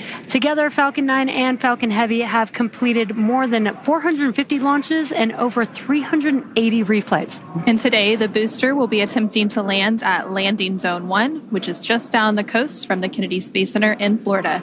This will be the second flight of the first stage booster supporting the Crew10 mission. Rapid reusability drastically reduces launch costs, helps increase launch frequency, and enables a wide array of new government, commercial, and scientific opportunities in space. Lowering the cost of access to space is helping take humanity's steps into the solar system, whether in low Earth orbit, interplanetary, or even deep space. When costs are lower, government and commercial customers can launch more missions, which helps accelerate development. This also helps commercial satellite and private research customers afford to launch more projects to space, which helps stimulate innovation here on Earth. All of this to say, reusability is the key innovation that is making space more accessible for the industry as a whole. And just like the first stage of Falcon 9, Dragon is also reusable. The reusable Dragon spacecraft has flown people to the International Space Station 13 times. And as we mentioned earlier, today's crew will fly aboard the same Dragon that previously flew the Crew 3, Crew 5, and Crew 7 missions. For more than a decade, Falcon 9 has supported 45 missions to the International Space Station with our Dragon spacecraft, starting with our first cargo resupply mission, then returning human spaceflight capabilities to the U.S., and even helping launch 2 additional cargo missions with Northrop Grumman's Cygnus. All of these missions have enabled science and research to be conducted in low Earth orbit at the International Space Station. The space station also plays a key role in enabling a robust economy in low Earth orbit. In addition to supporting private astronaut missions, the station is open for commercial and marketing activities proposed by industry and is supporting commercial companies conducting research as well as in-space manufacturing initiatives and aiding the development of technologies for commercial space stations. As part of these initiatives, SpaceX has supported the next generation of commercial space exploration with the launch of 3 private astronaut missions to the station in partnership with Axiom Space, with a 4th mission slated for this spring. But SpaceX's drive to unlock space does not end there. In 2021, SpaceX launched Inspiration 4 on a 3-day journey around Earth, and there you could see some of the footage from that mission on your screen. It was the first all-civilian mission to space, and missions like Inspiration 4, Polaris Dawn, and the upcoming From 2 allow commercial astronauts to conduct research and other activities in microgravity and demonstrate new technologies while orbiting Earth. As some of you may recall, last year, the Polaris Dawn crew reached the highest Earth orbit ever flown since the Apollo program, participated in the first ever extravehicular activity, or EVA, from Dragon wearing SpaceX-developed EVA suits, and conducted 36 research studies and experiments designed to advance both human health on Earth and during long-duration spaceflight. All of these missions are helping set the stage for future missions to the Moon, Mars, and beyond. And for nearly 25 years, NASA has supported a continuous presence in low Earth orbit aboard the International Space Station. And just yesterday, the space station surpassed over 150,000 total orbits of the Earth. Now, NASA plans to transition to a new model featuring commercial space stations to ensure a sustained access to low Earth orbit for microgravity research. Our commercial low Earth orbit development program is using a 2-phase approach to first support the design and development of commercial space stations, and second, enable the agency to purchase services as one of many customers. Definitely exciting times ahead in the world of commercial space. Absolutely, very exciting. Now, back to today's mission. We are coming up on T-minus 50 minutes here to launch, and our teams are carefully moving through the pre-flight process. Now, a lot of preparations have brought us to this point, including a dry dress rehearsal and static fire on Sunday. A dry dress rehearsal is a practice run before launch where all of the steps are conducted except for the loading of propellants, which is why we call it dry. The integrated spacecraft and rocket are rolled out to the pad and raised vertically, and the crew and all of the support teams go through their steps exactly how they would on launch day to make sure that they're ready when we do go for launch. However, during a static fire test, which we also did earlier this week, the crew is not present. Now, propellants are loaded and the engines on the boosters are fired for a few seconds while the rocket is held down to the launch mount. The data from the static fire test is then reviewed and incorporated into NASA and SpaceX's decision to proceed with launch. And all of that hard work now brings us to today. And next up in our countdown, SpaceX's launch director will check in with the team for readiness, both for propellant load and for launch. As mentioned earlier, the Dragon launch team, as well as key NASA launch members, are in the Launch and Landing Control Center at SpaceX's Hangar X in Florida. The launch director will also check in with the Dragon mission director, referred to as MD, and NASA launch manager to make sure they're ready to move forward. Right now, the crew is on board Dragon, waiting to get the green light to stow the crew arm for launch and arm the launch escape system.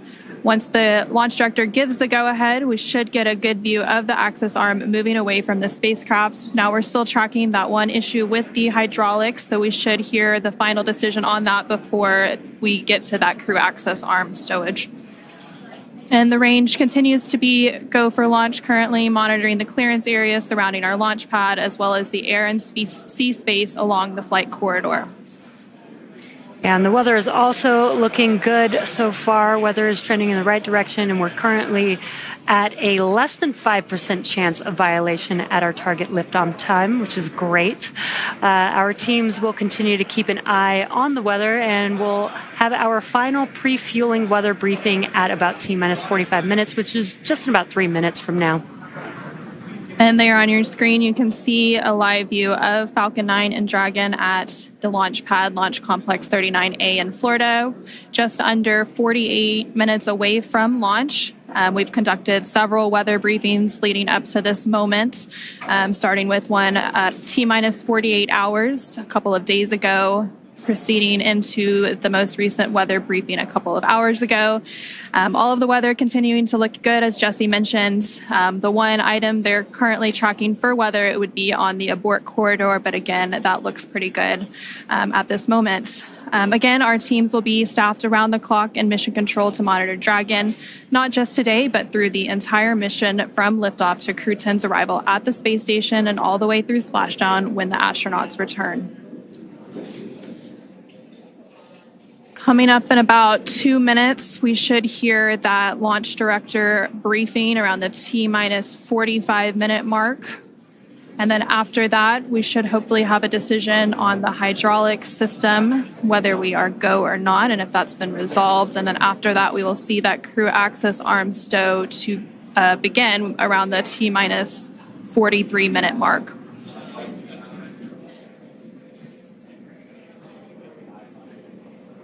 And as you mentioned, Anna, all the rest of the systems are looking really good for T0. We are just working this one issue as a ground side issue, but the vehicle is healthy, the crew is healthy. They're currently strapped into their seats inside of Dragon on top of Falcon 9 as we speak right now, patiently waiting for an update. Yep. And once Crew 10 does get to the International Space Station, they will, of course, have a brief handover period with Crew 9. And then after that handover, once weather looks good for a splashdown, Crew 9 will return home shortly, bringing the end to their mission. So it's a busy time as we complete these crew rotation transitions at the International Space Station. Now at just under T-minus 46 minutes, so we should be coming up on that launch director briefing here shortly. Continuing to see a live look at the Launchpad 39A at Kennedy Space Center in Florida. You can see the clear skies all around. Dragon, LD on countdown 1.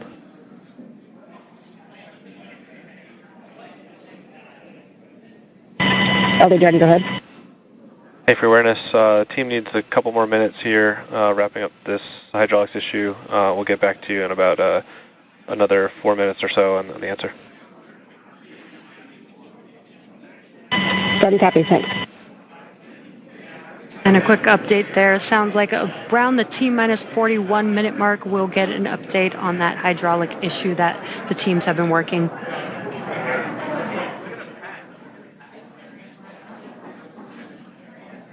These views are great. Like Daryl said, we might have a nice twilight launch over there in Florida. So if anybody is in Florida and able to go outside during T0 for liftoff, you might get a really cool view of the launch tonight.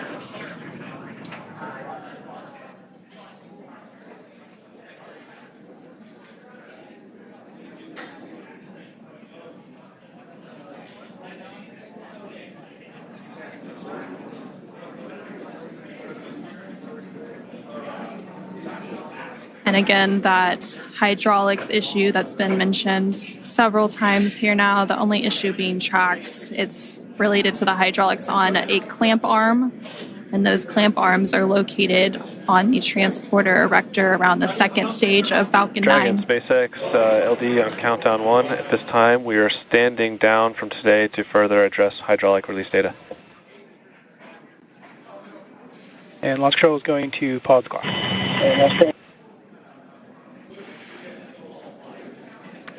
SpaceX Dragon, we copy all. Spaceflight is tough. Humans are tougher. We'll be ready when the equipment is. Yeah, sorry about the unfortunate result today, but we'll get you back up here in the air soon.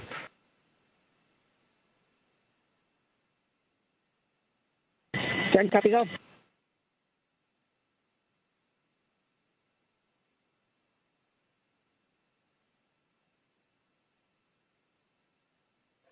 Dragon SpaceX, you are go to start 5.100 launch scrub. SpaceX Dragon 5.100 launch scrub and work.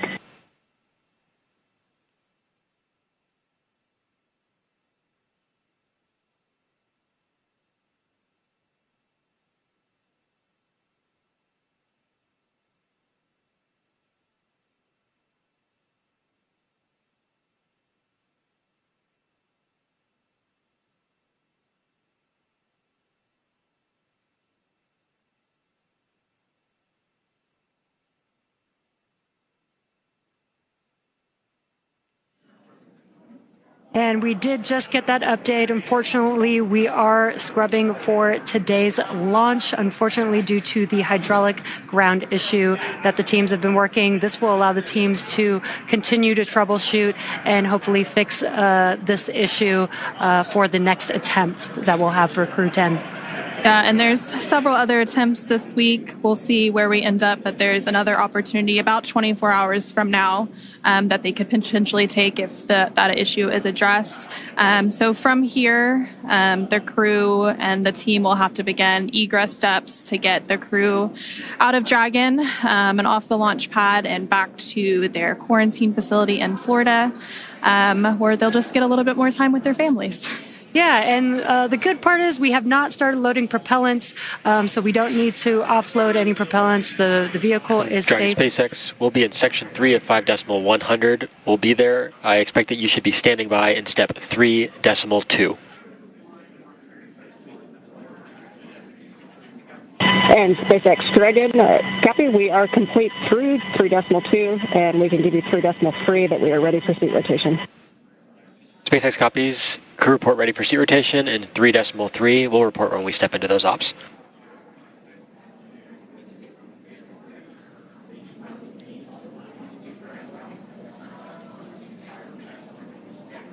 And just some comms between the core and Crew 10. They are preparing for egress. You are going to hear some procedures being called out as they work through that egress procedure. And like we were saying, the crew is safe. The vehicle is safe. It was a ground side issue that they've been working, that the teams have been working.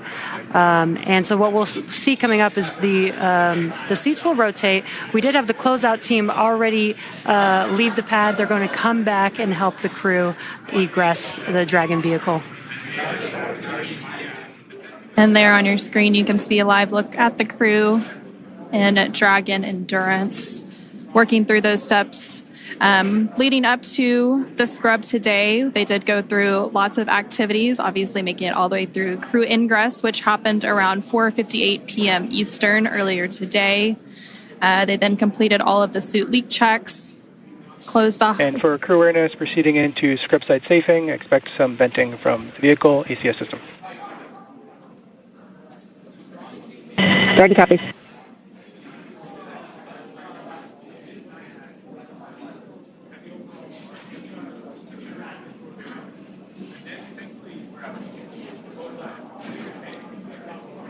And continuing to hear that comm between the crew operations research engineer from SpaceX and Crew10 aboard the Dragon Endurance.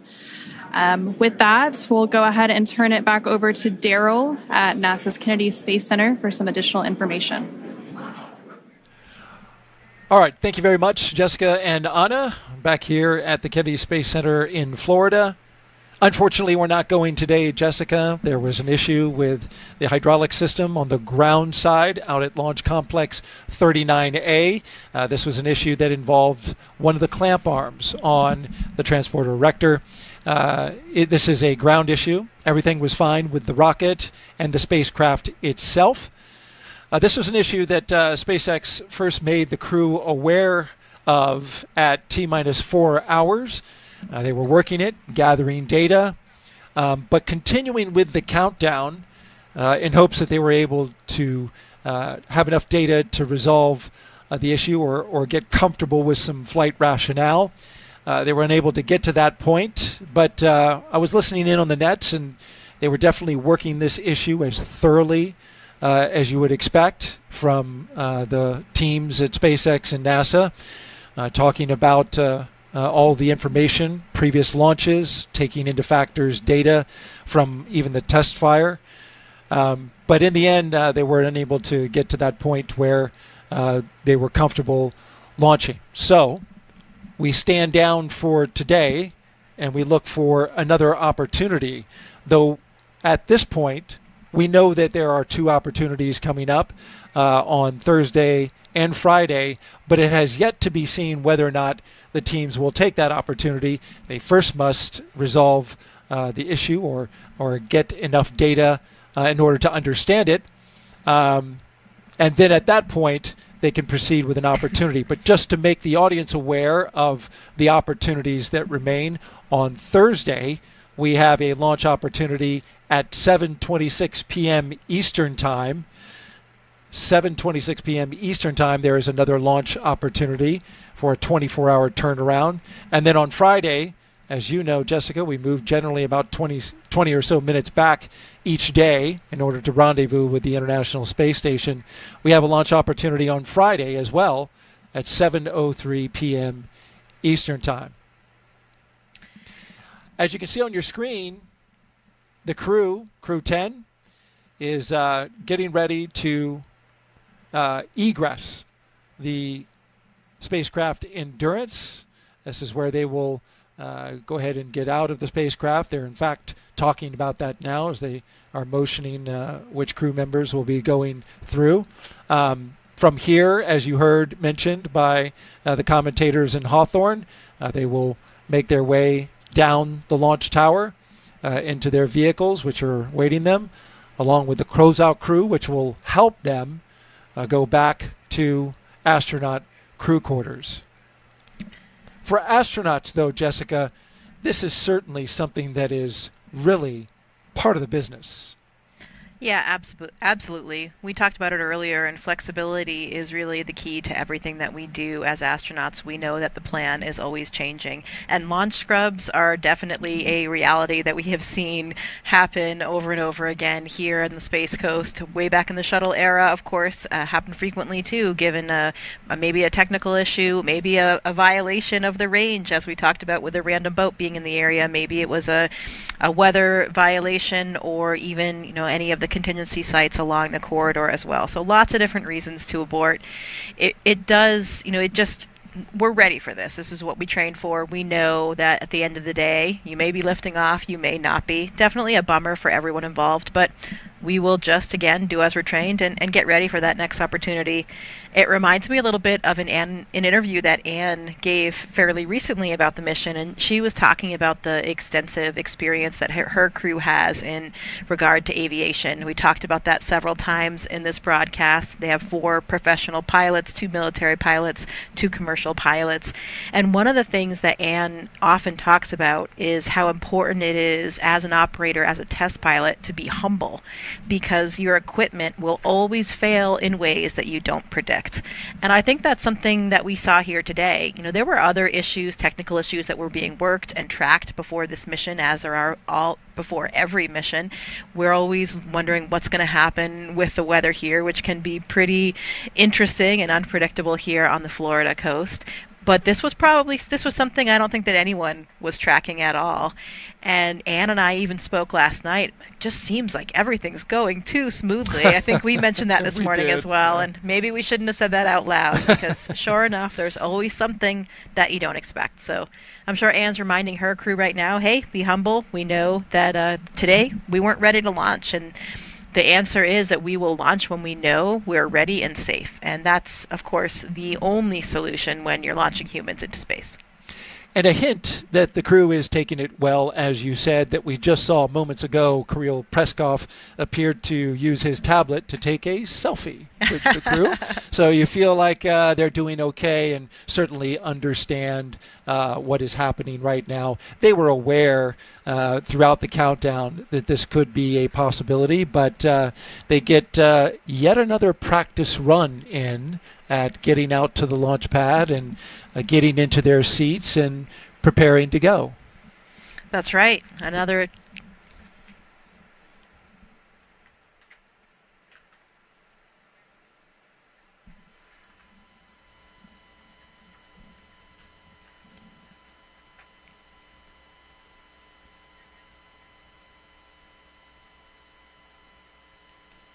We're listening in as SpaceX continues to go through their scrub procedures.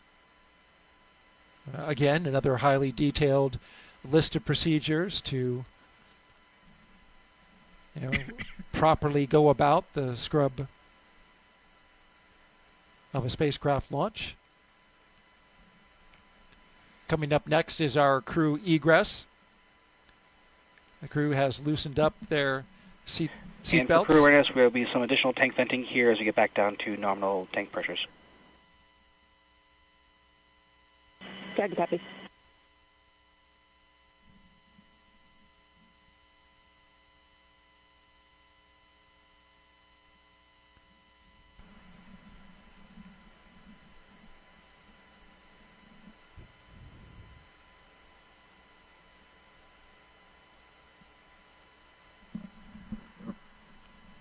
From your time in the astronaut corps, what are some stories that you've heard from astronauts that have, spent time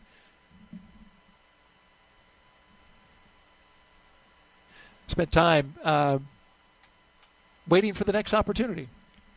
Well, there's certainly a lot of stories. There were some shuttle missions that scrubbed numerous times. Over and over again. You have different launch windows for different vehicles, too. Sometimes it's an instantaneous window. Sometimes you have a prolonged period, so maybe you might be able to resolve a problem in time. But, in some ways, it could actually make the crew a little bit more relaxed, because they've already done all of their final preparation things. All of those, all that last-minute work, the last-minute email, the last-minute message that you wanted to send a friend, they have all of that out of the way, and hopefully that will give them a chance tomorrow to really just be able to relax and appreciate it, and maybe just think a little bit more, philosophize a little bit more, be ready for that next attempt without all of those little annoying must-do task list type things. So we'll try to put a positive light on it and think about how maybe for their psychological state and getting ready for the next opportunity, it would actually make things a little bit more relaxing and a little bit more routine. Like you said, they've gone through it all. Of course, they had gone through most of those, pretty much all of those steps except for the propellant loading in the dry dress previously, so they'd been through it at least once. But when you're not training for the real deal, it always feels a little bit different. So I think they'll be even more psychologically, mentally prepared for the next opportunity that they'll have, whether that's tomorrow or a subsequent day.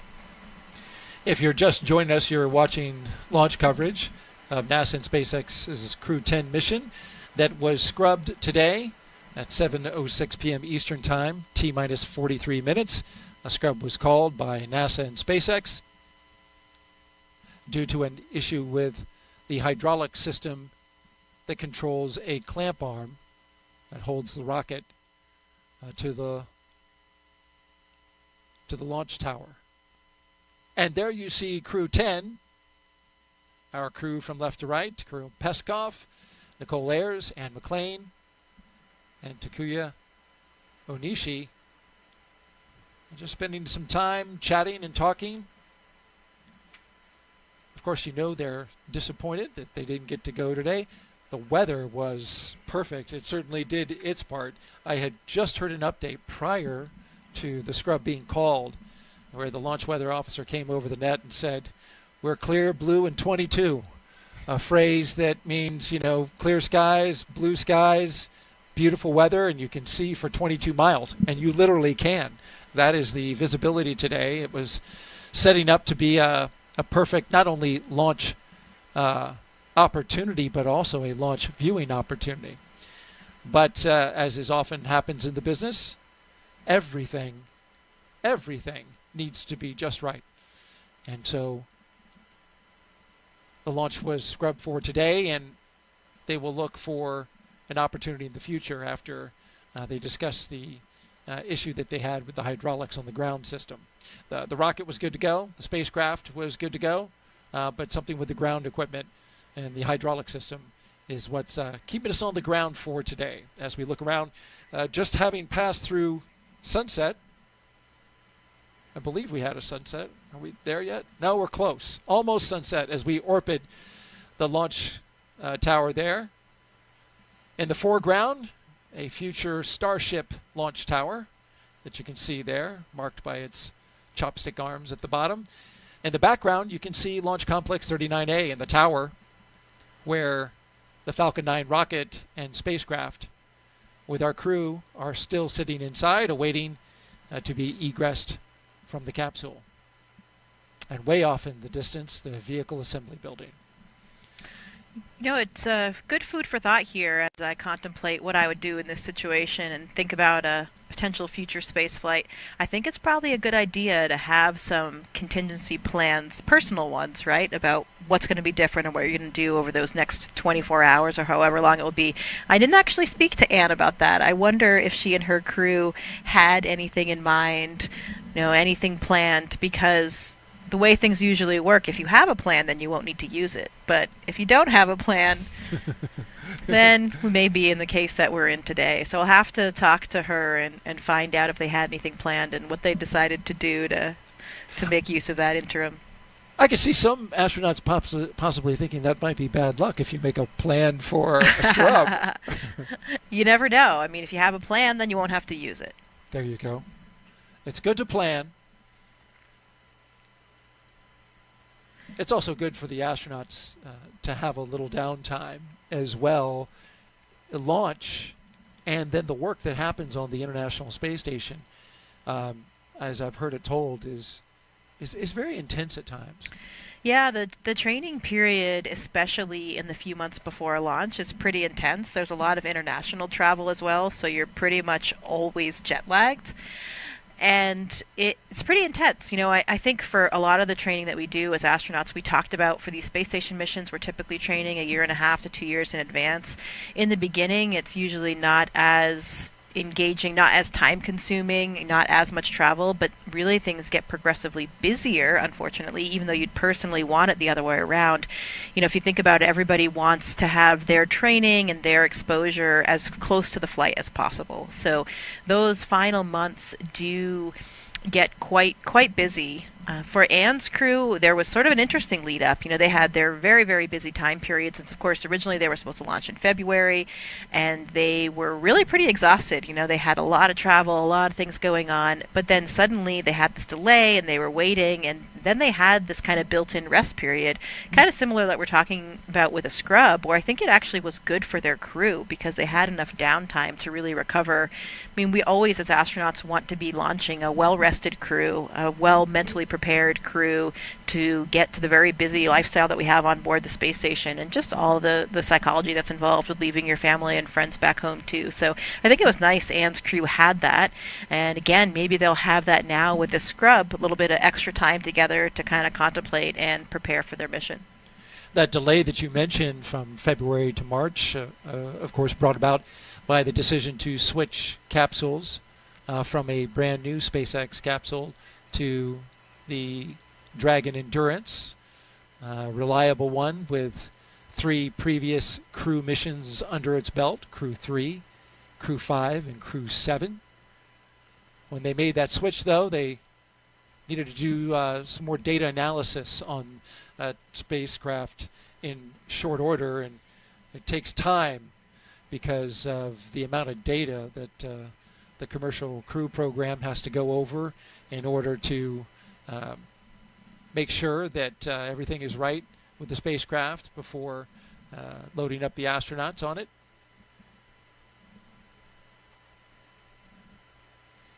Oh, it's a nice view of the moon you can see behind the launch towers there as well. See it. We're pretty close to a full moon. We've got sunset in just a few minutes.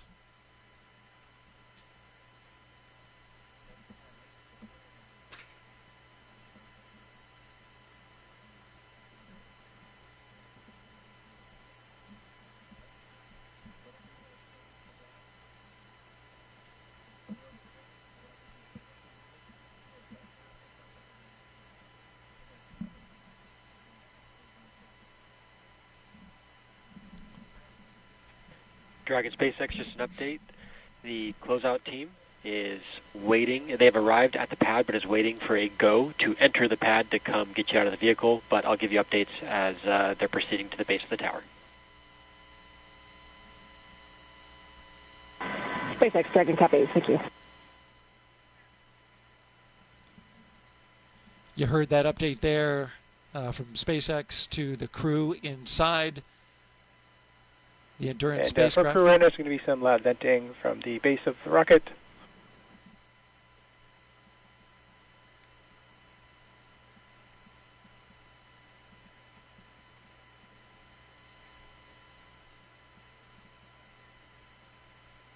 Of course, they have to wait before the closeout crew can ascend the launch tower there, because everything needs to be safed first before you allow people to go into the launch area.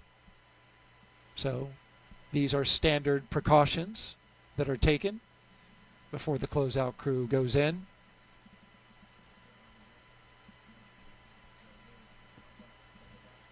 Props to our Kennedy Space Center Flight Operations team, though, for these beautiful images that they have been bringing us throughout today.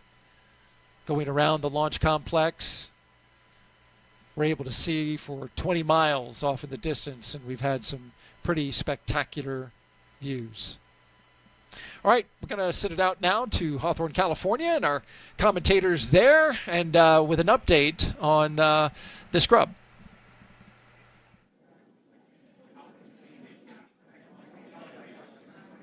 Thanks, Daryl. Not what we were expecting today, but the good news is that the vehicle, the crew are all healthy, and this is standard procedure, right?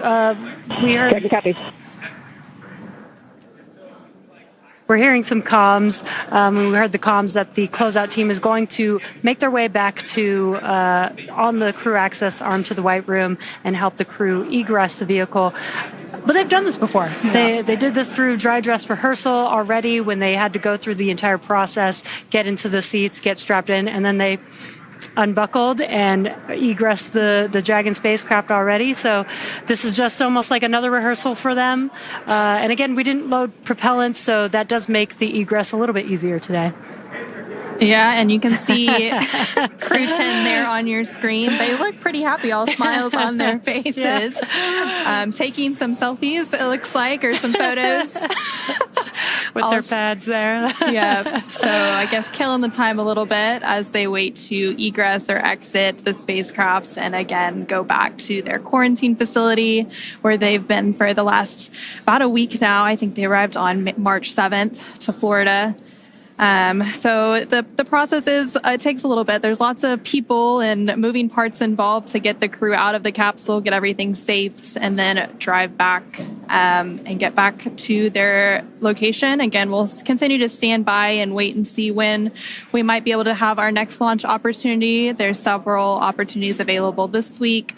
Again, we had that scrub due to a hydraulic ground issue with the clamp arm on the transporter erector.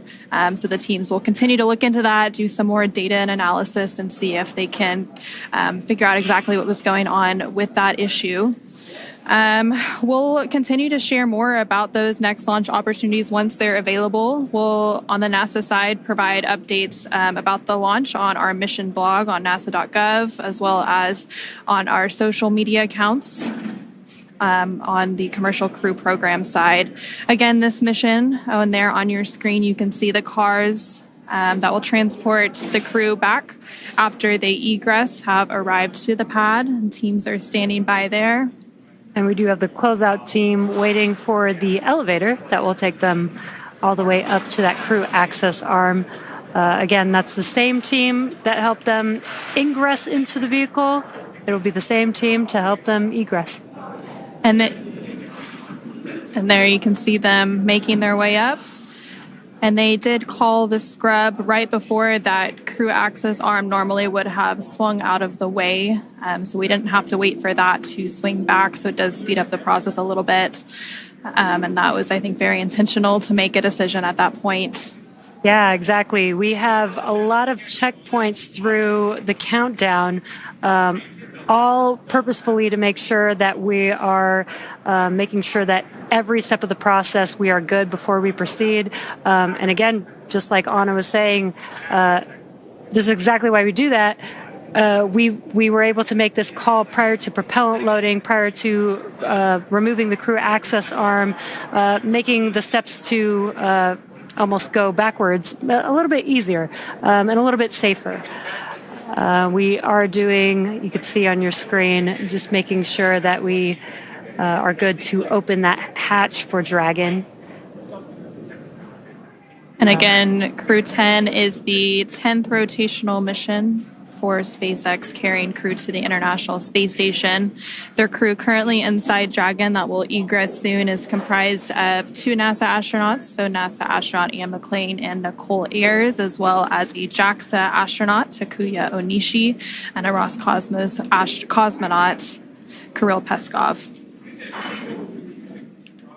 And then once we do have a new launch date and a launch time and we get the crew off the pad and into orbit, they will have a long duration mission at the International Space Station conducting science and research activities. It's really great to see the crew in good spirits. They train for this and, spend a lot of hours working through each one of these procedures, and you can see the closeout team making their way across the crew access arm there over to the White Room.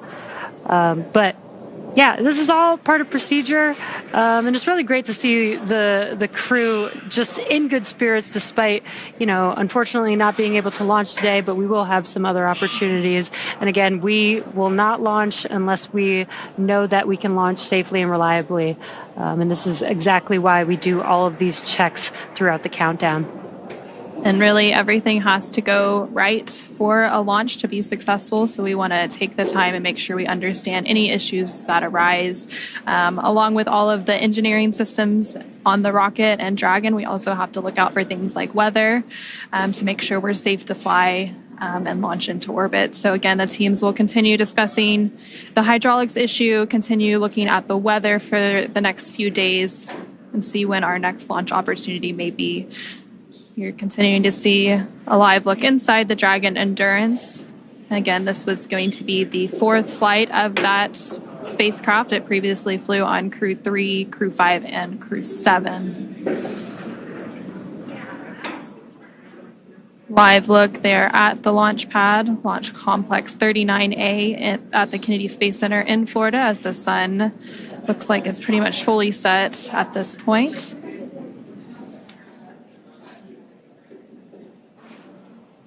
And there are teams continuing to go down the crew access arm safing the hatch and getting ready to open it so that they can begin the egress or exit operations for the crew and get them out one by one.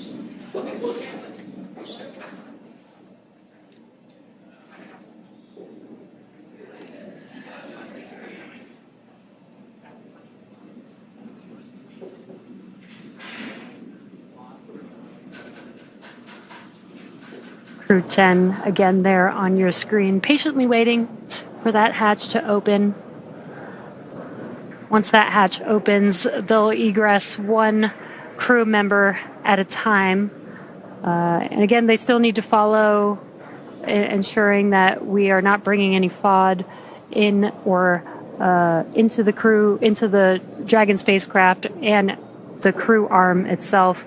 And so you saw the closeouts team in those closeout suits Dragon there. SpaceX, the closeout team is in the White Room. They're doing final preparations for hatch opening, expected in just a few minutes from now.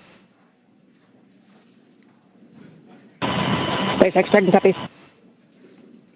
That was the core speaking with the crew, just providing an update. They are inside of Dragon, so they can't see outside from the seats that they're in. So the core is just letting them know that the closeout team is inside of the crew access arm, inside of the White Room, and preparing to open that hatch shortly. And confirming those calls on the crew side is the commander for Crew 10, Anne McClain. She's in the center right of your screen. So from left to right on your screen, you have Roscosmos cosmonaut Kirill Pesov, NASA astronaut Nicole Ayers, NASA astronaut Anne McClain, and then JAXA astronaut Takuya Onishi.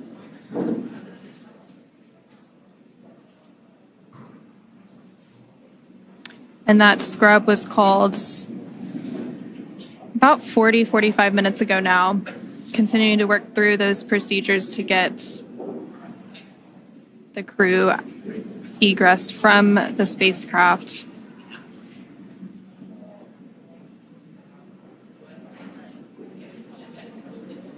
The launch for today was planned for 7:48 p.m. Eastern, 4:48 p.m. Pacific, and they called that scrub about 45 minutes ahead of that instantaneous launch window.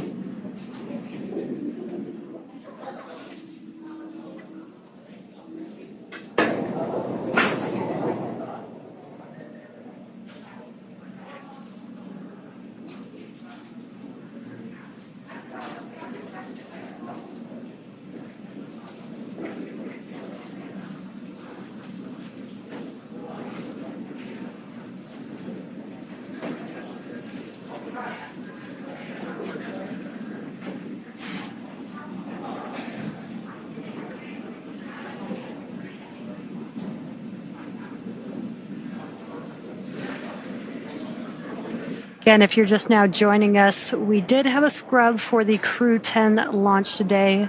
Once again, the vehicle and the crew are safe and healthy. The scrub was called for a ground side issue with the hydraulic system that opens the crew, the access arm around the vehicle which is attached to the I'm sorry, not the access arm, the clamp arm on the transporter erector. And the countdown is exactly what we use. This is the framework that the launch team uses to make sure that all final checks are made in the right order to make sure that we have a safe flight and a safe launch. And what's happening during these countdowns is the rocket computers, the ground computers, the launch teams are all monitoring the checks along the way, making sure that every step of the way, all the way to T0, as well as all the way through launch, that everything is healthy and operating nominally. And so we were going through those procedures today. And as we were working through each one of those checks, we did notice that there was an issue with the hydraulic system on the clamp arm. And teams began to work through that, trying to see if we could resolve it in time for the expected T0 today. Unfortunately, around, I believe, T minus 45 minutes is when they made the official call. Again, that was about 8 minutes before, or 10 minutes before we load propellants onto the vehicle. And again, this is why all these checks are there. This is what terminal count is for, is to make sure that the vehicle is safe, and that we can make a call in time to prevent going through unnecessary procedures as well.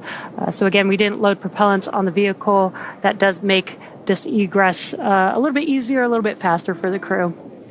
And that clamp arm that we keep referencing, so those clamp arms are on the transporter erector that the Falcon 9 is on top of, and they are located around the second stage of Falcon 9. There you can see them on your screen right above the lower thirds.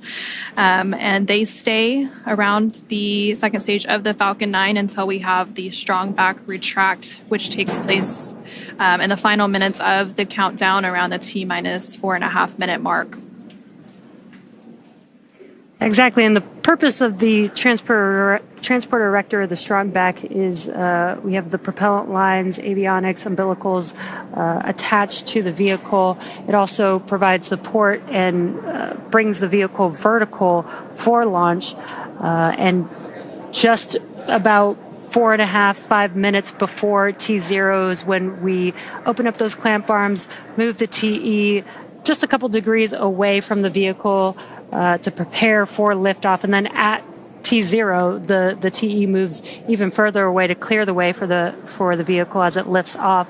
And so, unfortunately, we had an issue with the clamp arm. It wouldn't have been potentially able to open up fully. So the teams are working through whatever that issue, that root cause of that issue is, to make sure that when we do go for launch, those clamp arms will fully open and will clear the way for the TE to be able to recline appropriately for liftoff. And there you're getting a great 360 view of the launch pad. You can see some of the other launch complexes in the background as well.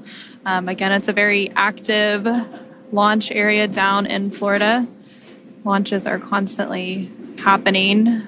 This one was scheduled to take place from Launch Complex 39A there on your screen. And you can see Falcon 9 standing tall with Dragon atop, with Crew 10 currently inside as they work through those egress procedures with the SpaceX team. Again, there is a lot of coordination that went into today's preparations leading up to the final minutes before we scrubbed. Communication between the NASA teams, the SpaceX teams, everyone is working to make sure we're all on the same page, we're all comfortable and ready to launch. And of course, we'll launch once everything is in tip-top shape and we're ready to go fly the crew to the International Space Station.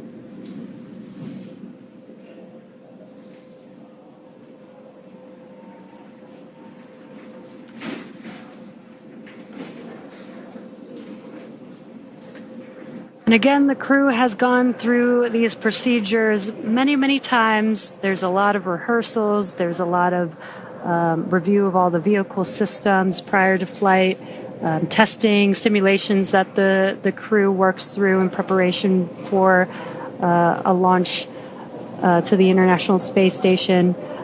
So all of these, the crew did go through several of these before. We did a dry dress rehearsal. This is almost just like a second dry dress rehearsal for them. And when the vehicle is ready, I'm sure the crew will be ready to go and excited to go to the International Space Station. Practice makes perfect, so the more practice, the better, really. Exactly. And the crew, there you can see on the right hand of your screen, they've been training for their mission to the International Space Station for well over a year now, getting ready for all of the different science and maintenance activities that they will do on board once they make it to the International Space Station. Once on board the International Space Station, they will complete a brief handover period with the Crew 9 crew that is currently orbiting on the International Space Station. Once that handover period is complete and the weather looks good, Crew 9 will return home, splashing down off the coast of Florida, bringing it into their mission.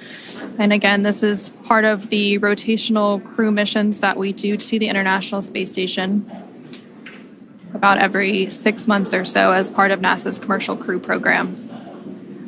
Anna, you mentioned the science that they do. So preparing for a launch is just only a very small portion of what they're training for. They're preparing to do a lot of science experiments, and 6 months is a very long time for them to get a lot of work done on the orbiting laboratory. Yep, and the International Space Station will actually celebrate its 25th year of continuous human presence this year. And in that time, there have been thousands of experiments conducted in microgravity.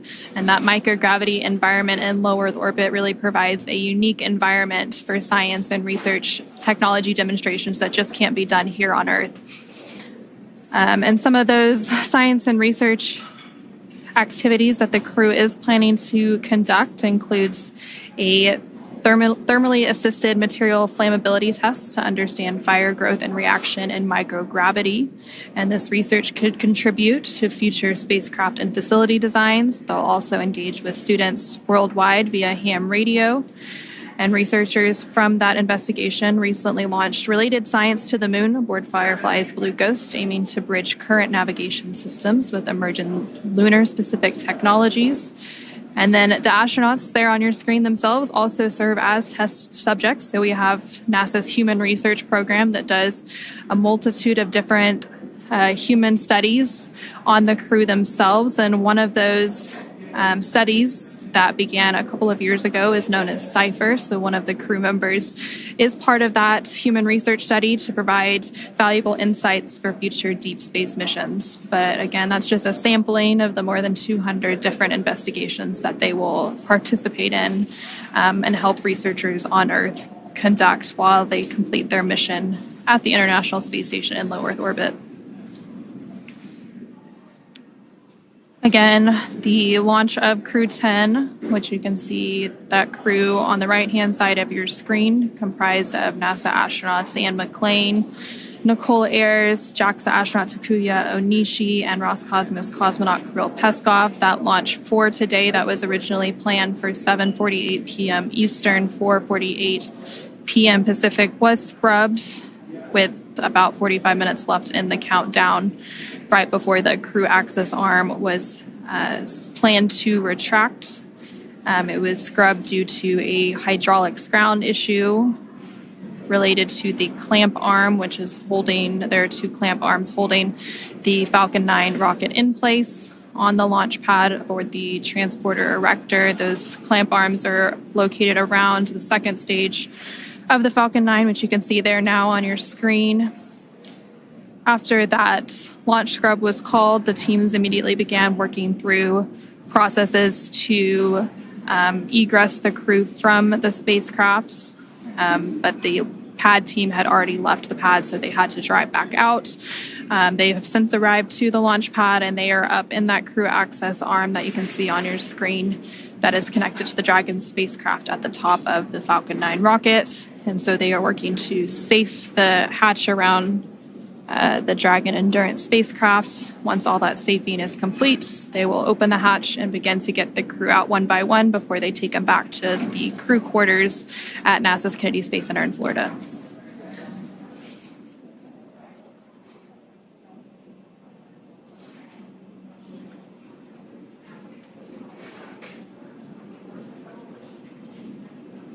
So leading up to today's launch attempt, the crew actually ingressed or entered the spacecraft around 4:58 p.m. Eastern, so several hours ago now. There you can see the ground crew team currently working on those hatch safing and opening operations. Dragon SpaceX closeout team is preparing for side hatch open in just about a minute or so. Dragon copy. Again, some comms from the core here in Mission Control at SpaceX in Hawthorne, California, communicating with the crew. just letting them know that the closeout team is there outside, just right outside of the hatch, working on opening that hatch for them. Again, they're still inside of the Dragon spacecraft, and there you can see them in their seats. So they can't see what's going on outside of the vehicle, which is why the core is there to help communicate. They might be hearing some noises from the closeout team working on opening that hatch.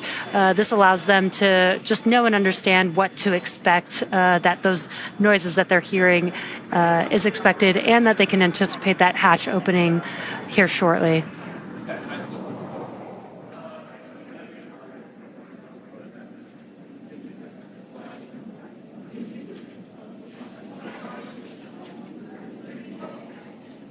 And the crew there using their pads that they would use during their flight. Those tablets hold their procedures, so they can, if they're wondering where, what they need to work through, what's coming up next in the procedure, they can look there on those tablets very easily. They were also taking some selfies earlier. Maybe some good memories of what's leading up to their future launch to the International Space Station. You got to make the most of it, that's for sure. Absolutely. And the two of the crew members there on your screen are veteran astronauts, so they've flown previously. So Anne McClain as well as Takuya Onishi have both been to the International Space Station before, so I'm sure they're familiar with launch scrubs and all the procedures and processes that go into that. Again, this is exactly why, we go through a countdown. We have automated checks. We have manual checks. We have a whole team in mission control here in Hawthorne that monitor the vehicle and all of its systems to make sure that everything is good, that we have a team monitoring all the ground systems to ensure everything is good. Again, if we are not 100% sure that we are safe, that we can launch safely and reliably, we will call a hold on a launch just like we did today, and we will wait until we are ready with another backup opportunity, hopefully in the next day or two. And again, there are several other opportunities this week. The earliest is tomorrow, about 24 hours from now. But again, waiting for confirmation from the NASA and SpaceX teams on when they will schedule that next opportunity, whether it's tomorrow or sometime later this week or even next. And there on your screen, you can see the closeout team. It looks like they're beginning to work to open the hatch.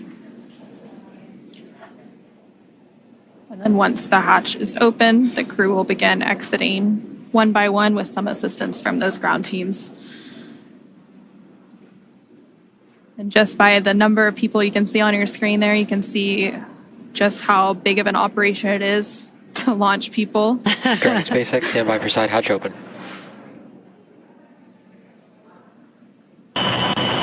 SpaceX Dragon, copy.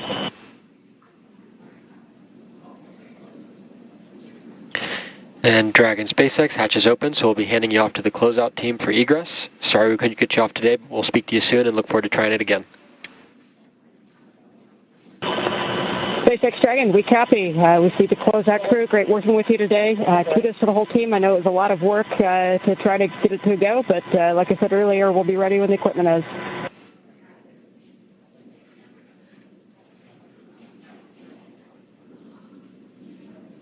And there you heard some nice words from NASA astronaut, the commander of Crew10, Anne McClain, talking about the scrub, but also talking about how grateful they are for all of the teams and the work that they've put into today's opportunity, even though it didn't go as they planned. But again, there are additional opportunities that will be available once the teams work through those ground issues on the hydraulic system for the clamp arms.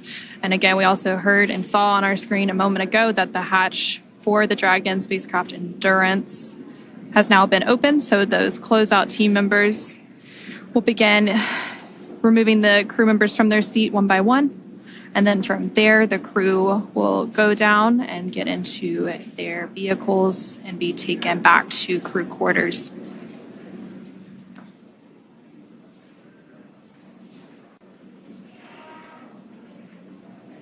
When that hatch opened, they waved to the closeout team. This is a team that they've been working with for many, many months, so they're very familiar with each other.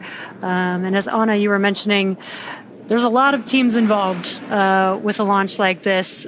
Several teams helping to make a crew launch like this happen.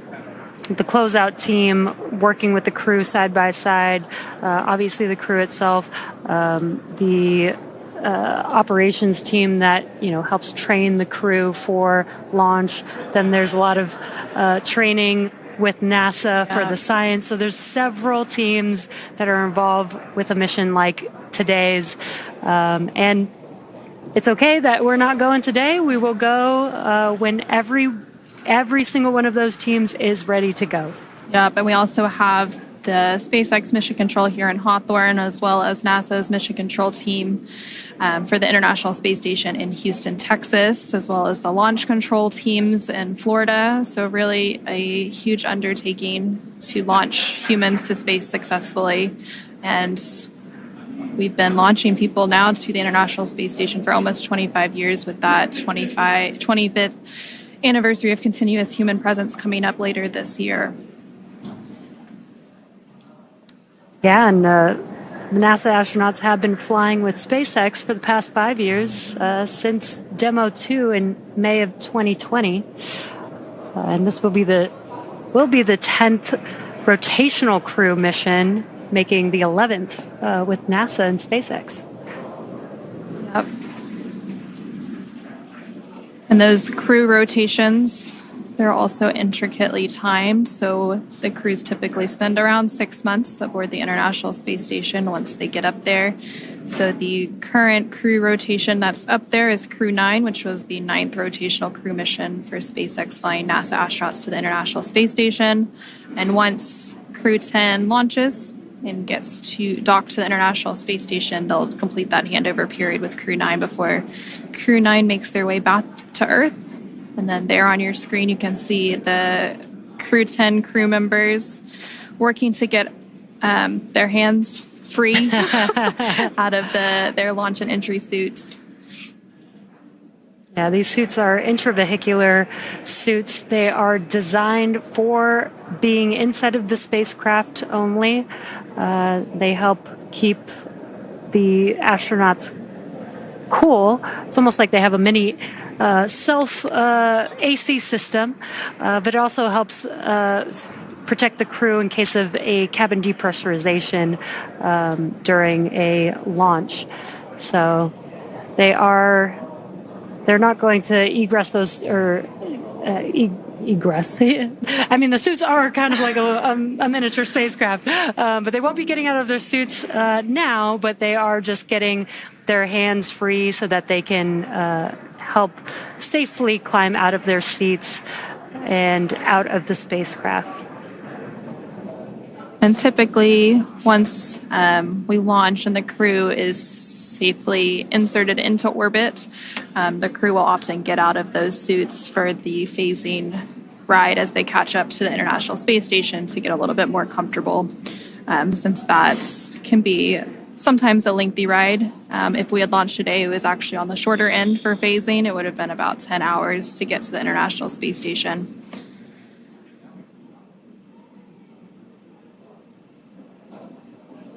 And there we see a live look of Launch Complex 39A in Florida. It looks like the sun has fully set. And we now have one of the crew members of Crew 10 out of the Dragon Endurance spacecraft, another following right behind. And it looks like those are the two mission specialists for Crew 10, so JAXA astronaut Takuya Onishi and Roscosmos cosmonaut Kirill Pesov. They are now safely out of the Dragon spacecraft, followed there by NASA astronaut Nicole Ayers. And then last but not least, making her way out of the Dragon spacecraft is NASA astronaut McClain. Must be nice for them to be able to stretch their legs after the last few hours sitting in the Dragon spacecraft. They are now currently in the White Room, but they'll be making their way down this crew access arm here in a moment. And again, the closeout team is there to help assist the crew, make sure they, as they were egressing the spacecraft, that they didn't damage their suits, helmets, and making sure that the crew is safe while they're in their spacesuits. These are some pretty hefty spacesuits, so might not be as easy to walk around in like normal clothes. So that's what the crew is there to help with. They're also going to make sure that the vehicle is safe before they exit the crew arm as well. It looks like they're now making their way down the crew access arm, well away from the spacecraft that they just egressed or exited following that launch scrub. Again, the scrub was called with about 45 minutes left in the launch count when we were targeting a 7:48 p.m. Eastern liftoff. That scrub was due to a ground hydraulics issue with the clamp arm on the transporter erector that the Falcon 9 sits atop. And those clamp arms hold the Falcon 9 in place and typically retract in terminal count.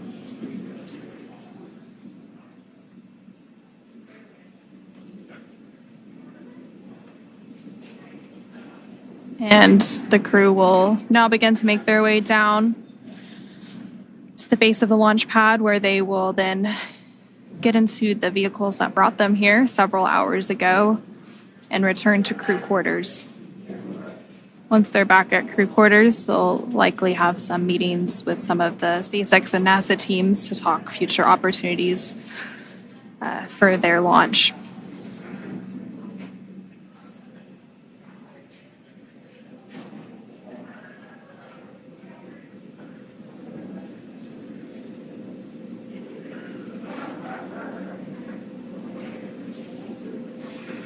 Crew 10 members making their way downstairs.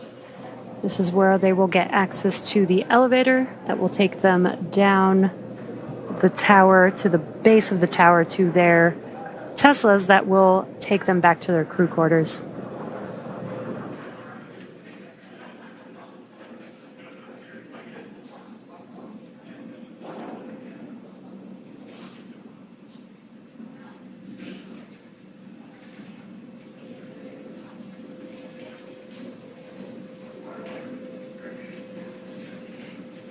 Looks like several members of the closeout team are following right behind them.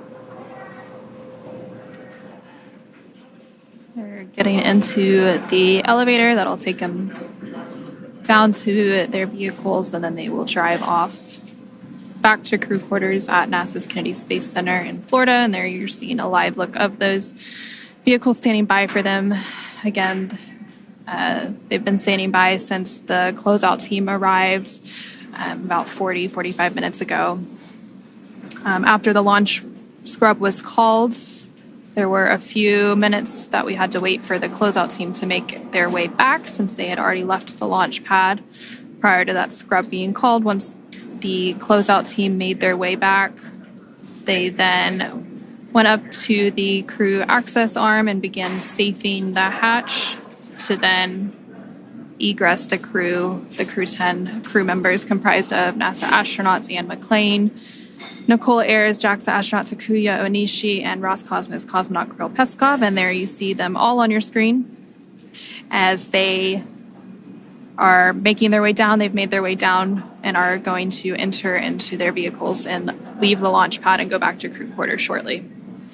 Yeah, they're going to get into their Teslas. These Teslas are special made for the crew, where they have the ability to attach their umbilicals to help keep cool air flowing through their suits.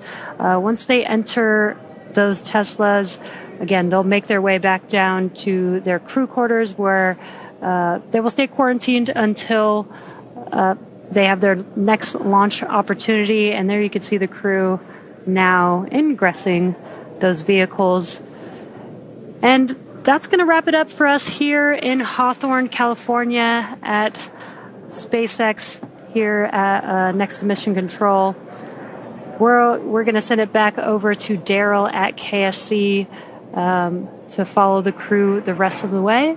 Again, it's unfortunate that we did not launch today, but again, always better to be safe and make sure that we launch when we're ready. Yep, and we'll continue to provide updates on NASA's blog for the Commercial Crew program, as well as our social media accounts once we have that new launch time ready to share with the world. But for now, we'll go ahead and wrap it up here in Hawthorne, and we'll see you again soon once we have our next launch attempt for the Crew10 mission. And with that, we'll hand it back over to Daryl at NASA's Kennedy Space Center in Florida. All right, thank you both, ladies, for walking us through the egress of the astronauts from their spacecraft down the launch tower and into their waiting vehicles.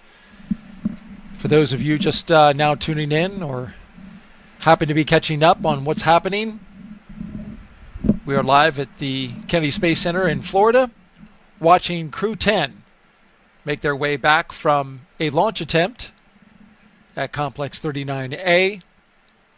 They were scheduled to launch with a T0 of 7:48 and 57 seconds p.m. Eastern Time.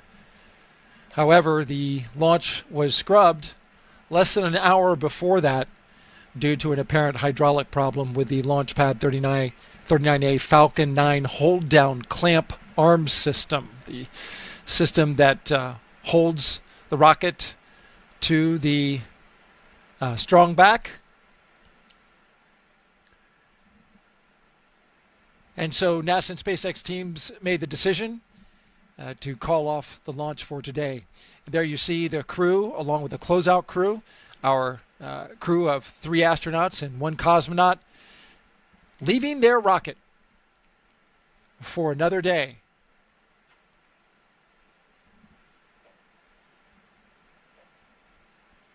So, of course, Jessica, the understanding is, with astronauts that they're always ready, but they got to be feeling some disappointment. Yeah, certainly. I mean, it's a bit of a letdown when you think you're going to space and you don't. I didn't have that scrub experience myself, but obviously it is quite common for a lot of astronauts in the office. And I think really they're just mostly used to it from their previous careers.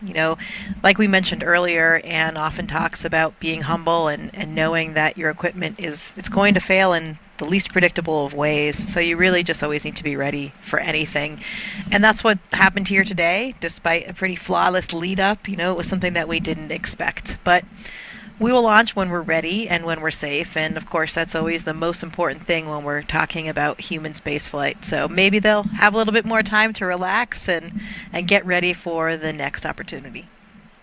We're going to continue tracking the astronauts' progress back to the astronaut crew quarters, and then we will close out the broadcast. But we want to make sure that you, the viewer, see the astronauts making it back from the launch complex back to their crew quarters safely before we close it off. And then it's a little bit like going home. Anne was talking earlier about appreciating the home-cooked food, and we have an incredible staff there at the quarantine facility. So, hey, another day of that, probably some other family visits, and they'll find a way to make good use of that time now that they have all the annoying taskless stuff out of the way that they thought they had to complete before yesterday.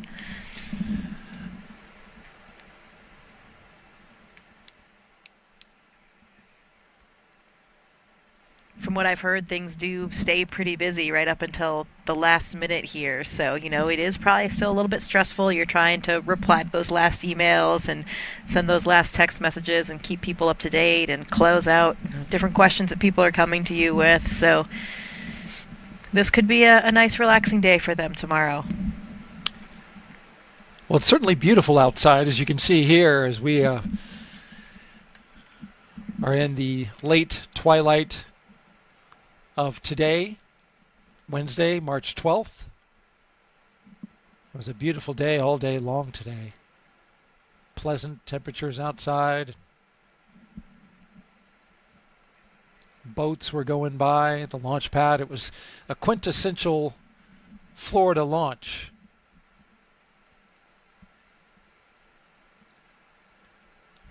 This is that kind of scene that I was talking about earlier when the cars were going in the other direction, and now at night it's even more dramatic with all of the lights and the entourage leading them back. I wonder if they're playing their theme music again. Maybe not. Maybe this time they're kind of sitting in silence, and will they play the same songs on the next opportunity? That's another answer I'll have to find out. Yeah. I mean, it's an opportunity to change up your playlist if you've got the time to do so.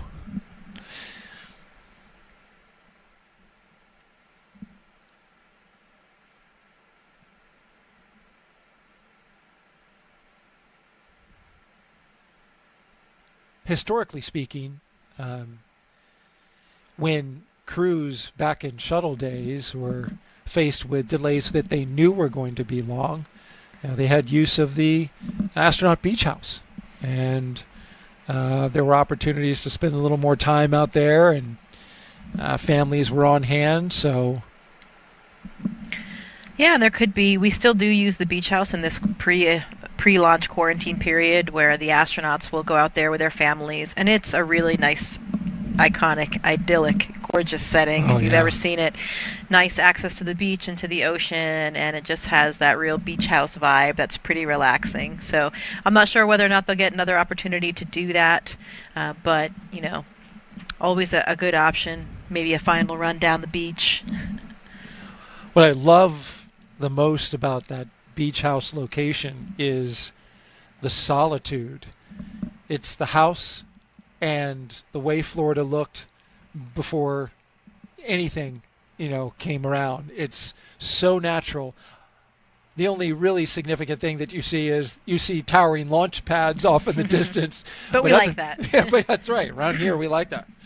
But it's so pristine, and because obviously this is a national wildlife refuge, and it's a secure area, there's so much solitude out there. It's so isolated, and it's so natural.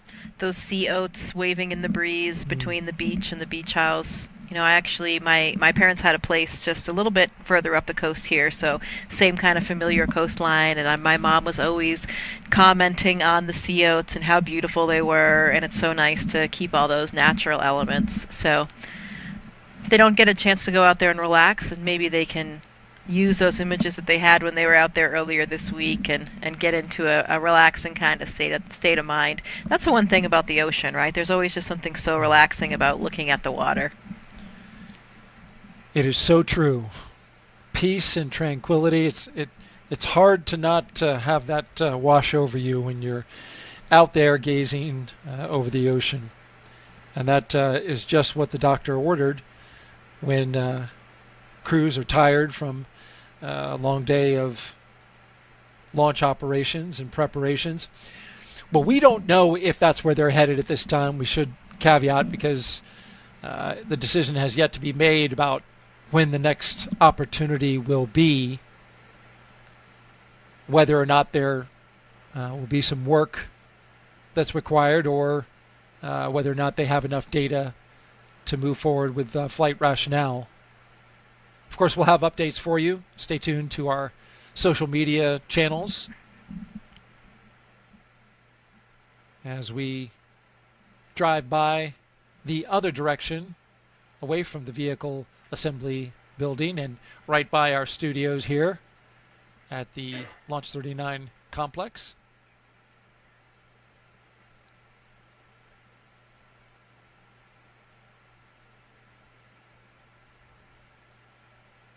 If you were commander of this crew, what would you do? What would I do with the free time?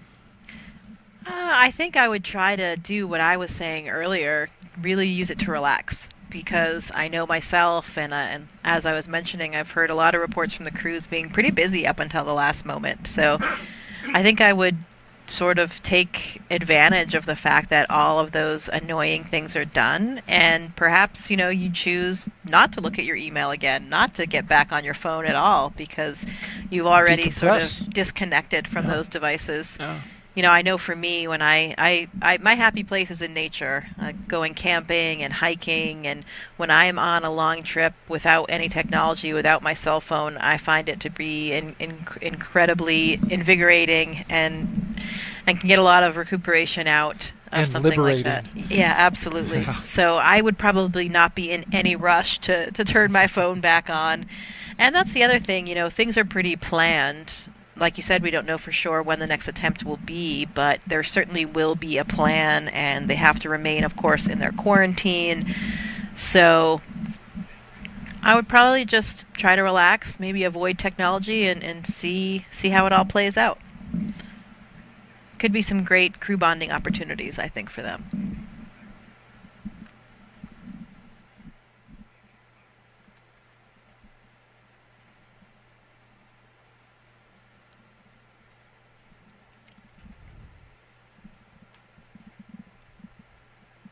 You're watching the crew from NASA SpaceX's Crew10 making their way back to astronaut crew quarters at the ONC.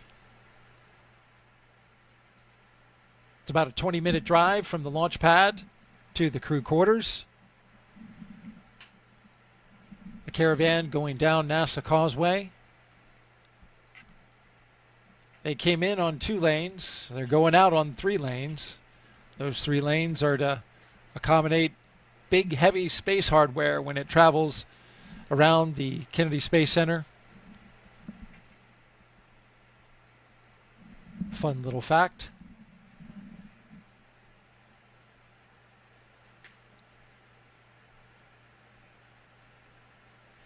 Certainly a great time of year to be launching, though. This weather has been phenomenal, and it's so pleasant to just be outside, which is not always the case here in Florida. Yeah, you were asking me, prior to coming out here, like, how's the weather? I'm like, oh, man. It's so good from our previous launch coverage that you and I did, Crew 7. First of all, it was overnight. Yep. Second of all, we were outside. I believe bugs were a factor. Yes. Collecting quite a few of them on the on the launch desk. But, outside now, it's just, this is why people vacation this time of year. It's the high season for Florida.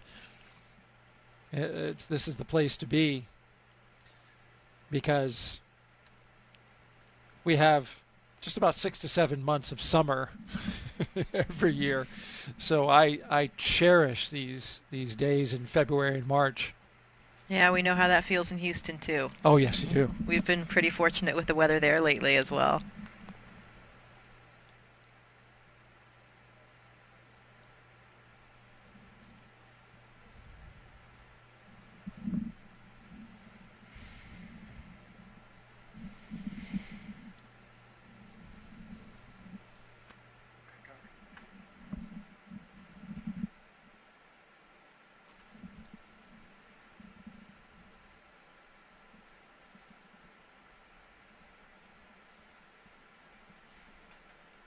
Hopefully the friends and family that are here as well will be able to stick around for a little while and see what's going to happen.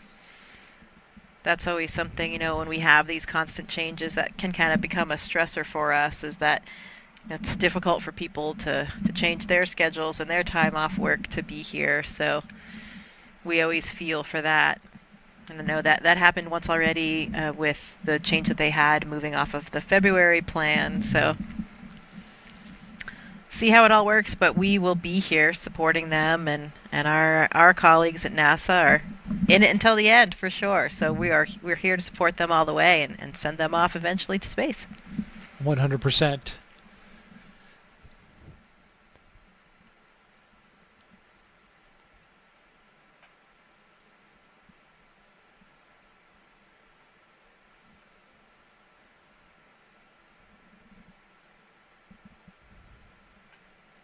Feel like we're in the car right there with them with this view, don't we? And we are. I wonder if they're putting in their order to the fine cooks and chefs at crew quarters for dinner tonight, because It's been a while since they ate.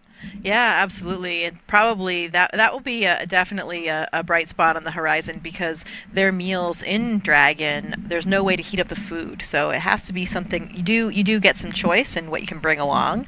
You can bring along some of the elements of our standard food menu that we have on ISS and some other kind of off-the-shelf varieties as well. But there's no way to heat it, so you have to have something that tastes good at the ambient temperature. So at least they will have a hot meal tonight, which they wouldn't have had otherwise on Dragon. Absolutely.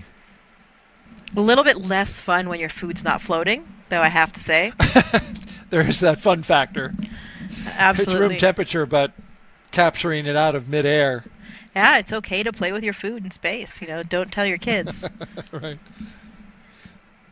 That's not something that you and I, as parents of toddlers, are currently doing. Yeah, exactly.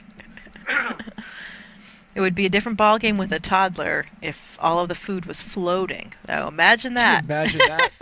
Wouldn't that be like such an impetus to get them to eat?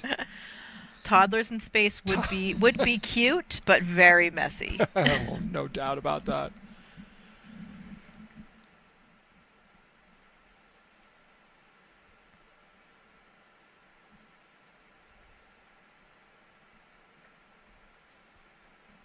Well, I know that would be top on my list when you asked what I would be doing if I were the commander and had a scrub. And that would be definitely some squeezing and cuddling of my toddler.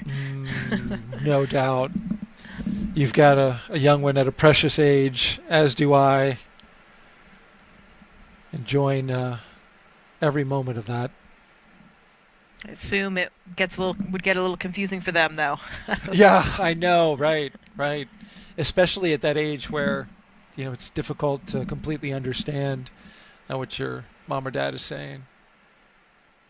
Well, we have arrived back where we started, at Astronaut Crew Quarters, as the gull-wing doors open up. And there you see our Crew10 crew members waving to somebody who's out there. Yep. Looking slightly less enthusiastic. Slightly less. But that's okay. They will fly eventually. This we know. It's just a matter of figuring out when, as they hustle into the doors.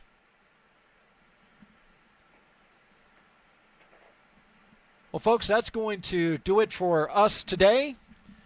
We really appreciate you joining us for this launch attempt of NASA and SpaceX's Crew10 launch to the International Space Station. Thank you so much, Jessica, for being here with us on this first attempt. You'll be with us on the next one. We greatly appreciate that as well. Yeah, thank you. It is a pleasure, really an honor to be here supporting my colleagues on their journey to space, and this is all just part of the journey. Everyone's is different. Absolutely. Just to recap really quickly, we had an issue with some ground equipment, the hydraulic equipment that controls the clamp arms on the Falcon 9 transporter erector, holds the rocket to the pad. It releases at about 4.5 minutes. There was an issue, and they're going to look at that, look at the data, and then decide whether or not to have some work to do or maybe some further data reviews before they decide on a launch date. So make sure you stay tuned to updates that we will have for you. Just head to nasa.gov/blogs/Crew10. You see it at the bottom of your screen there. We'll have all the information you need to know once we have that available on the next launch attempt. For everybody here at NASA and SpaceX, I'm Daryl Nail for Jessica Muir. We'll see you next time.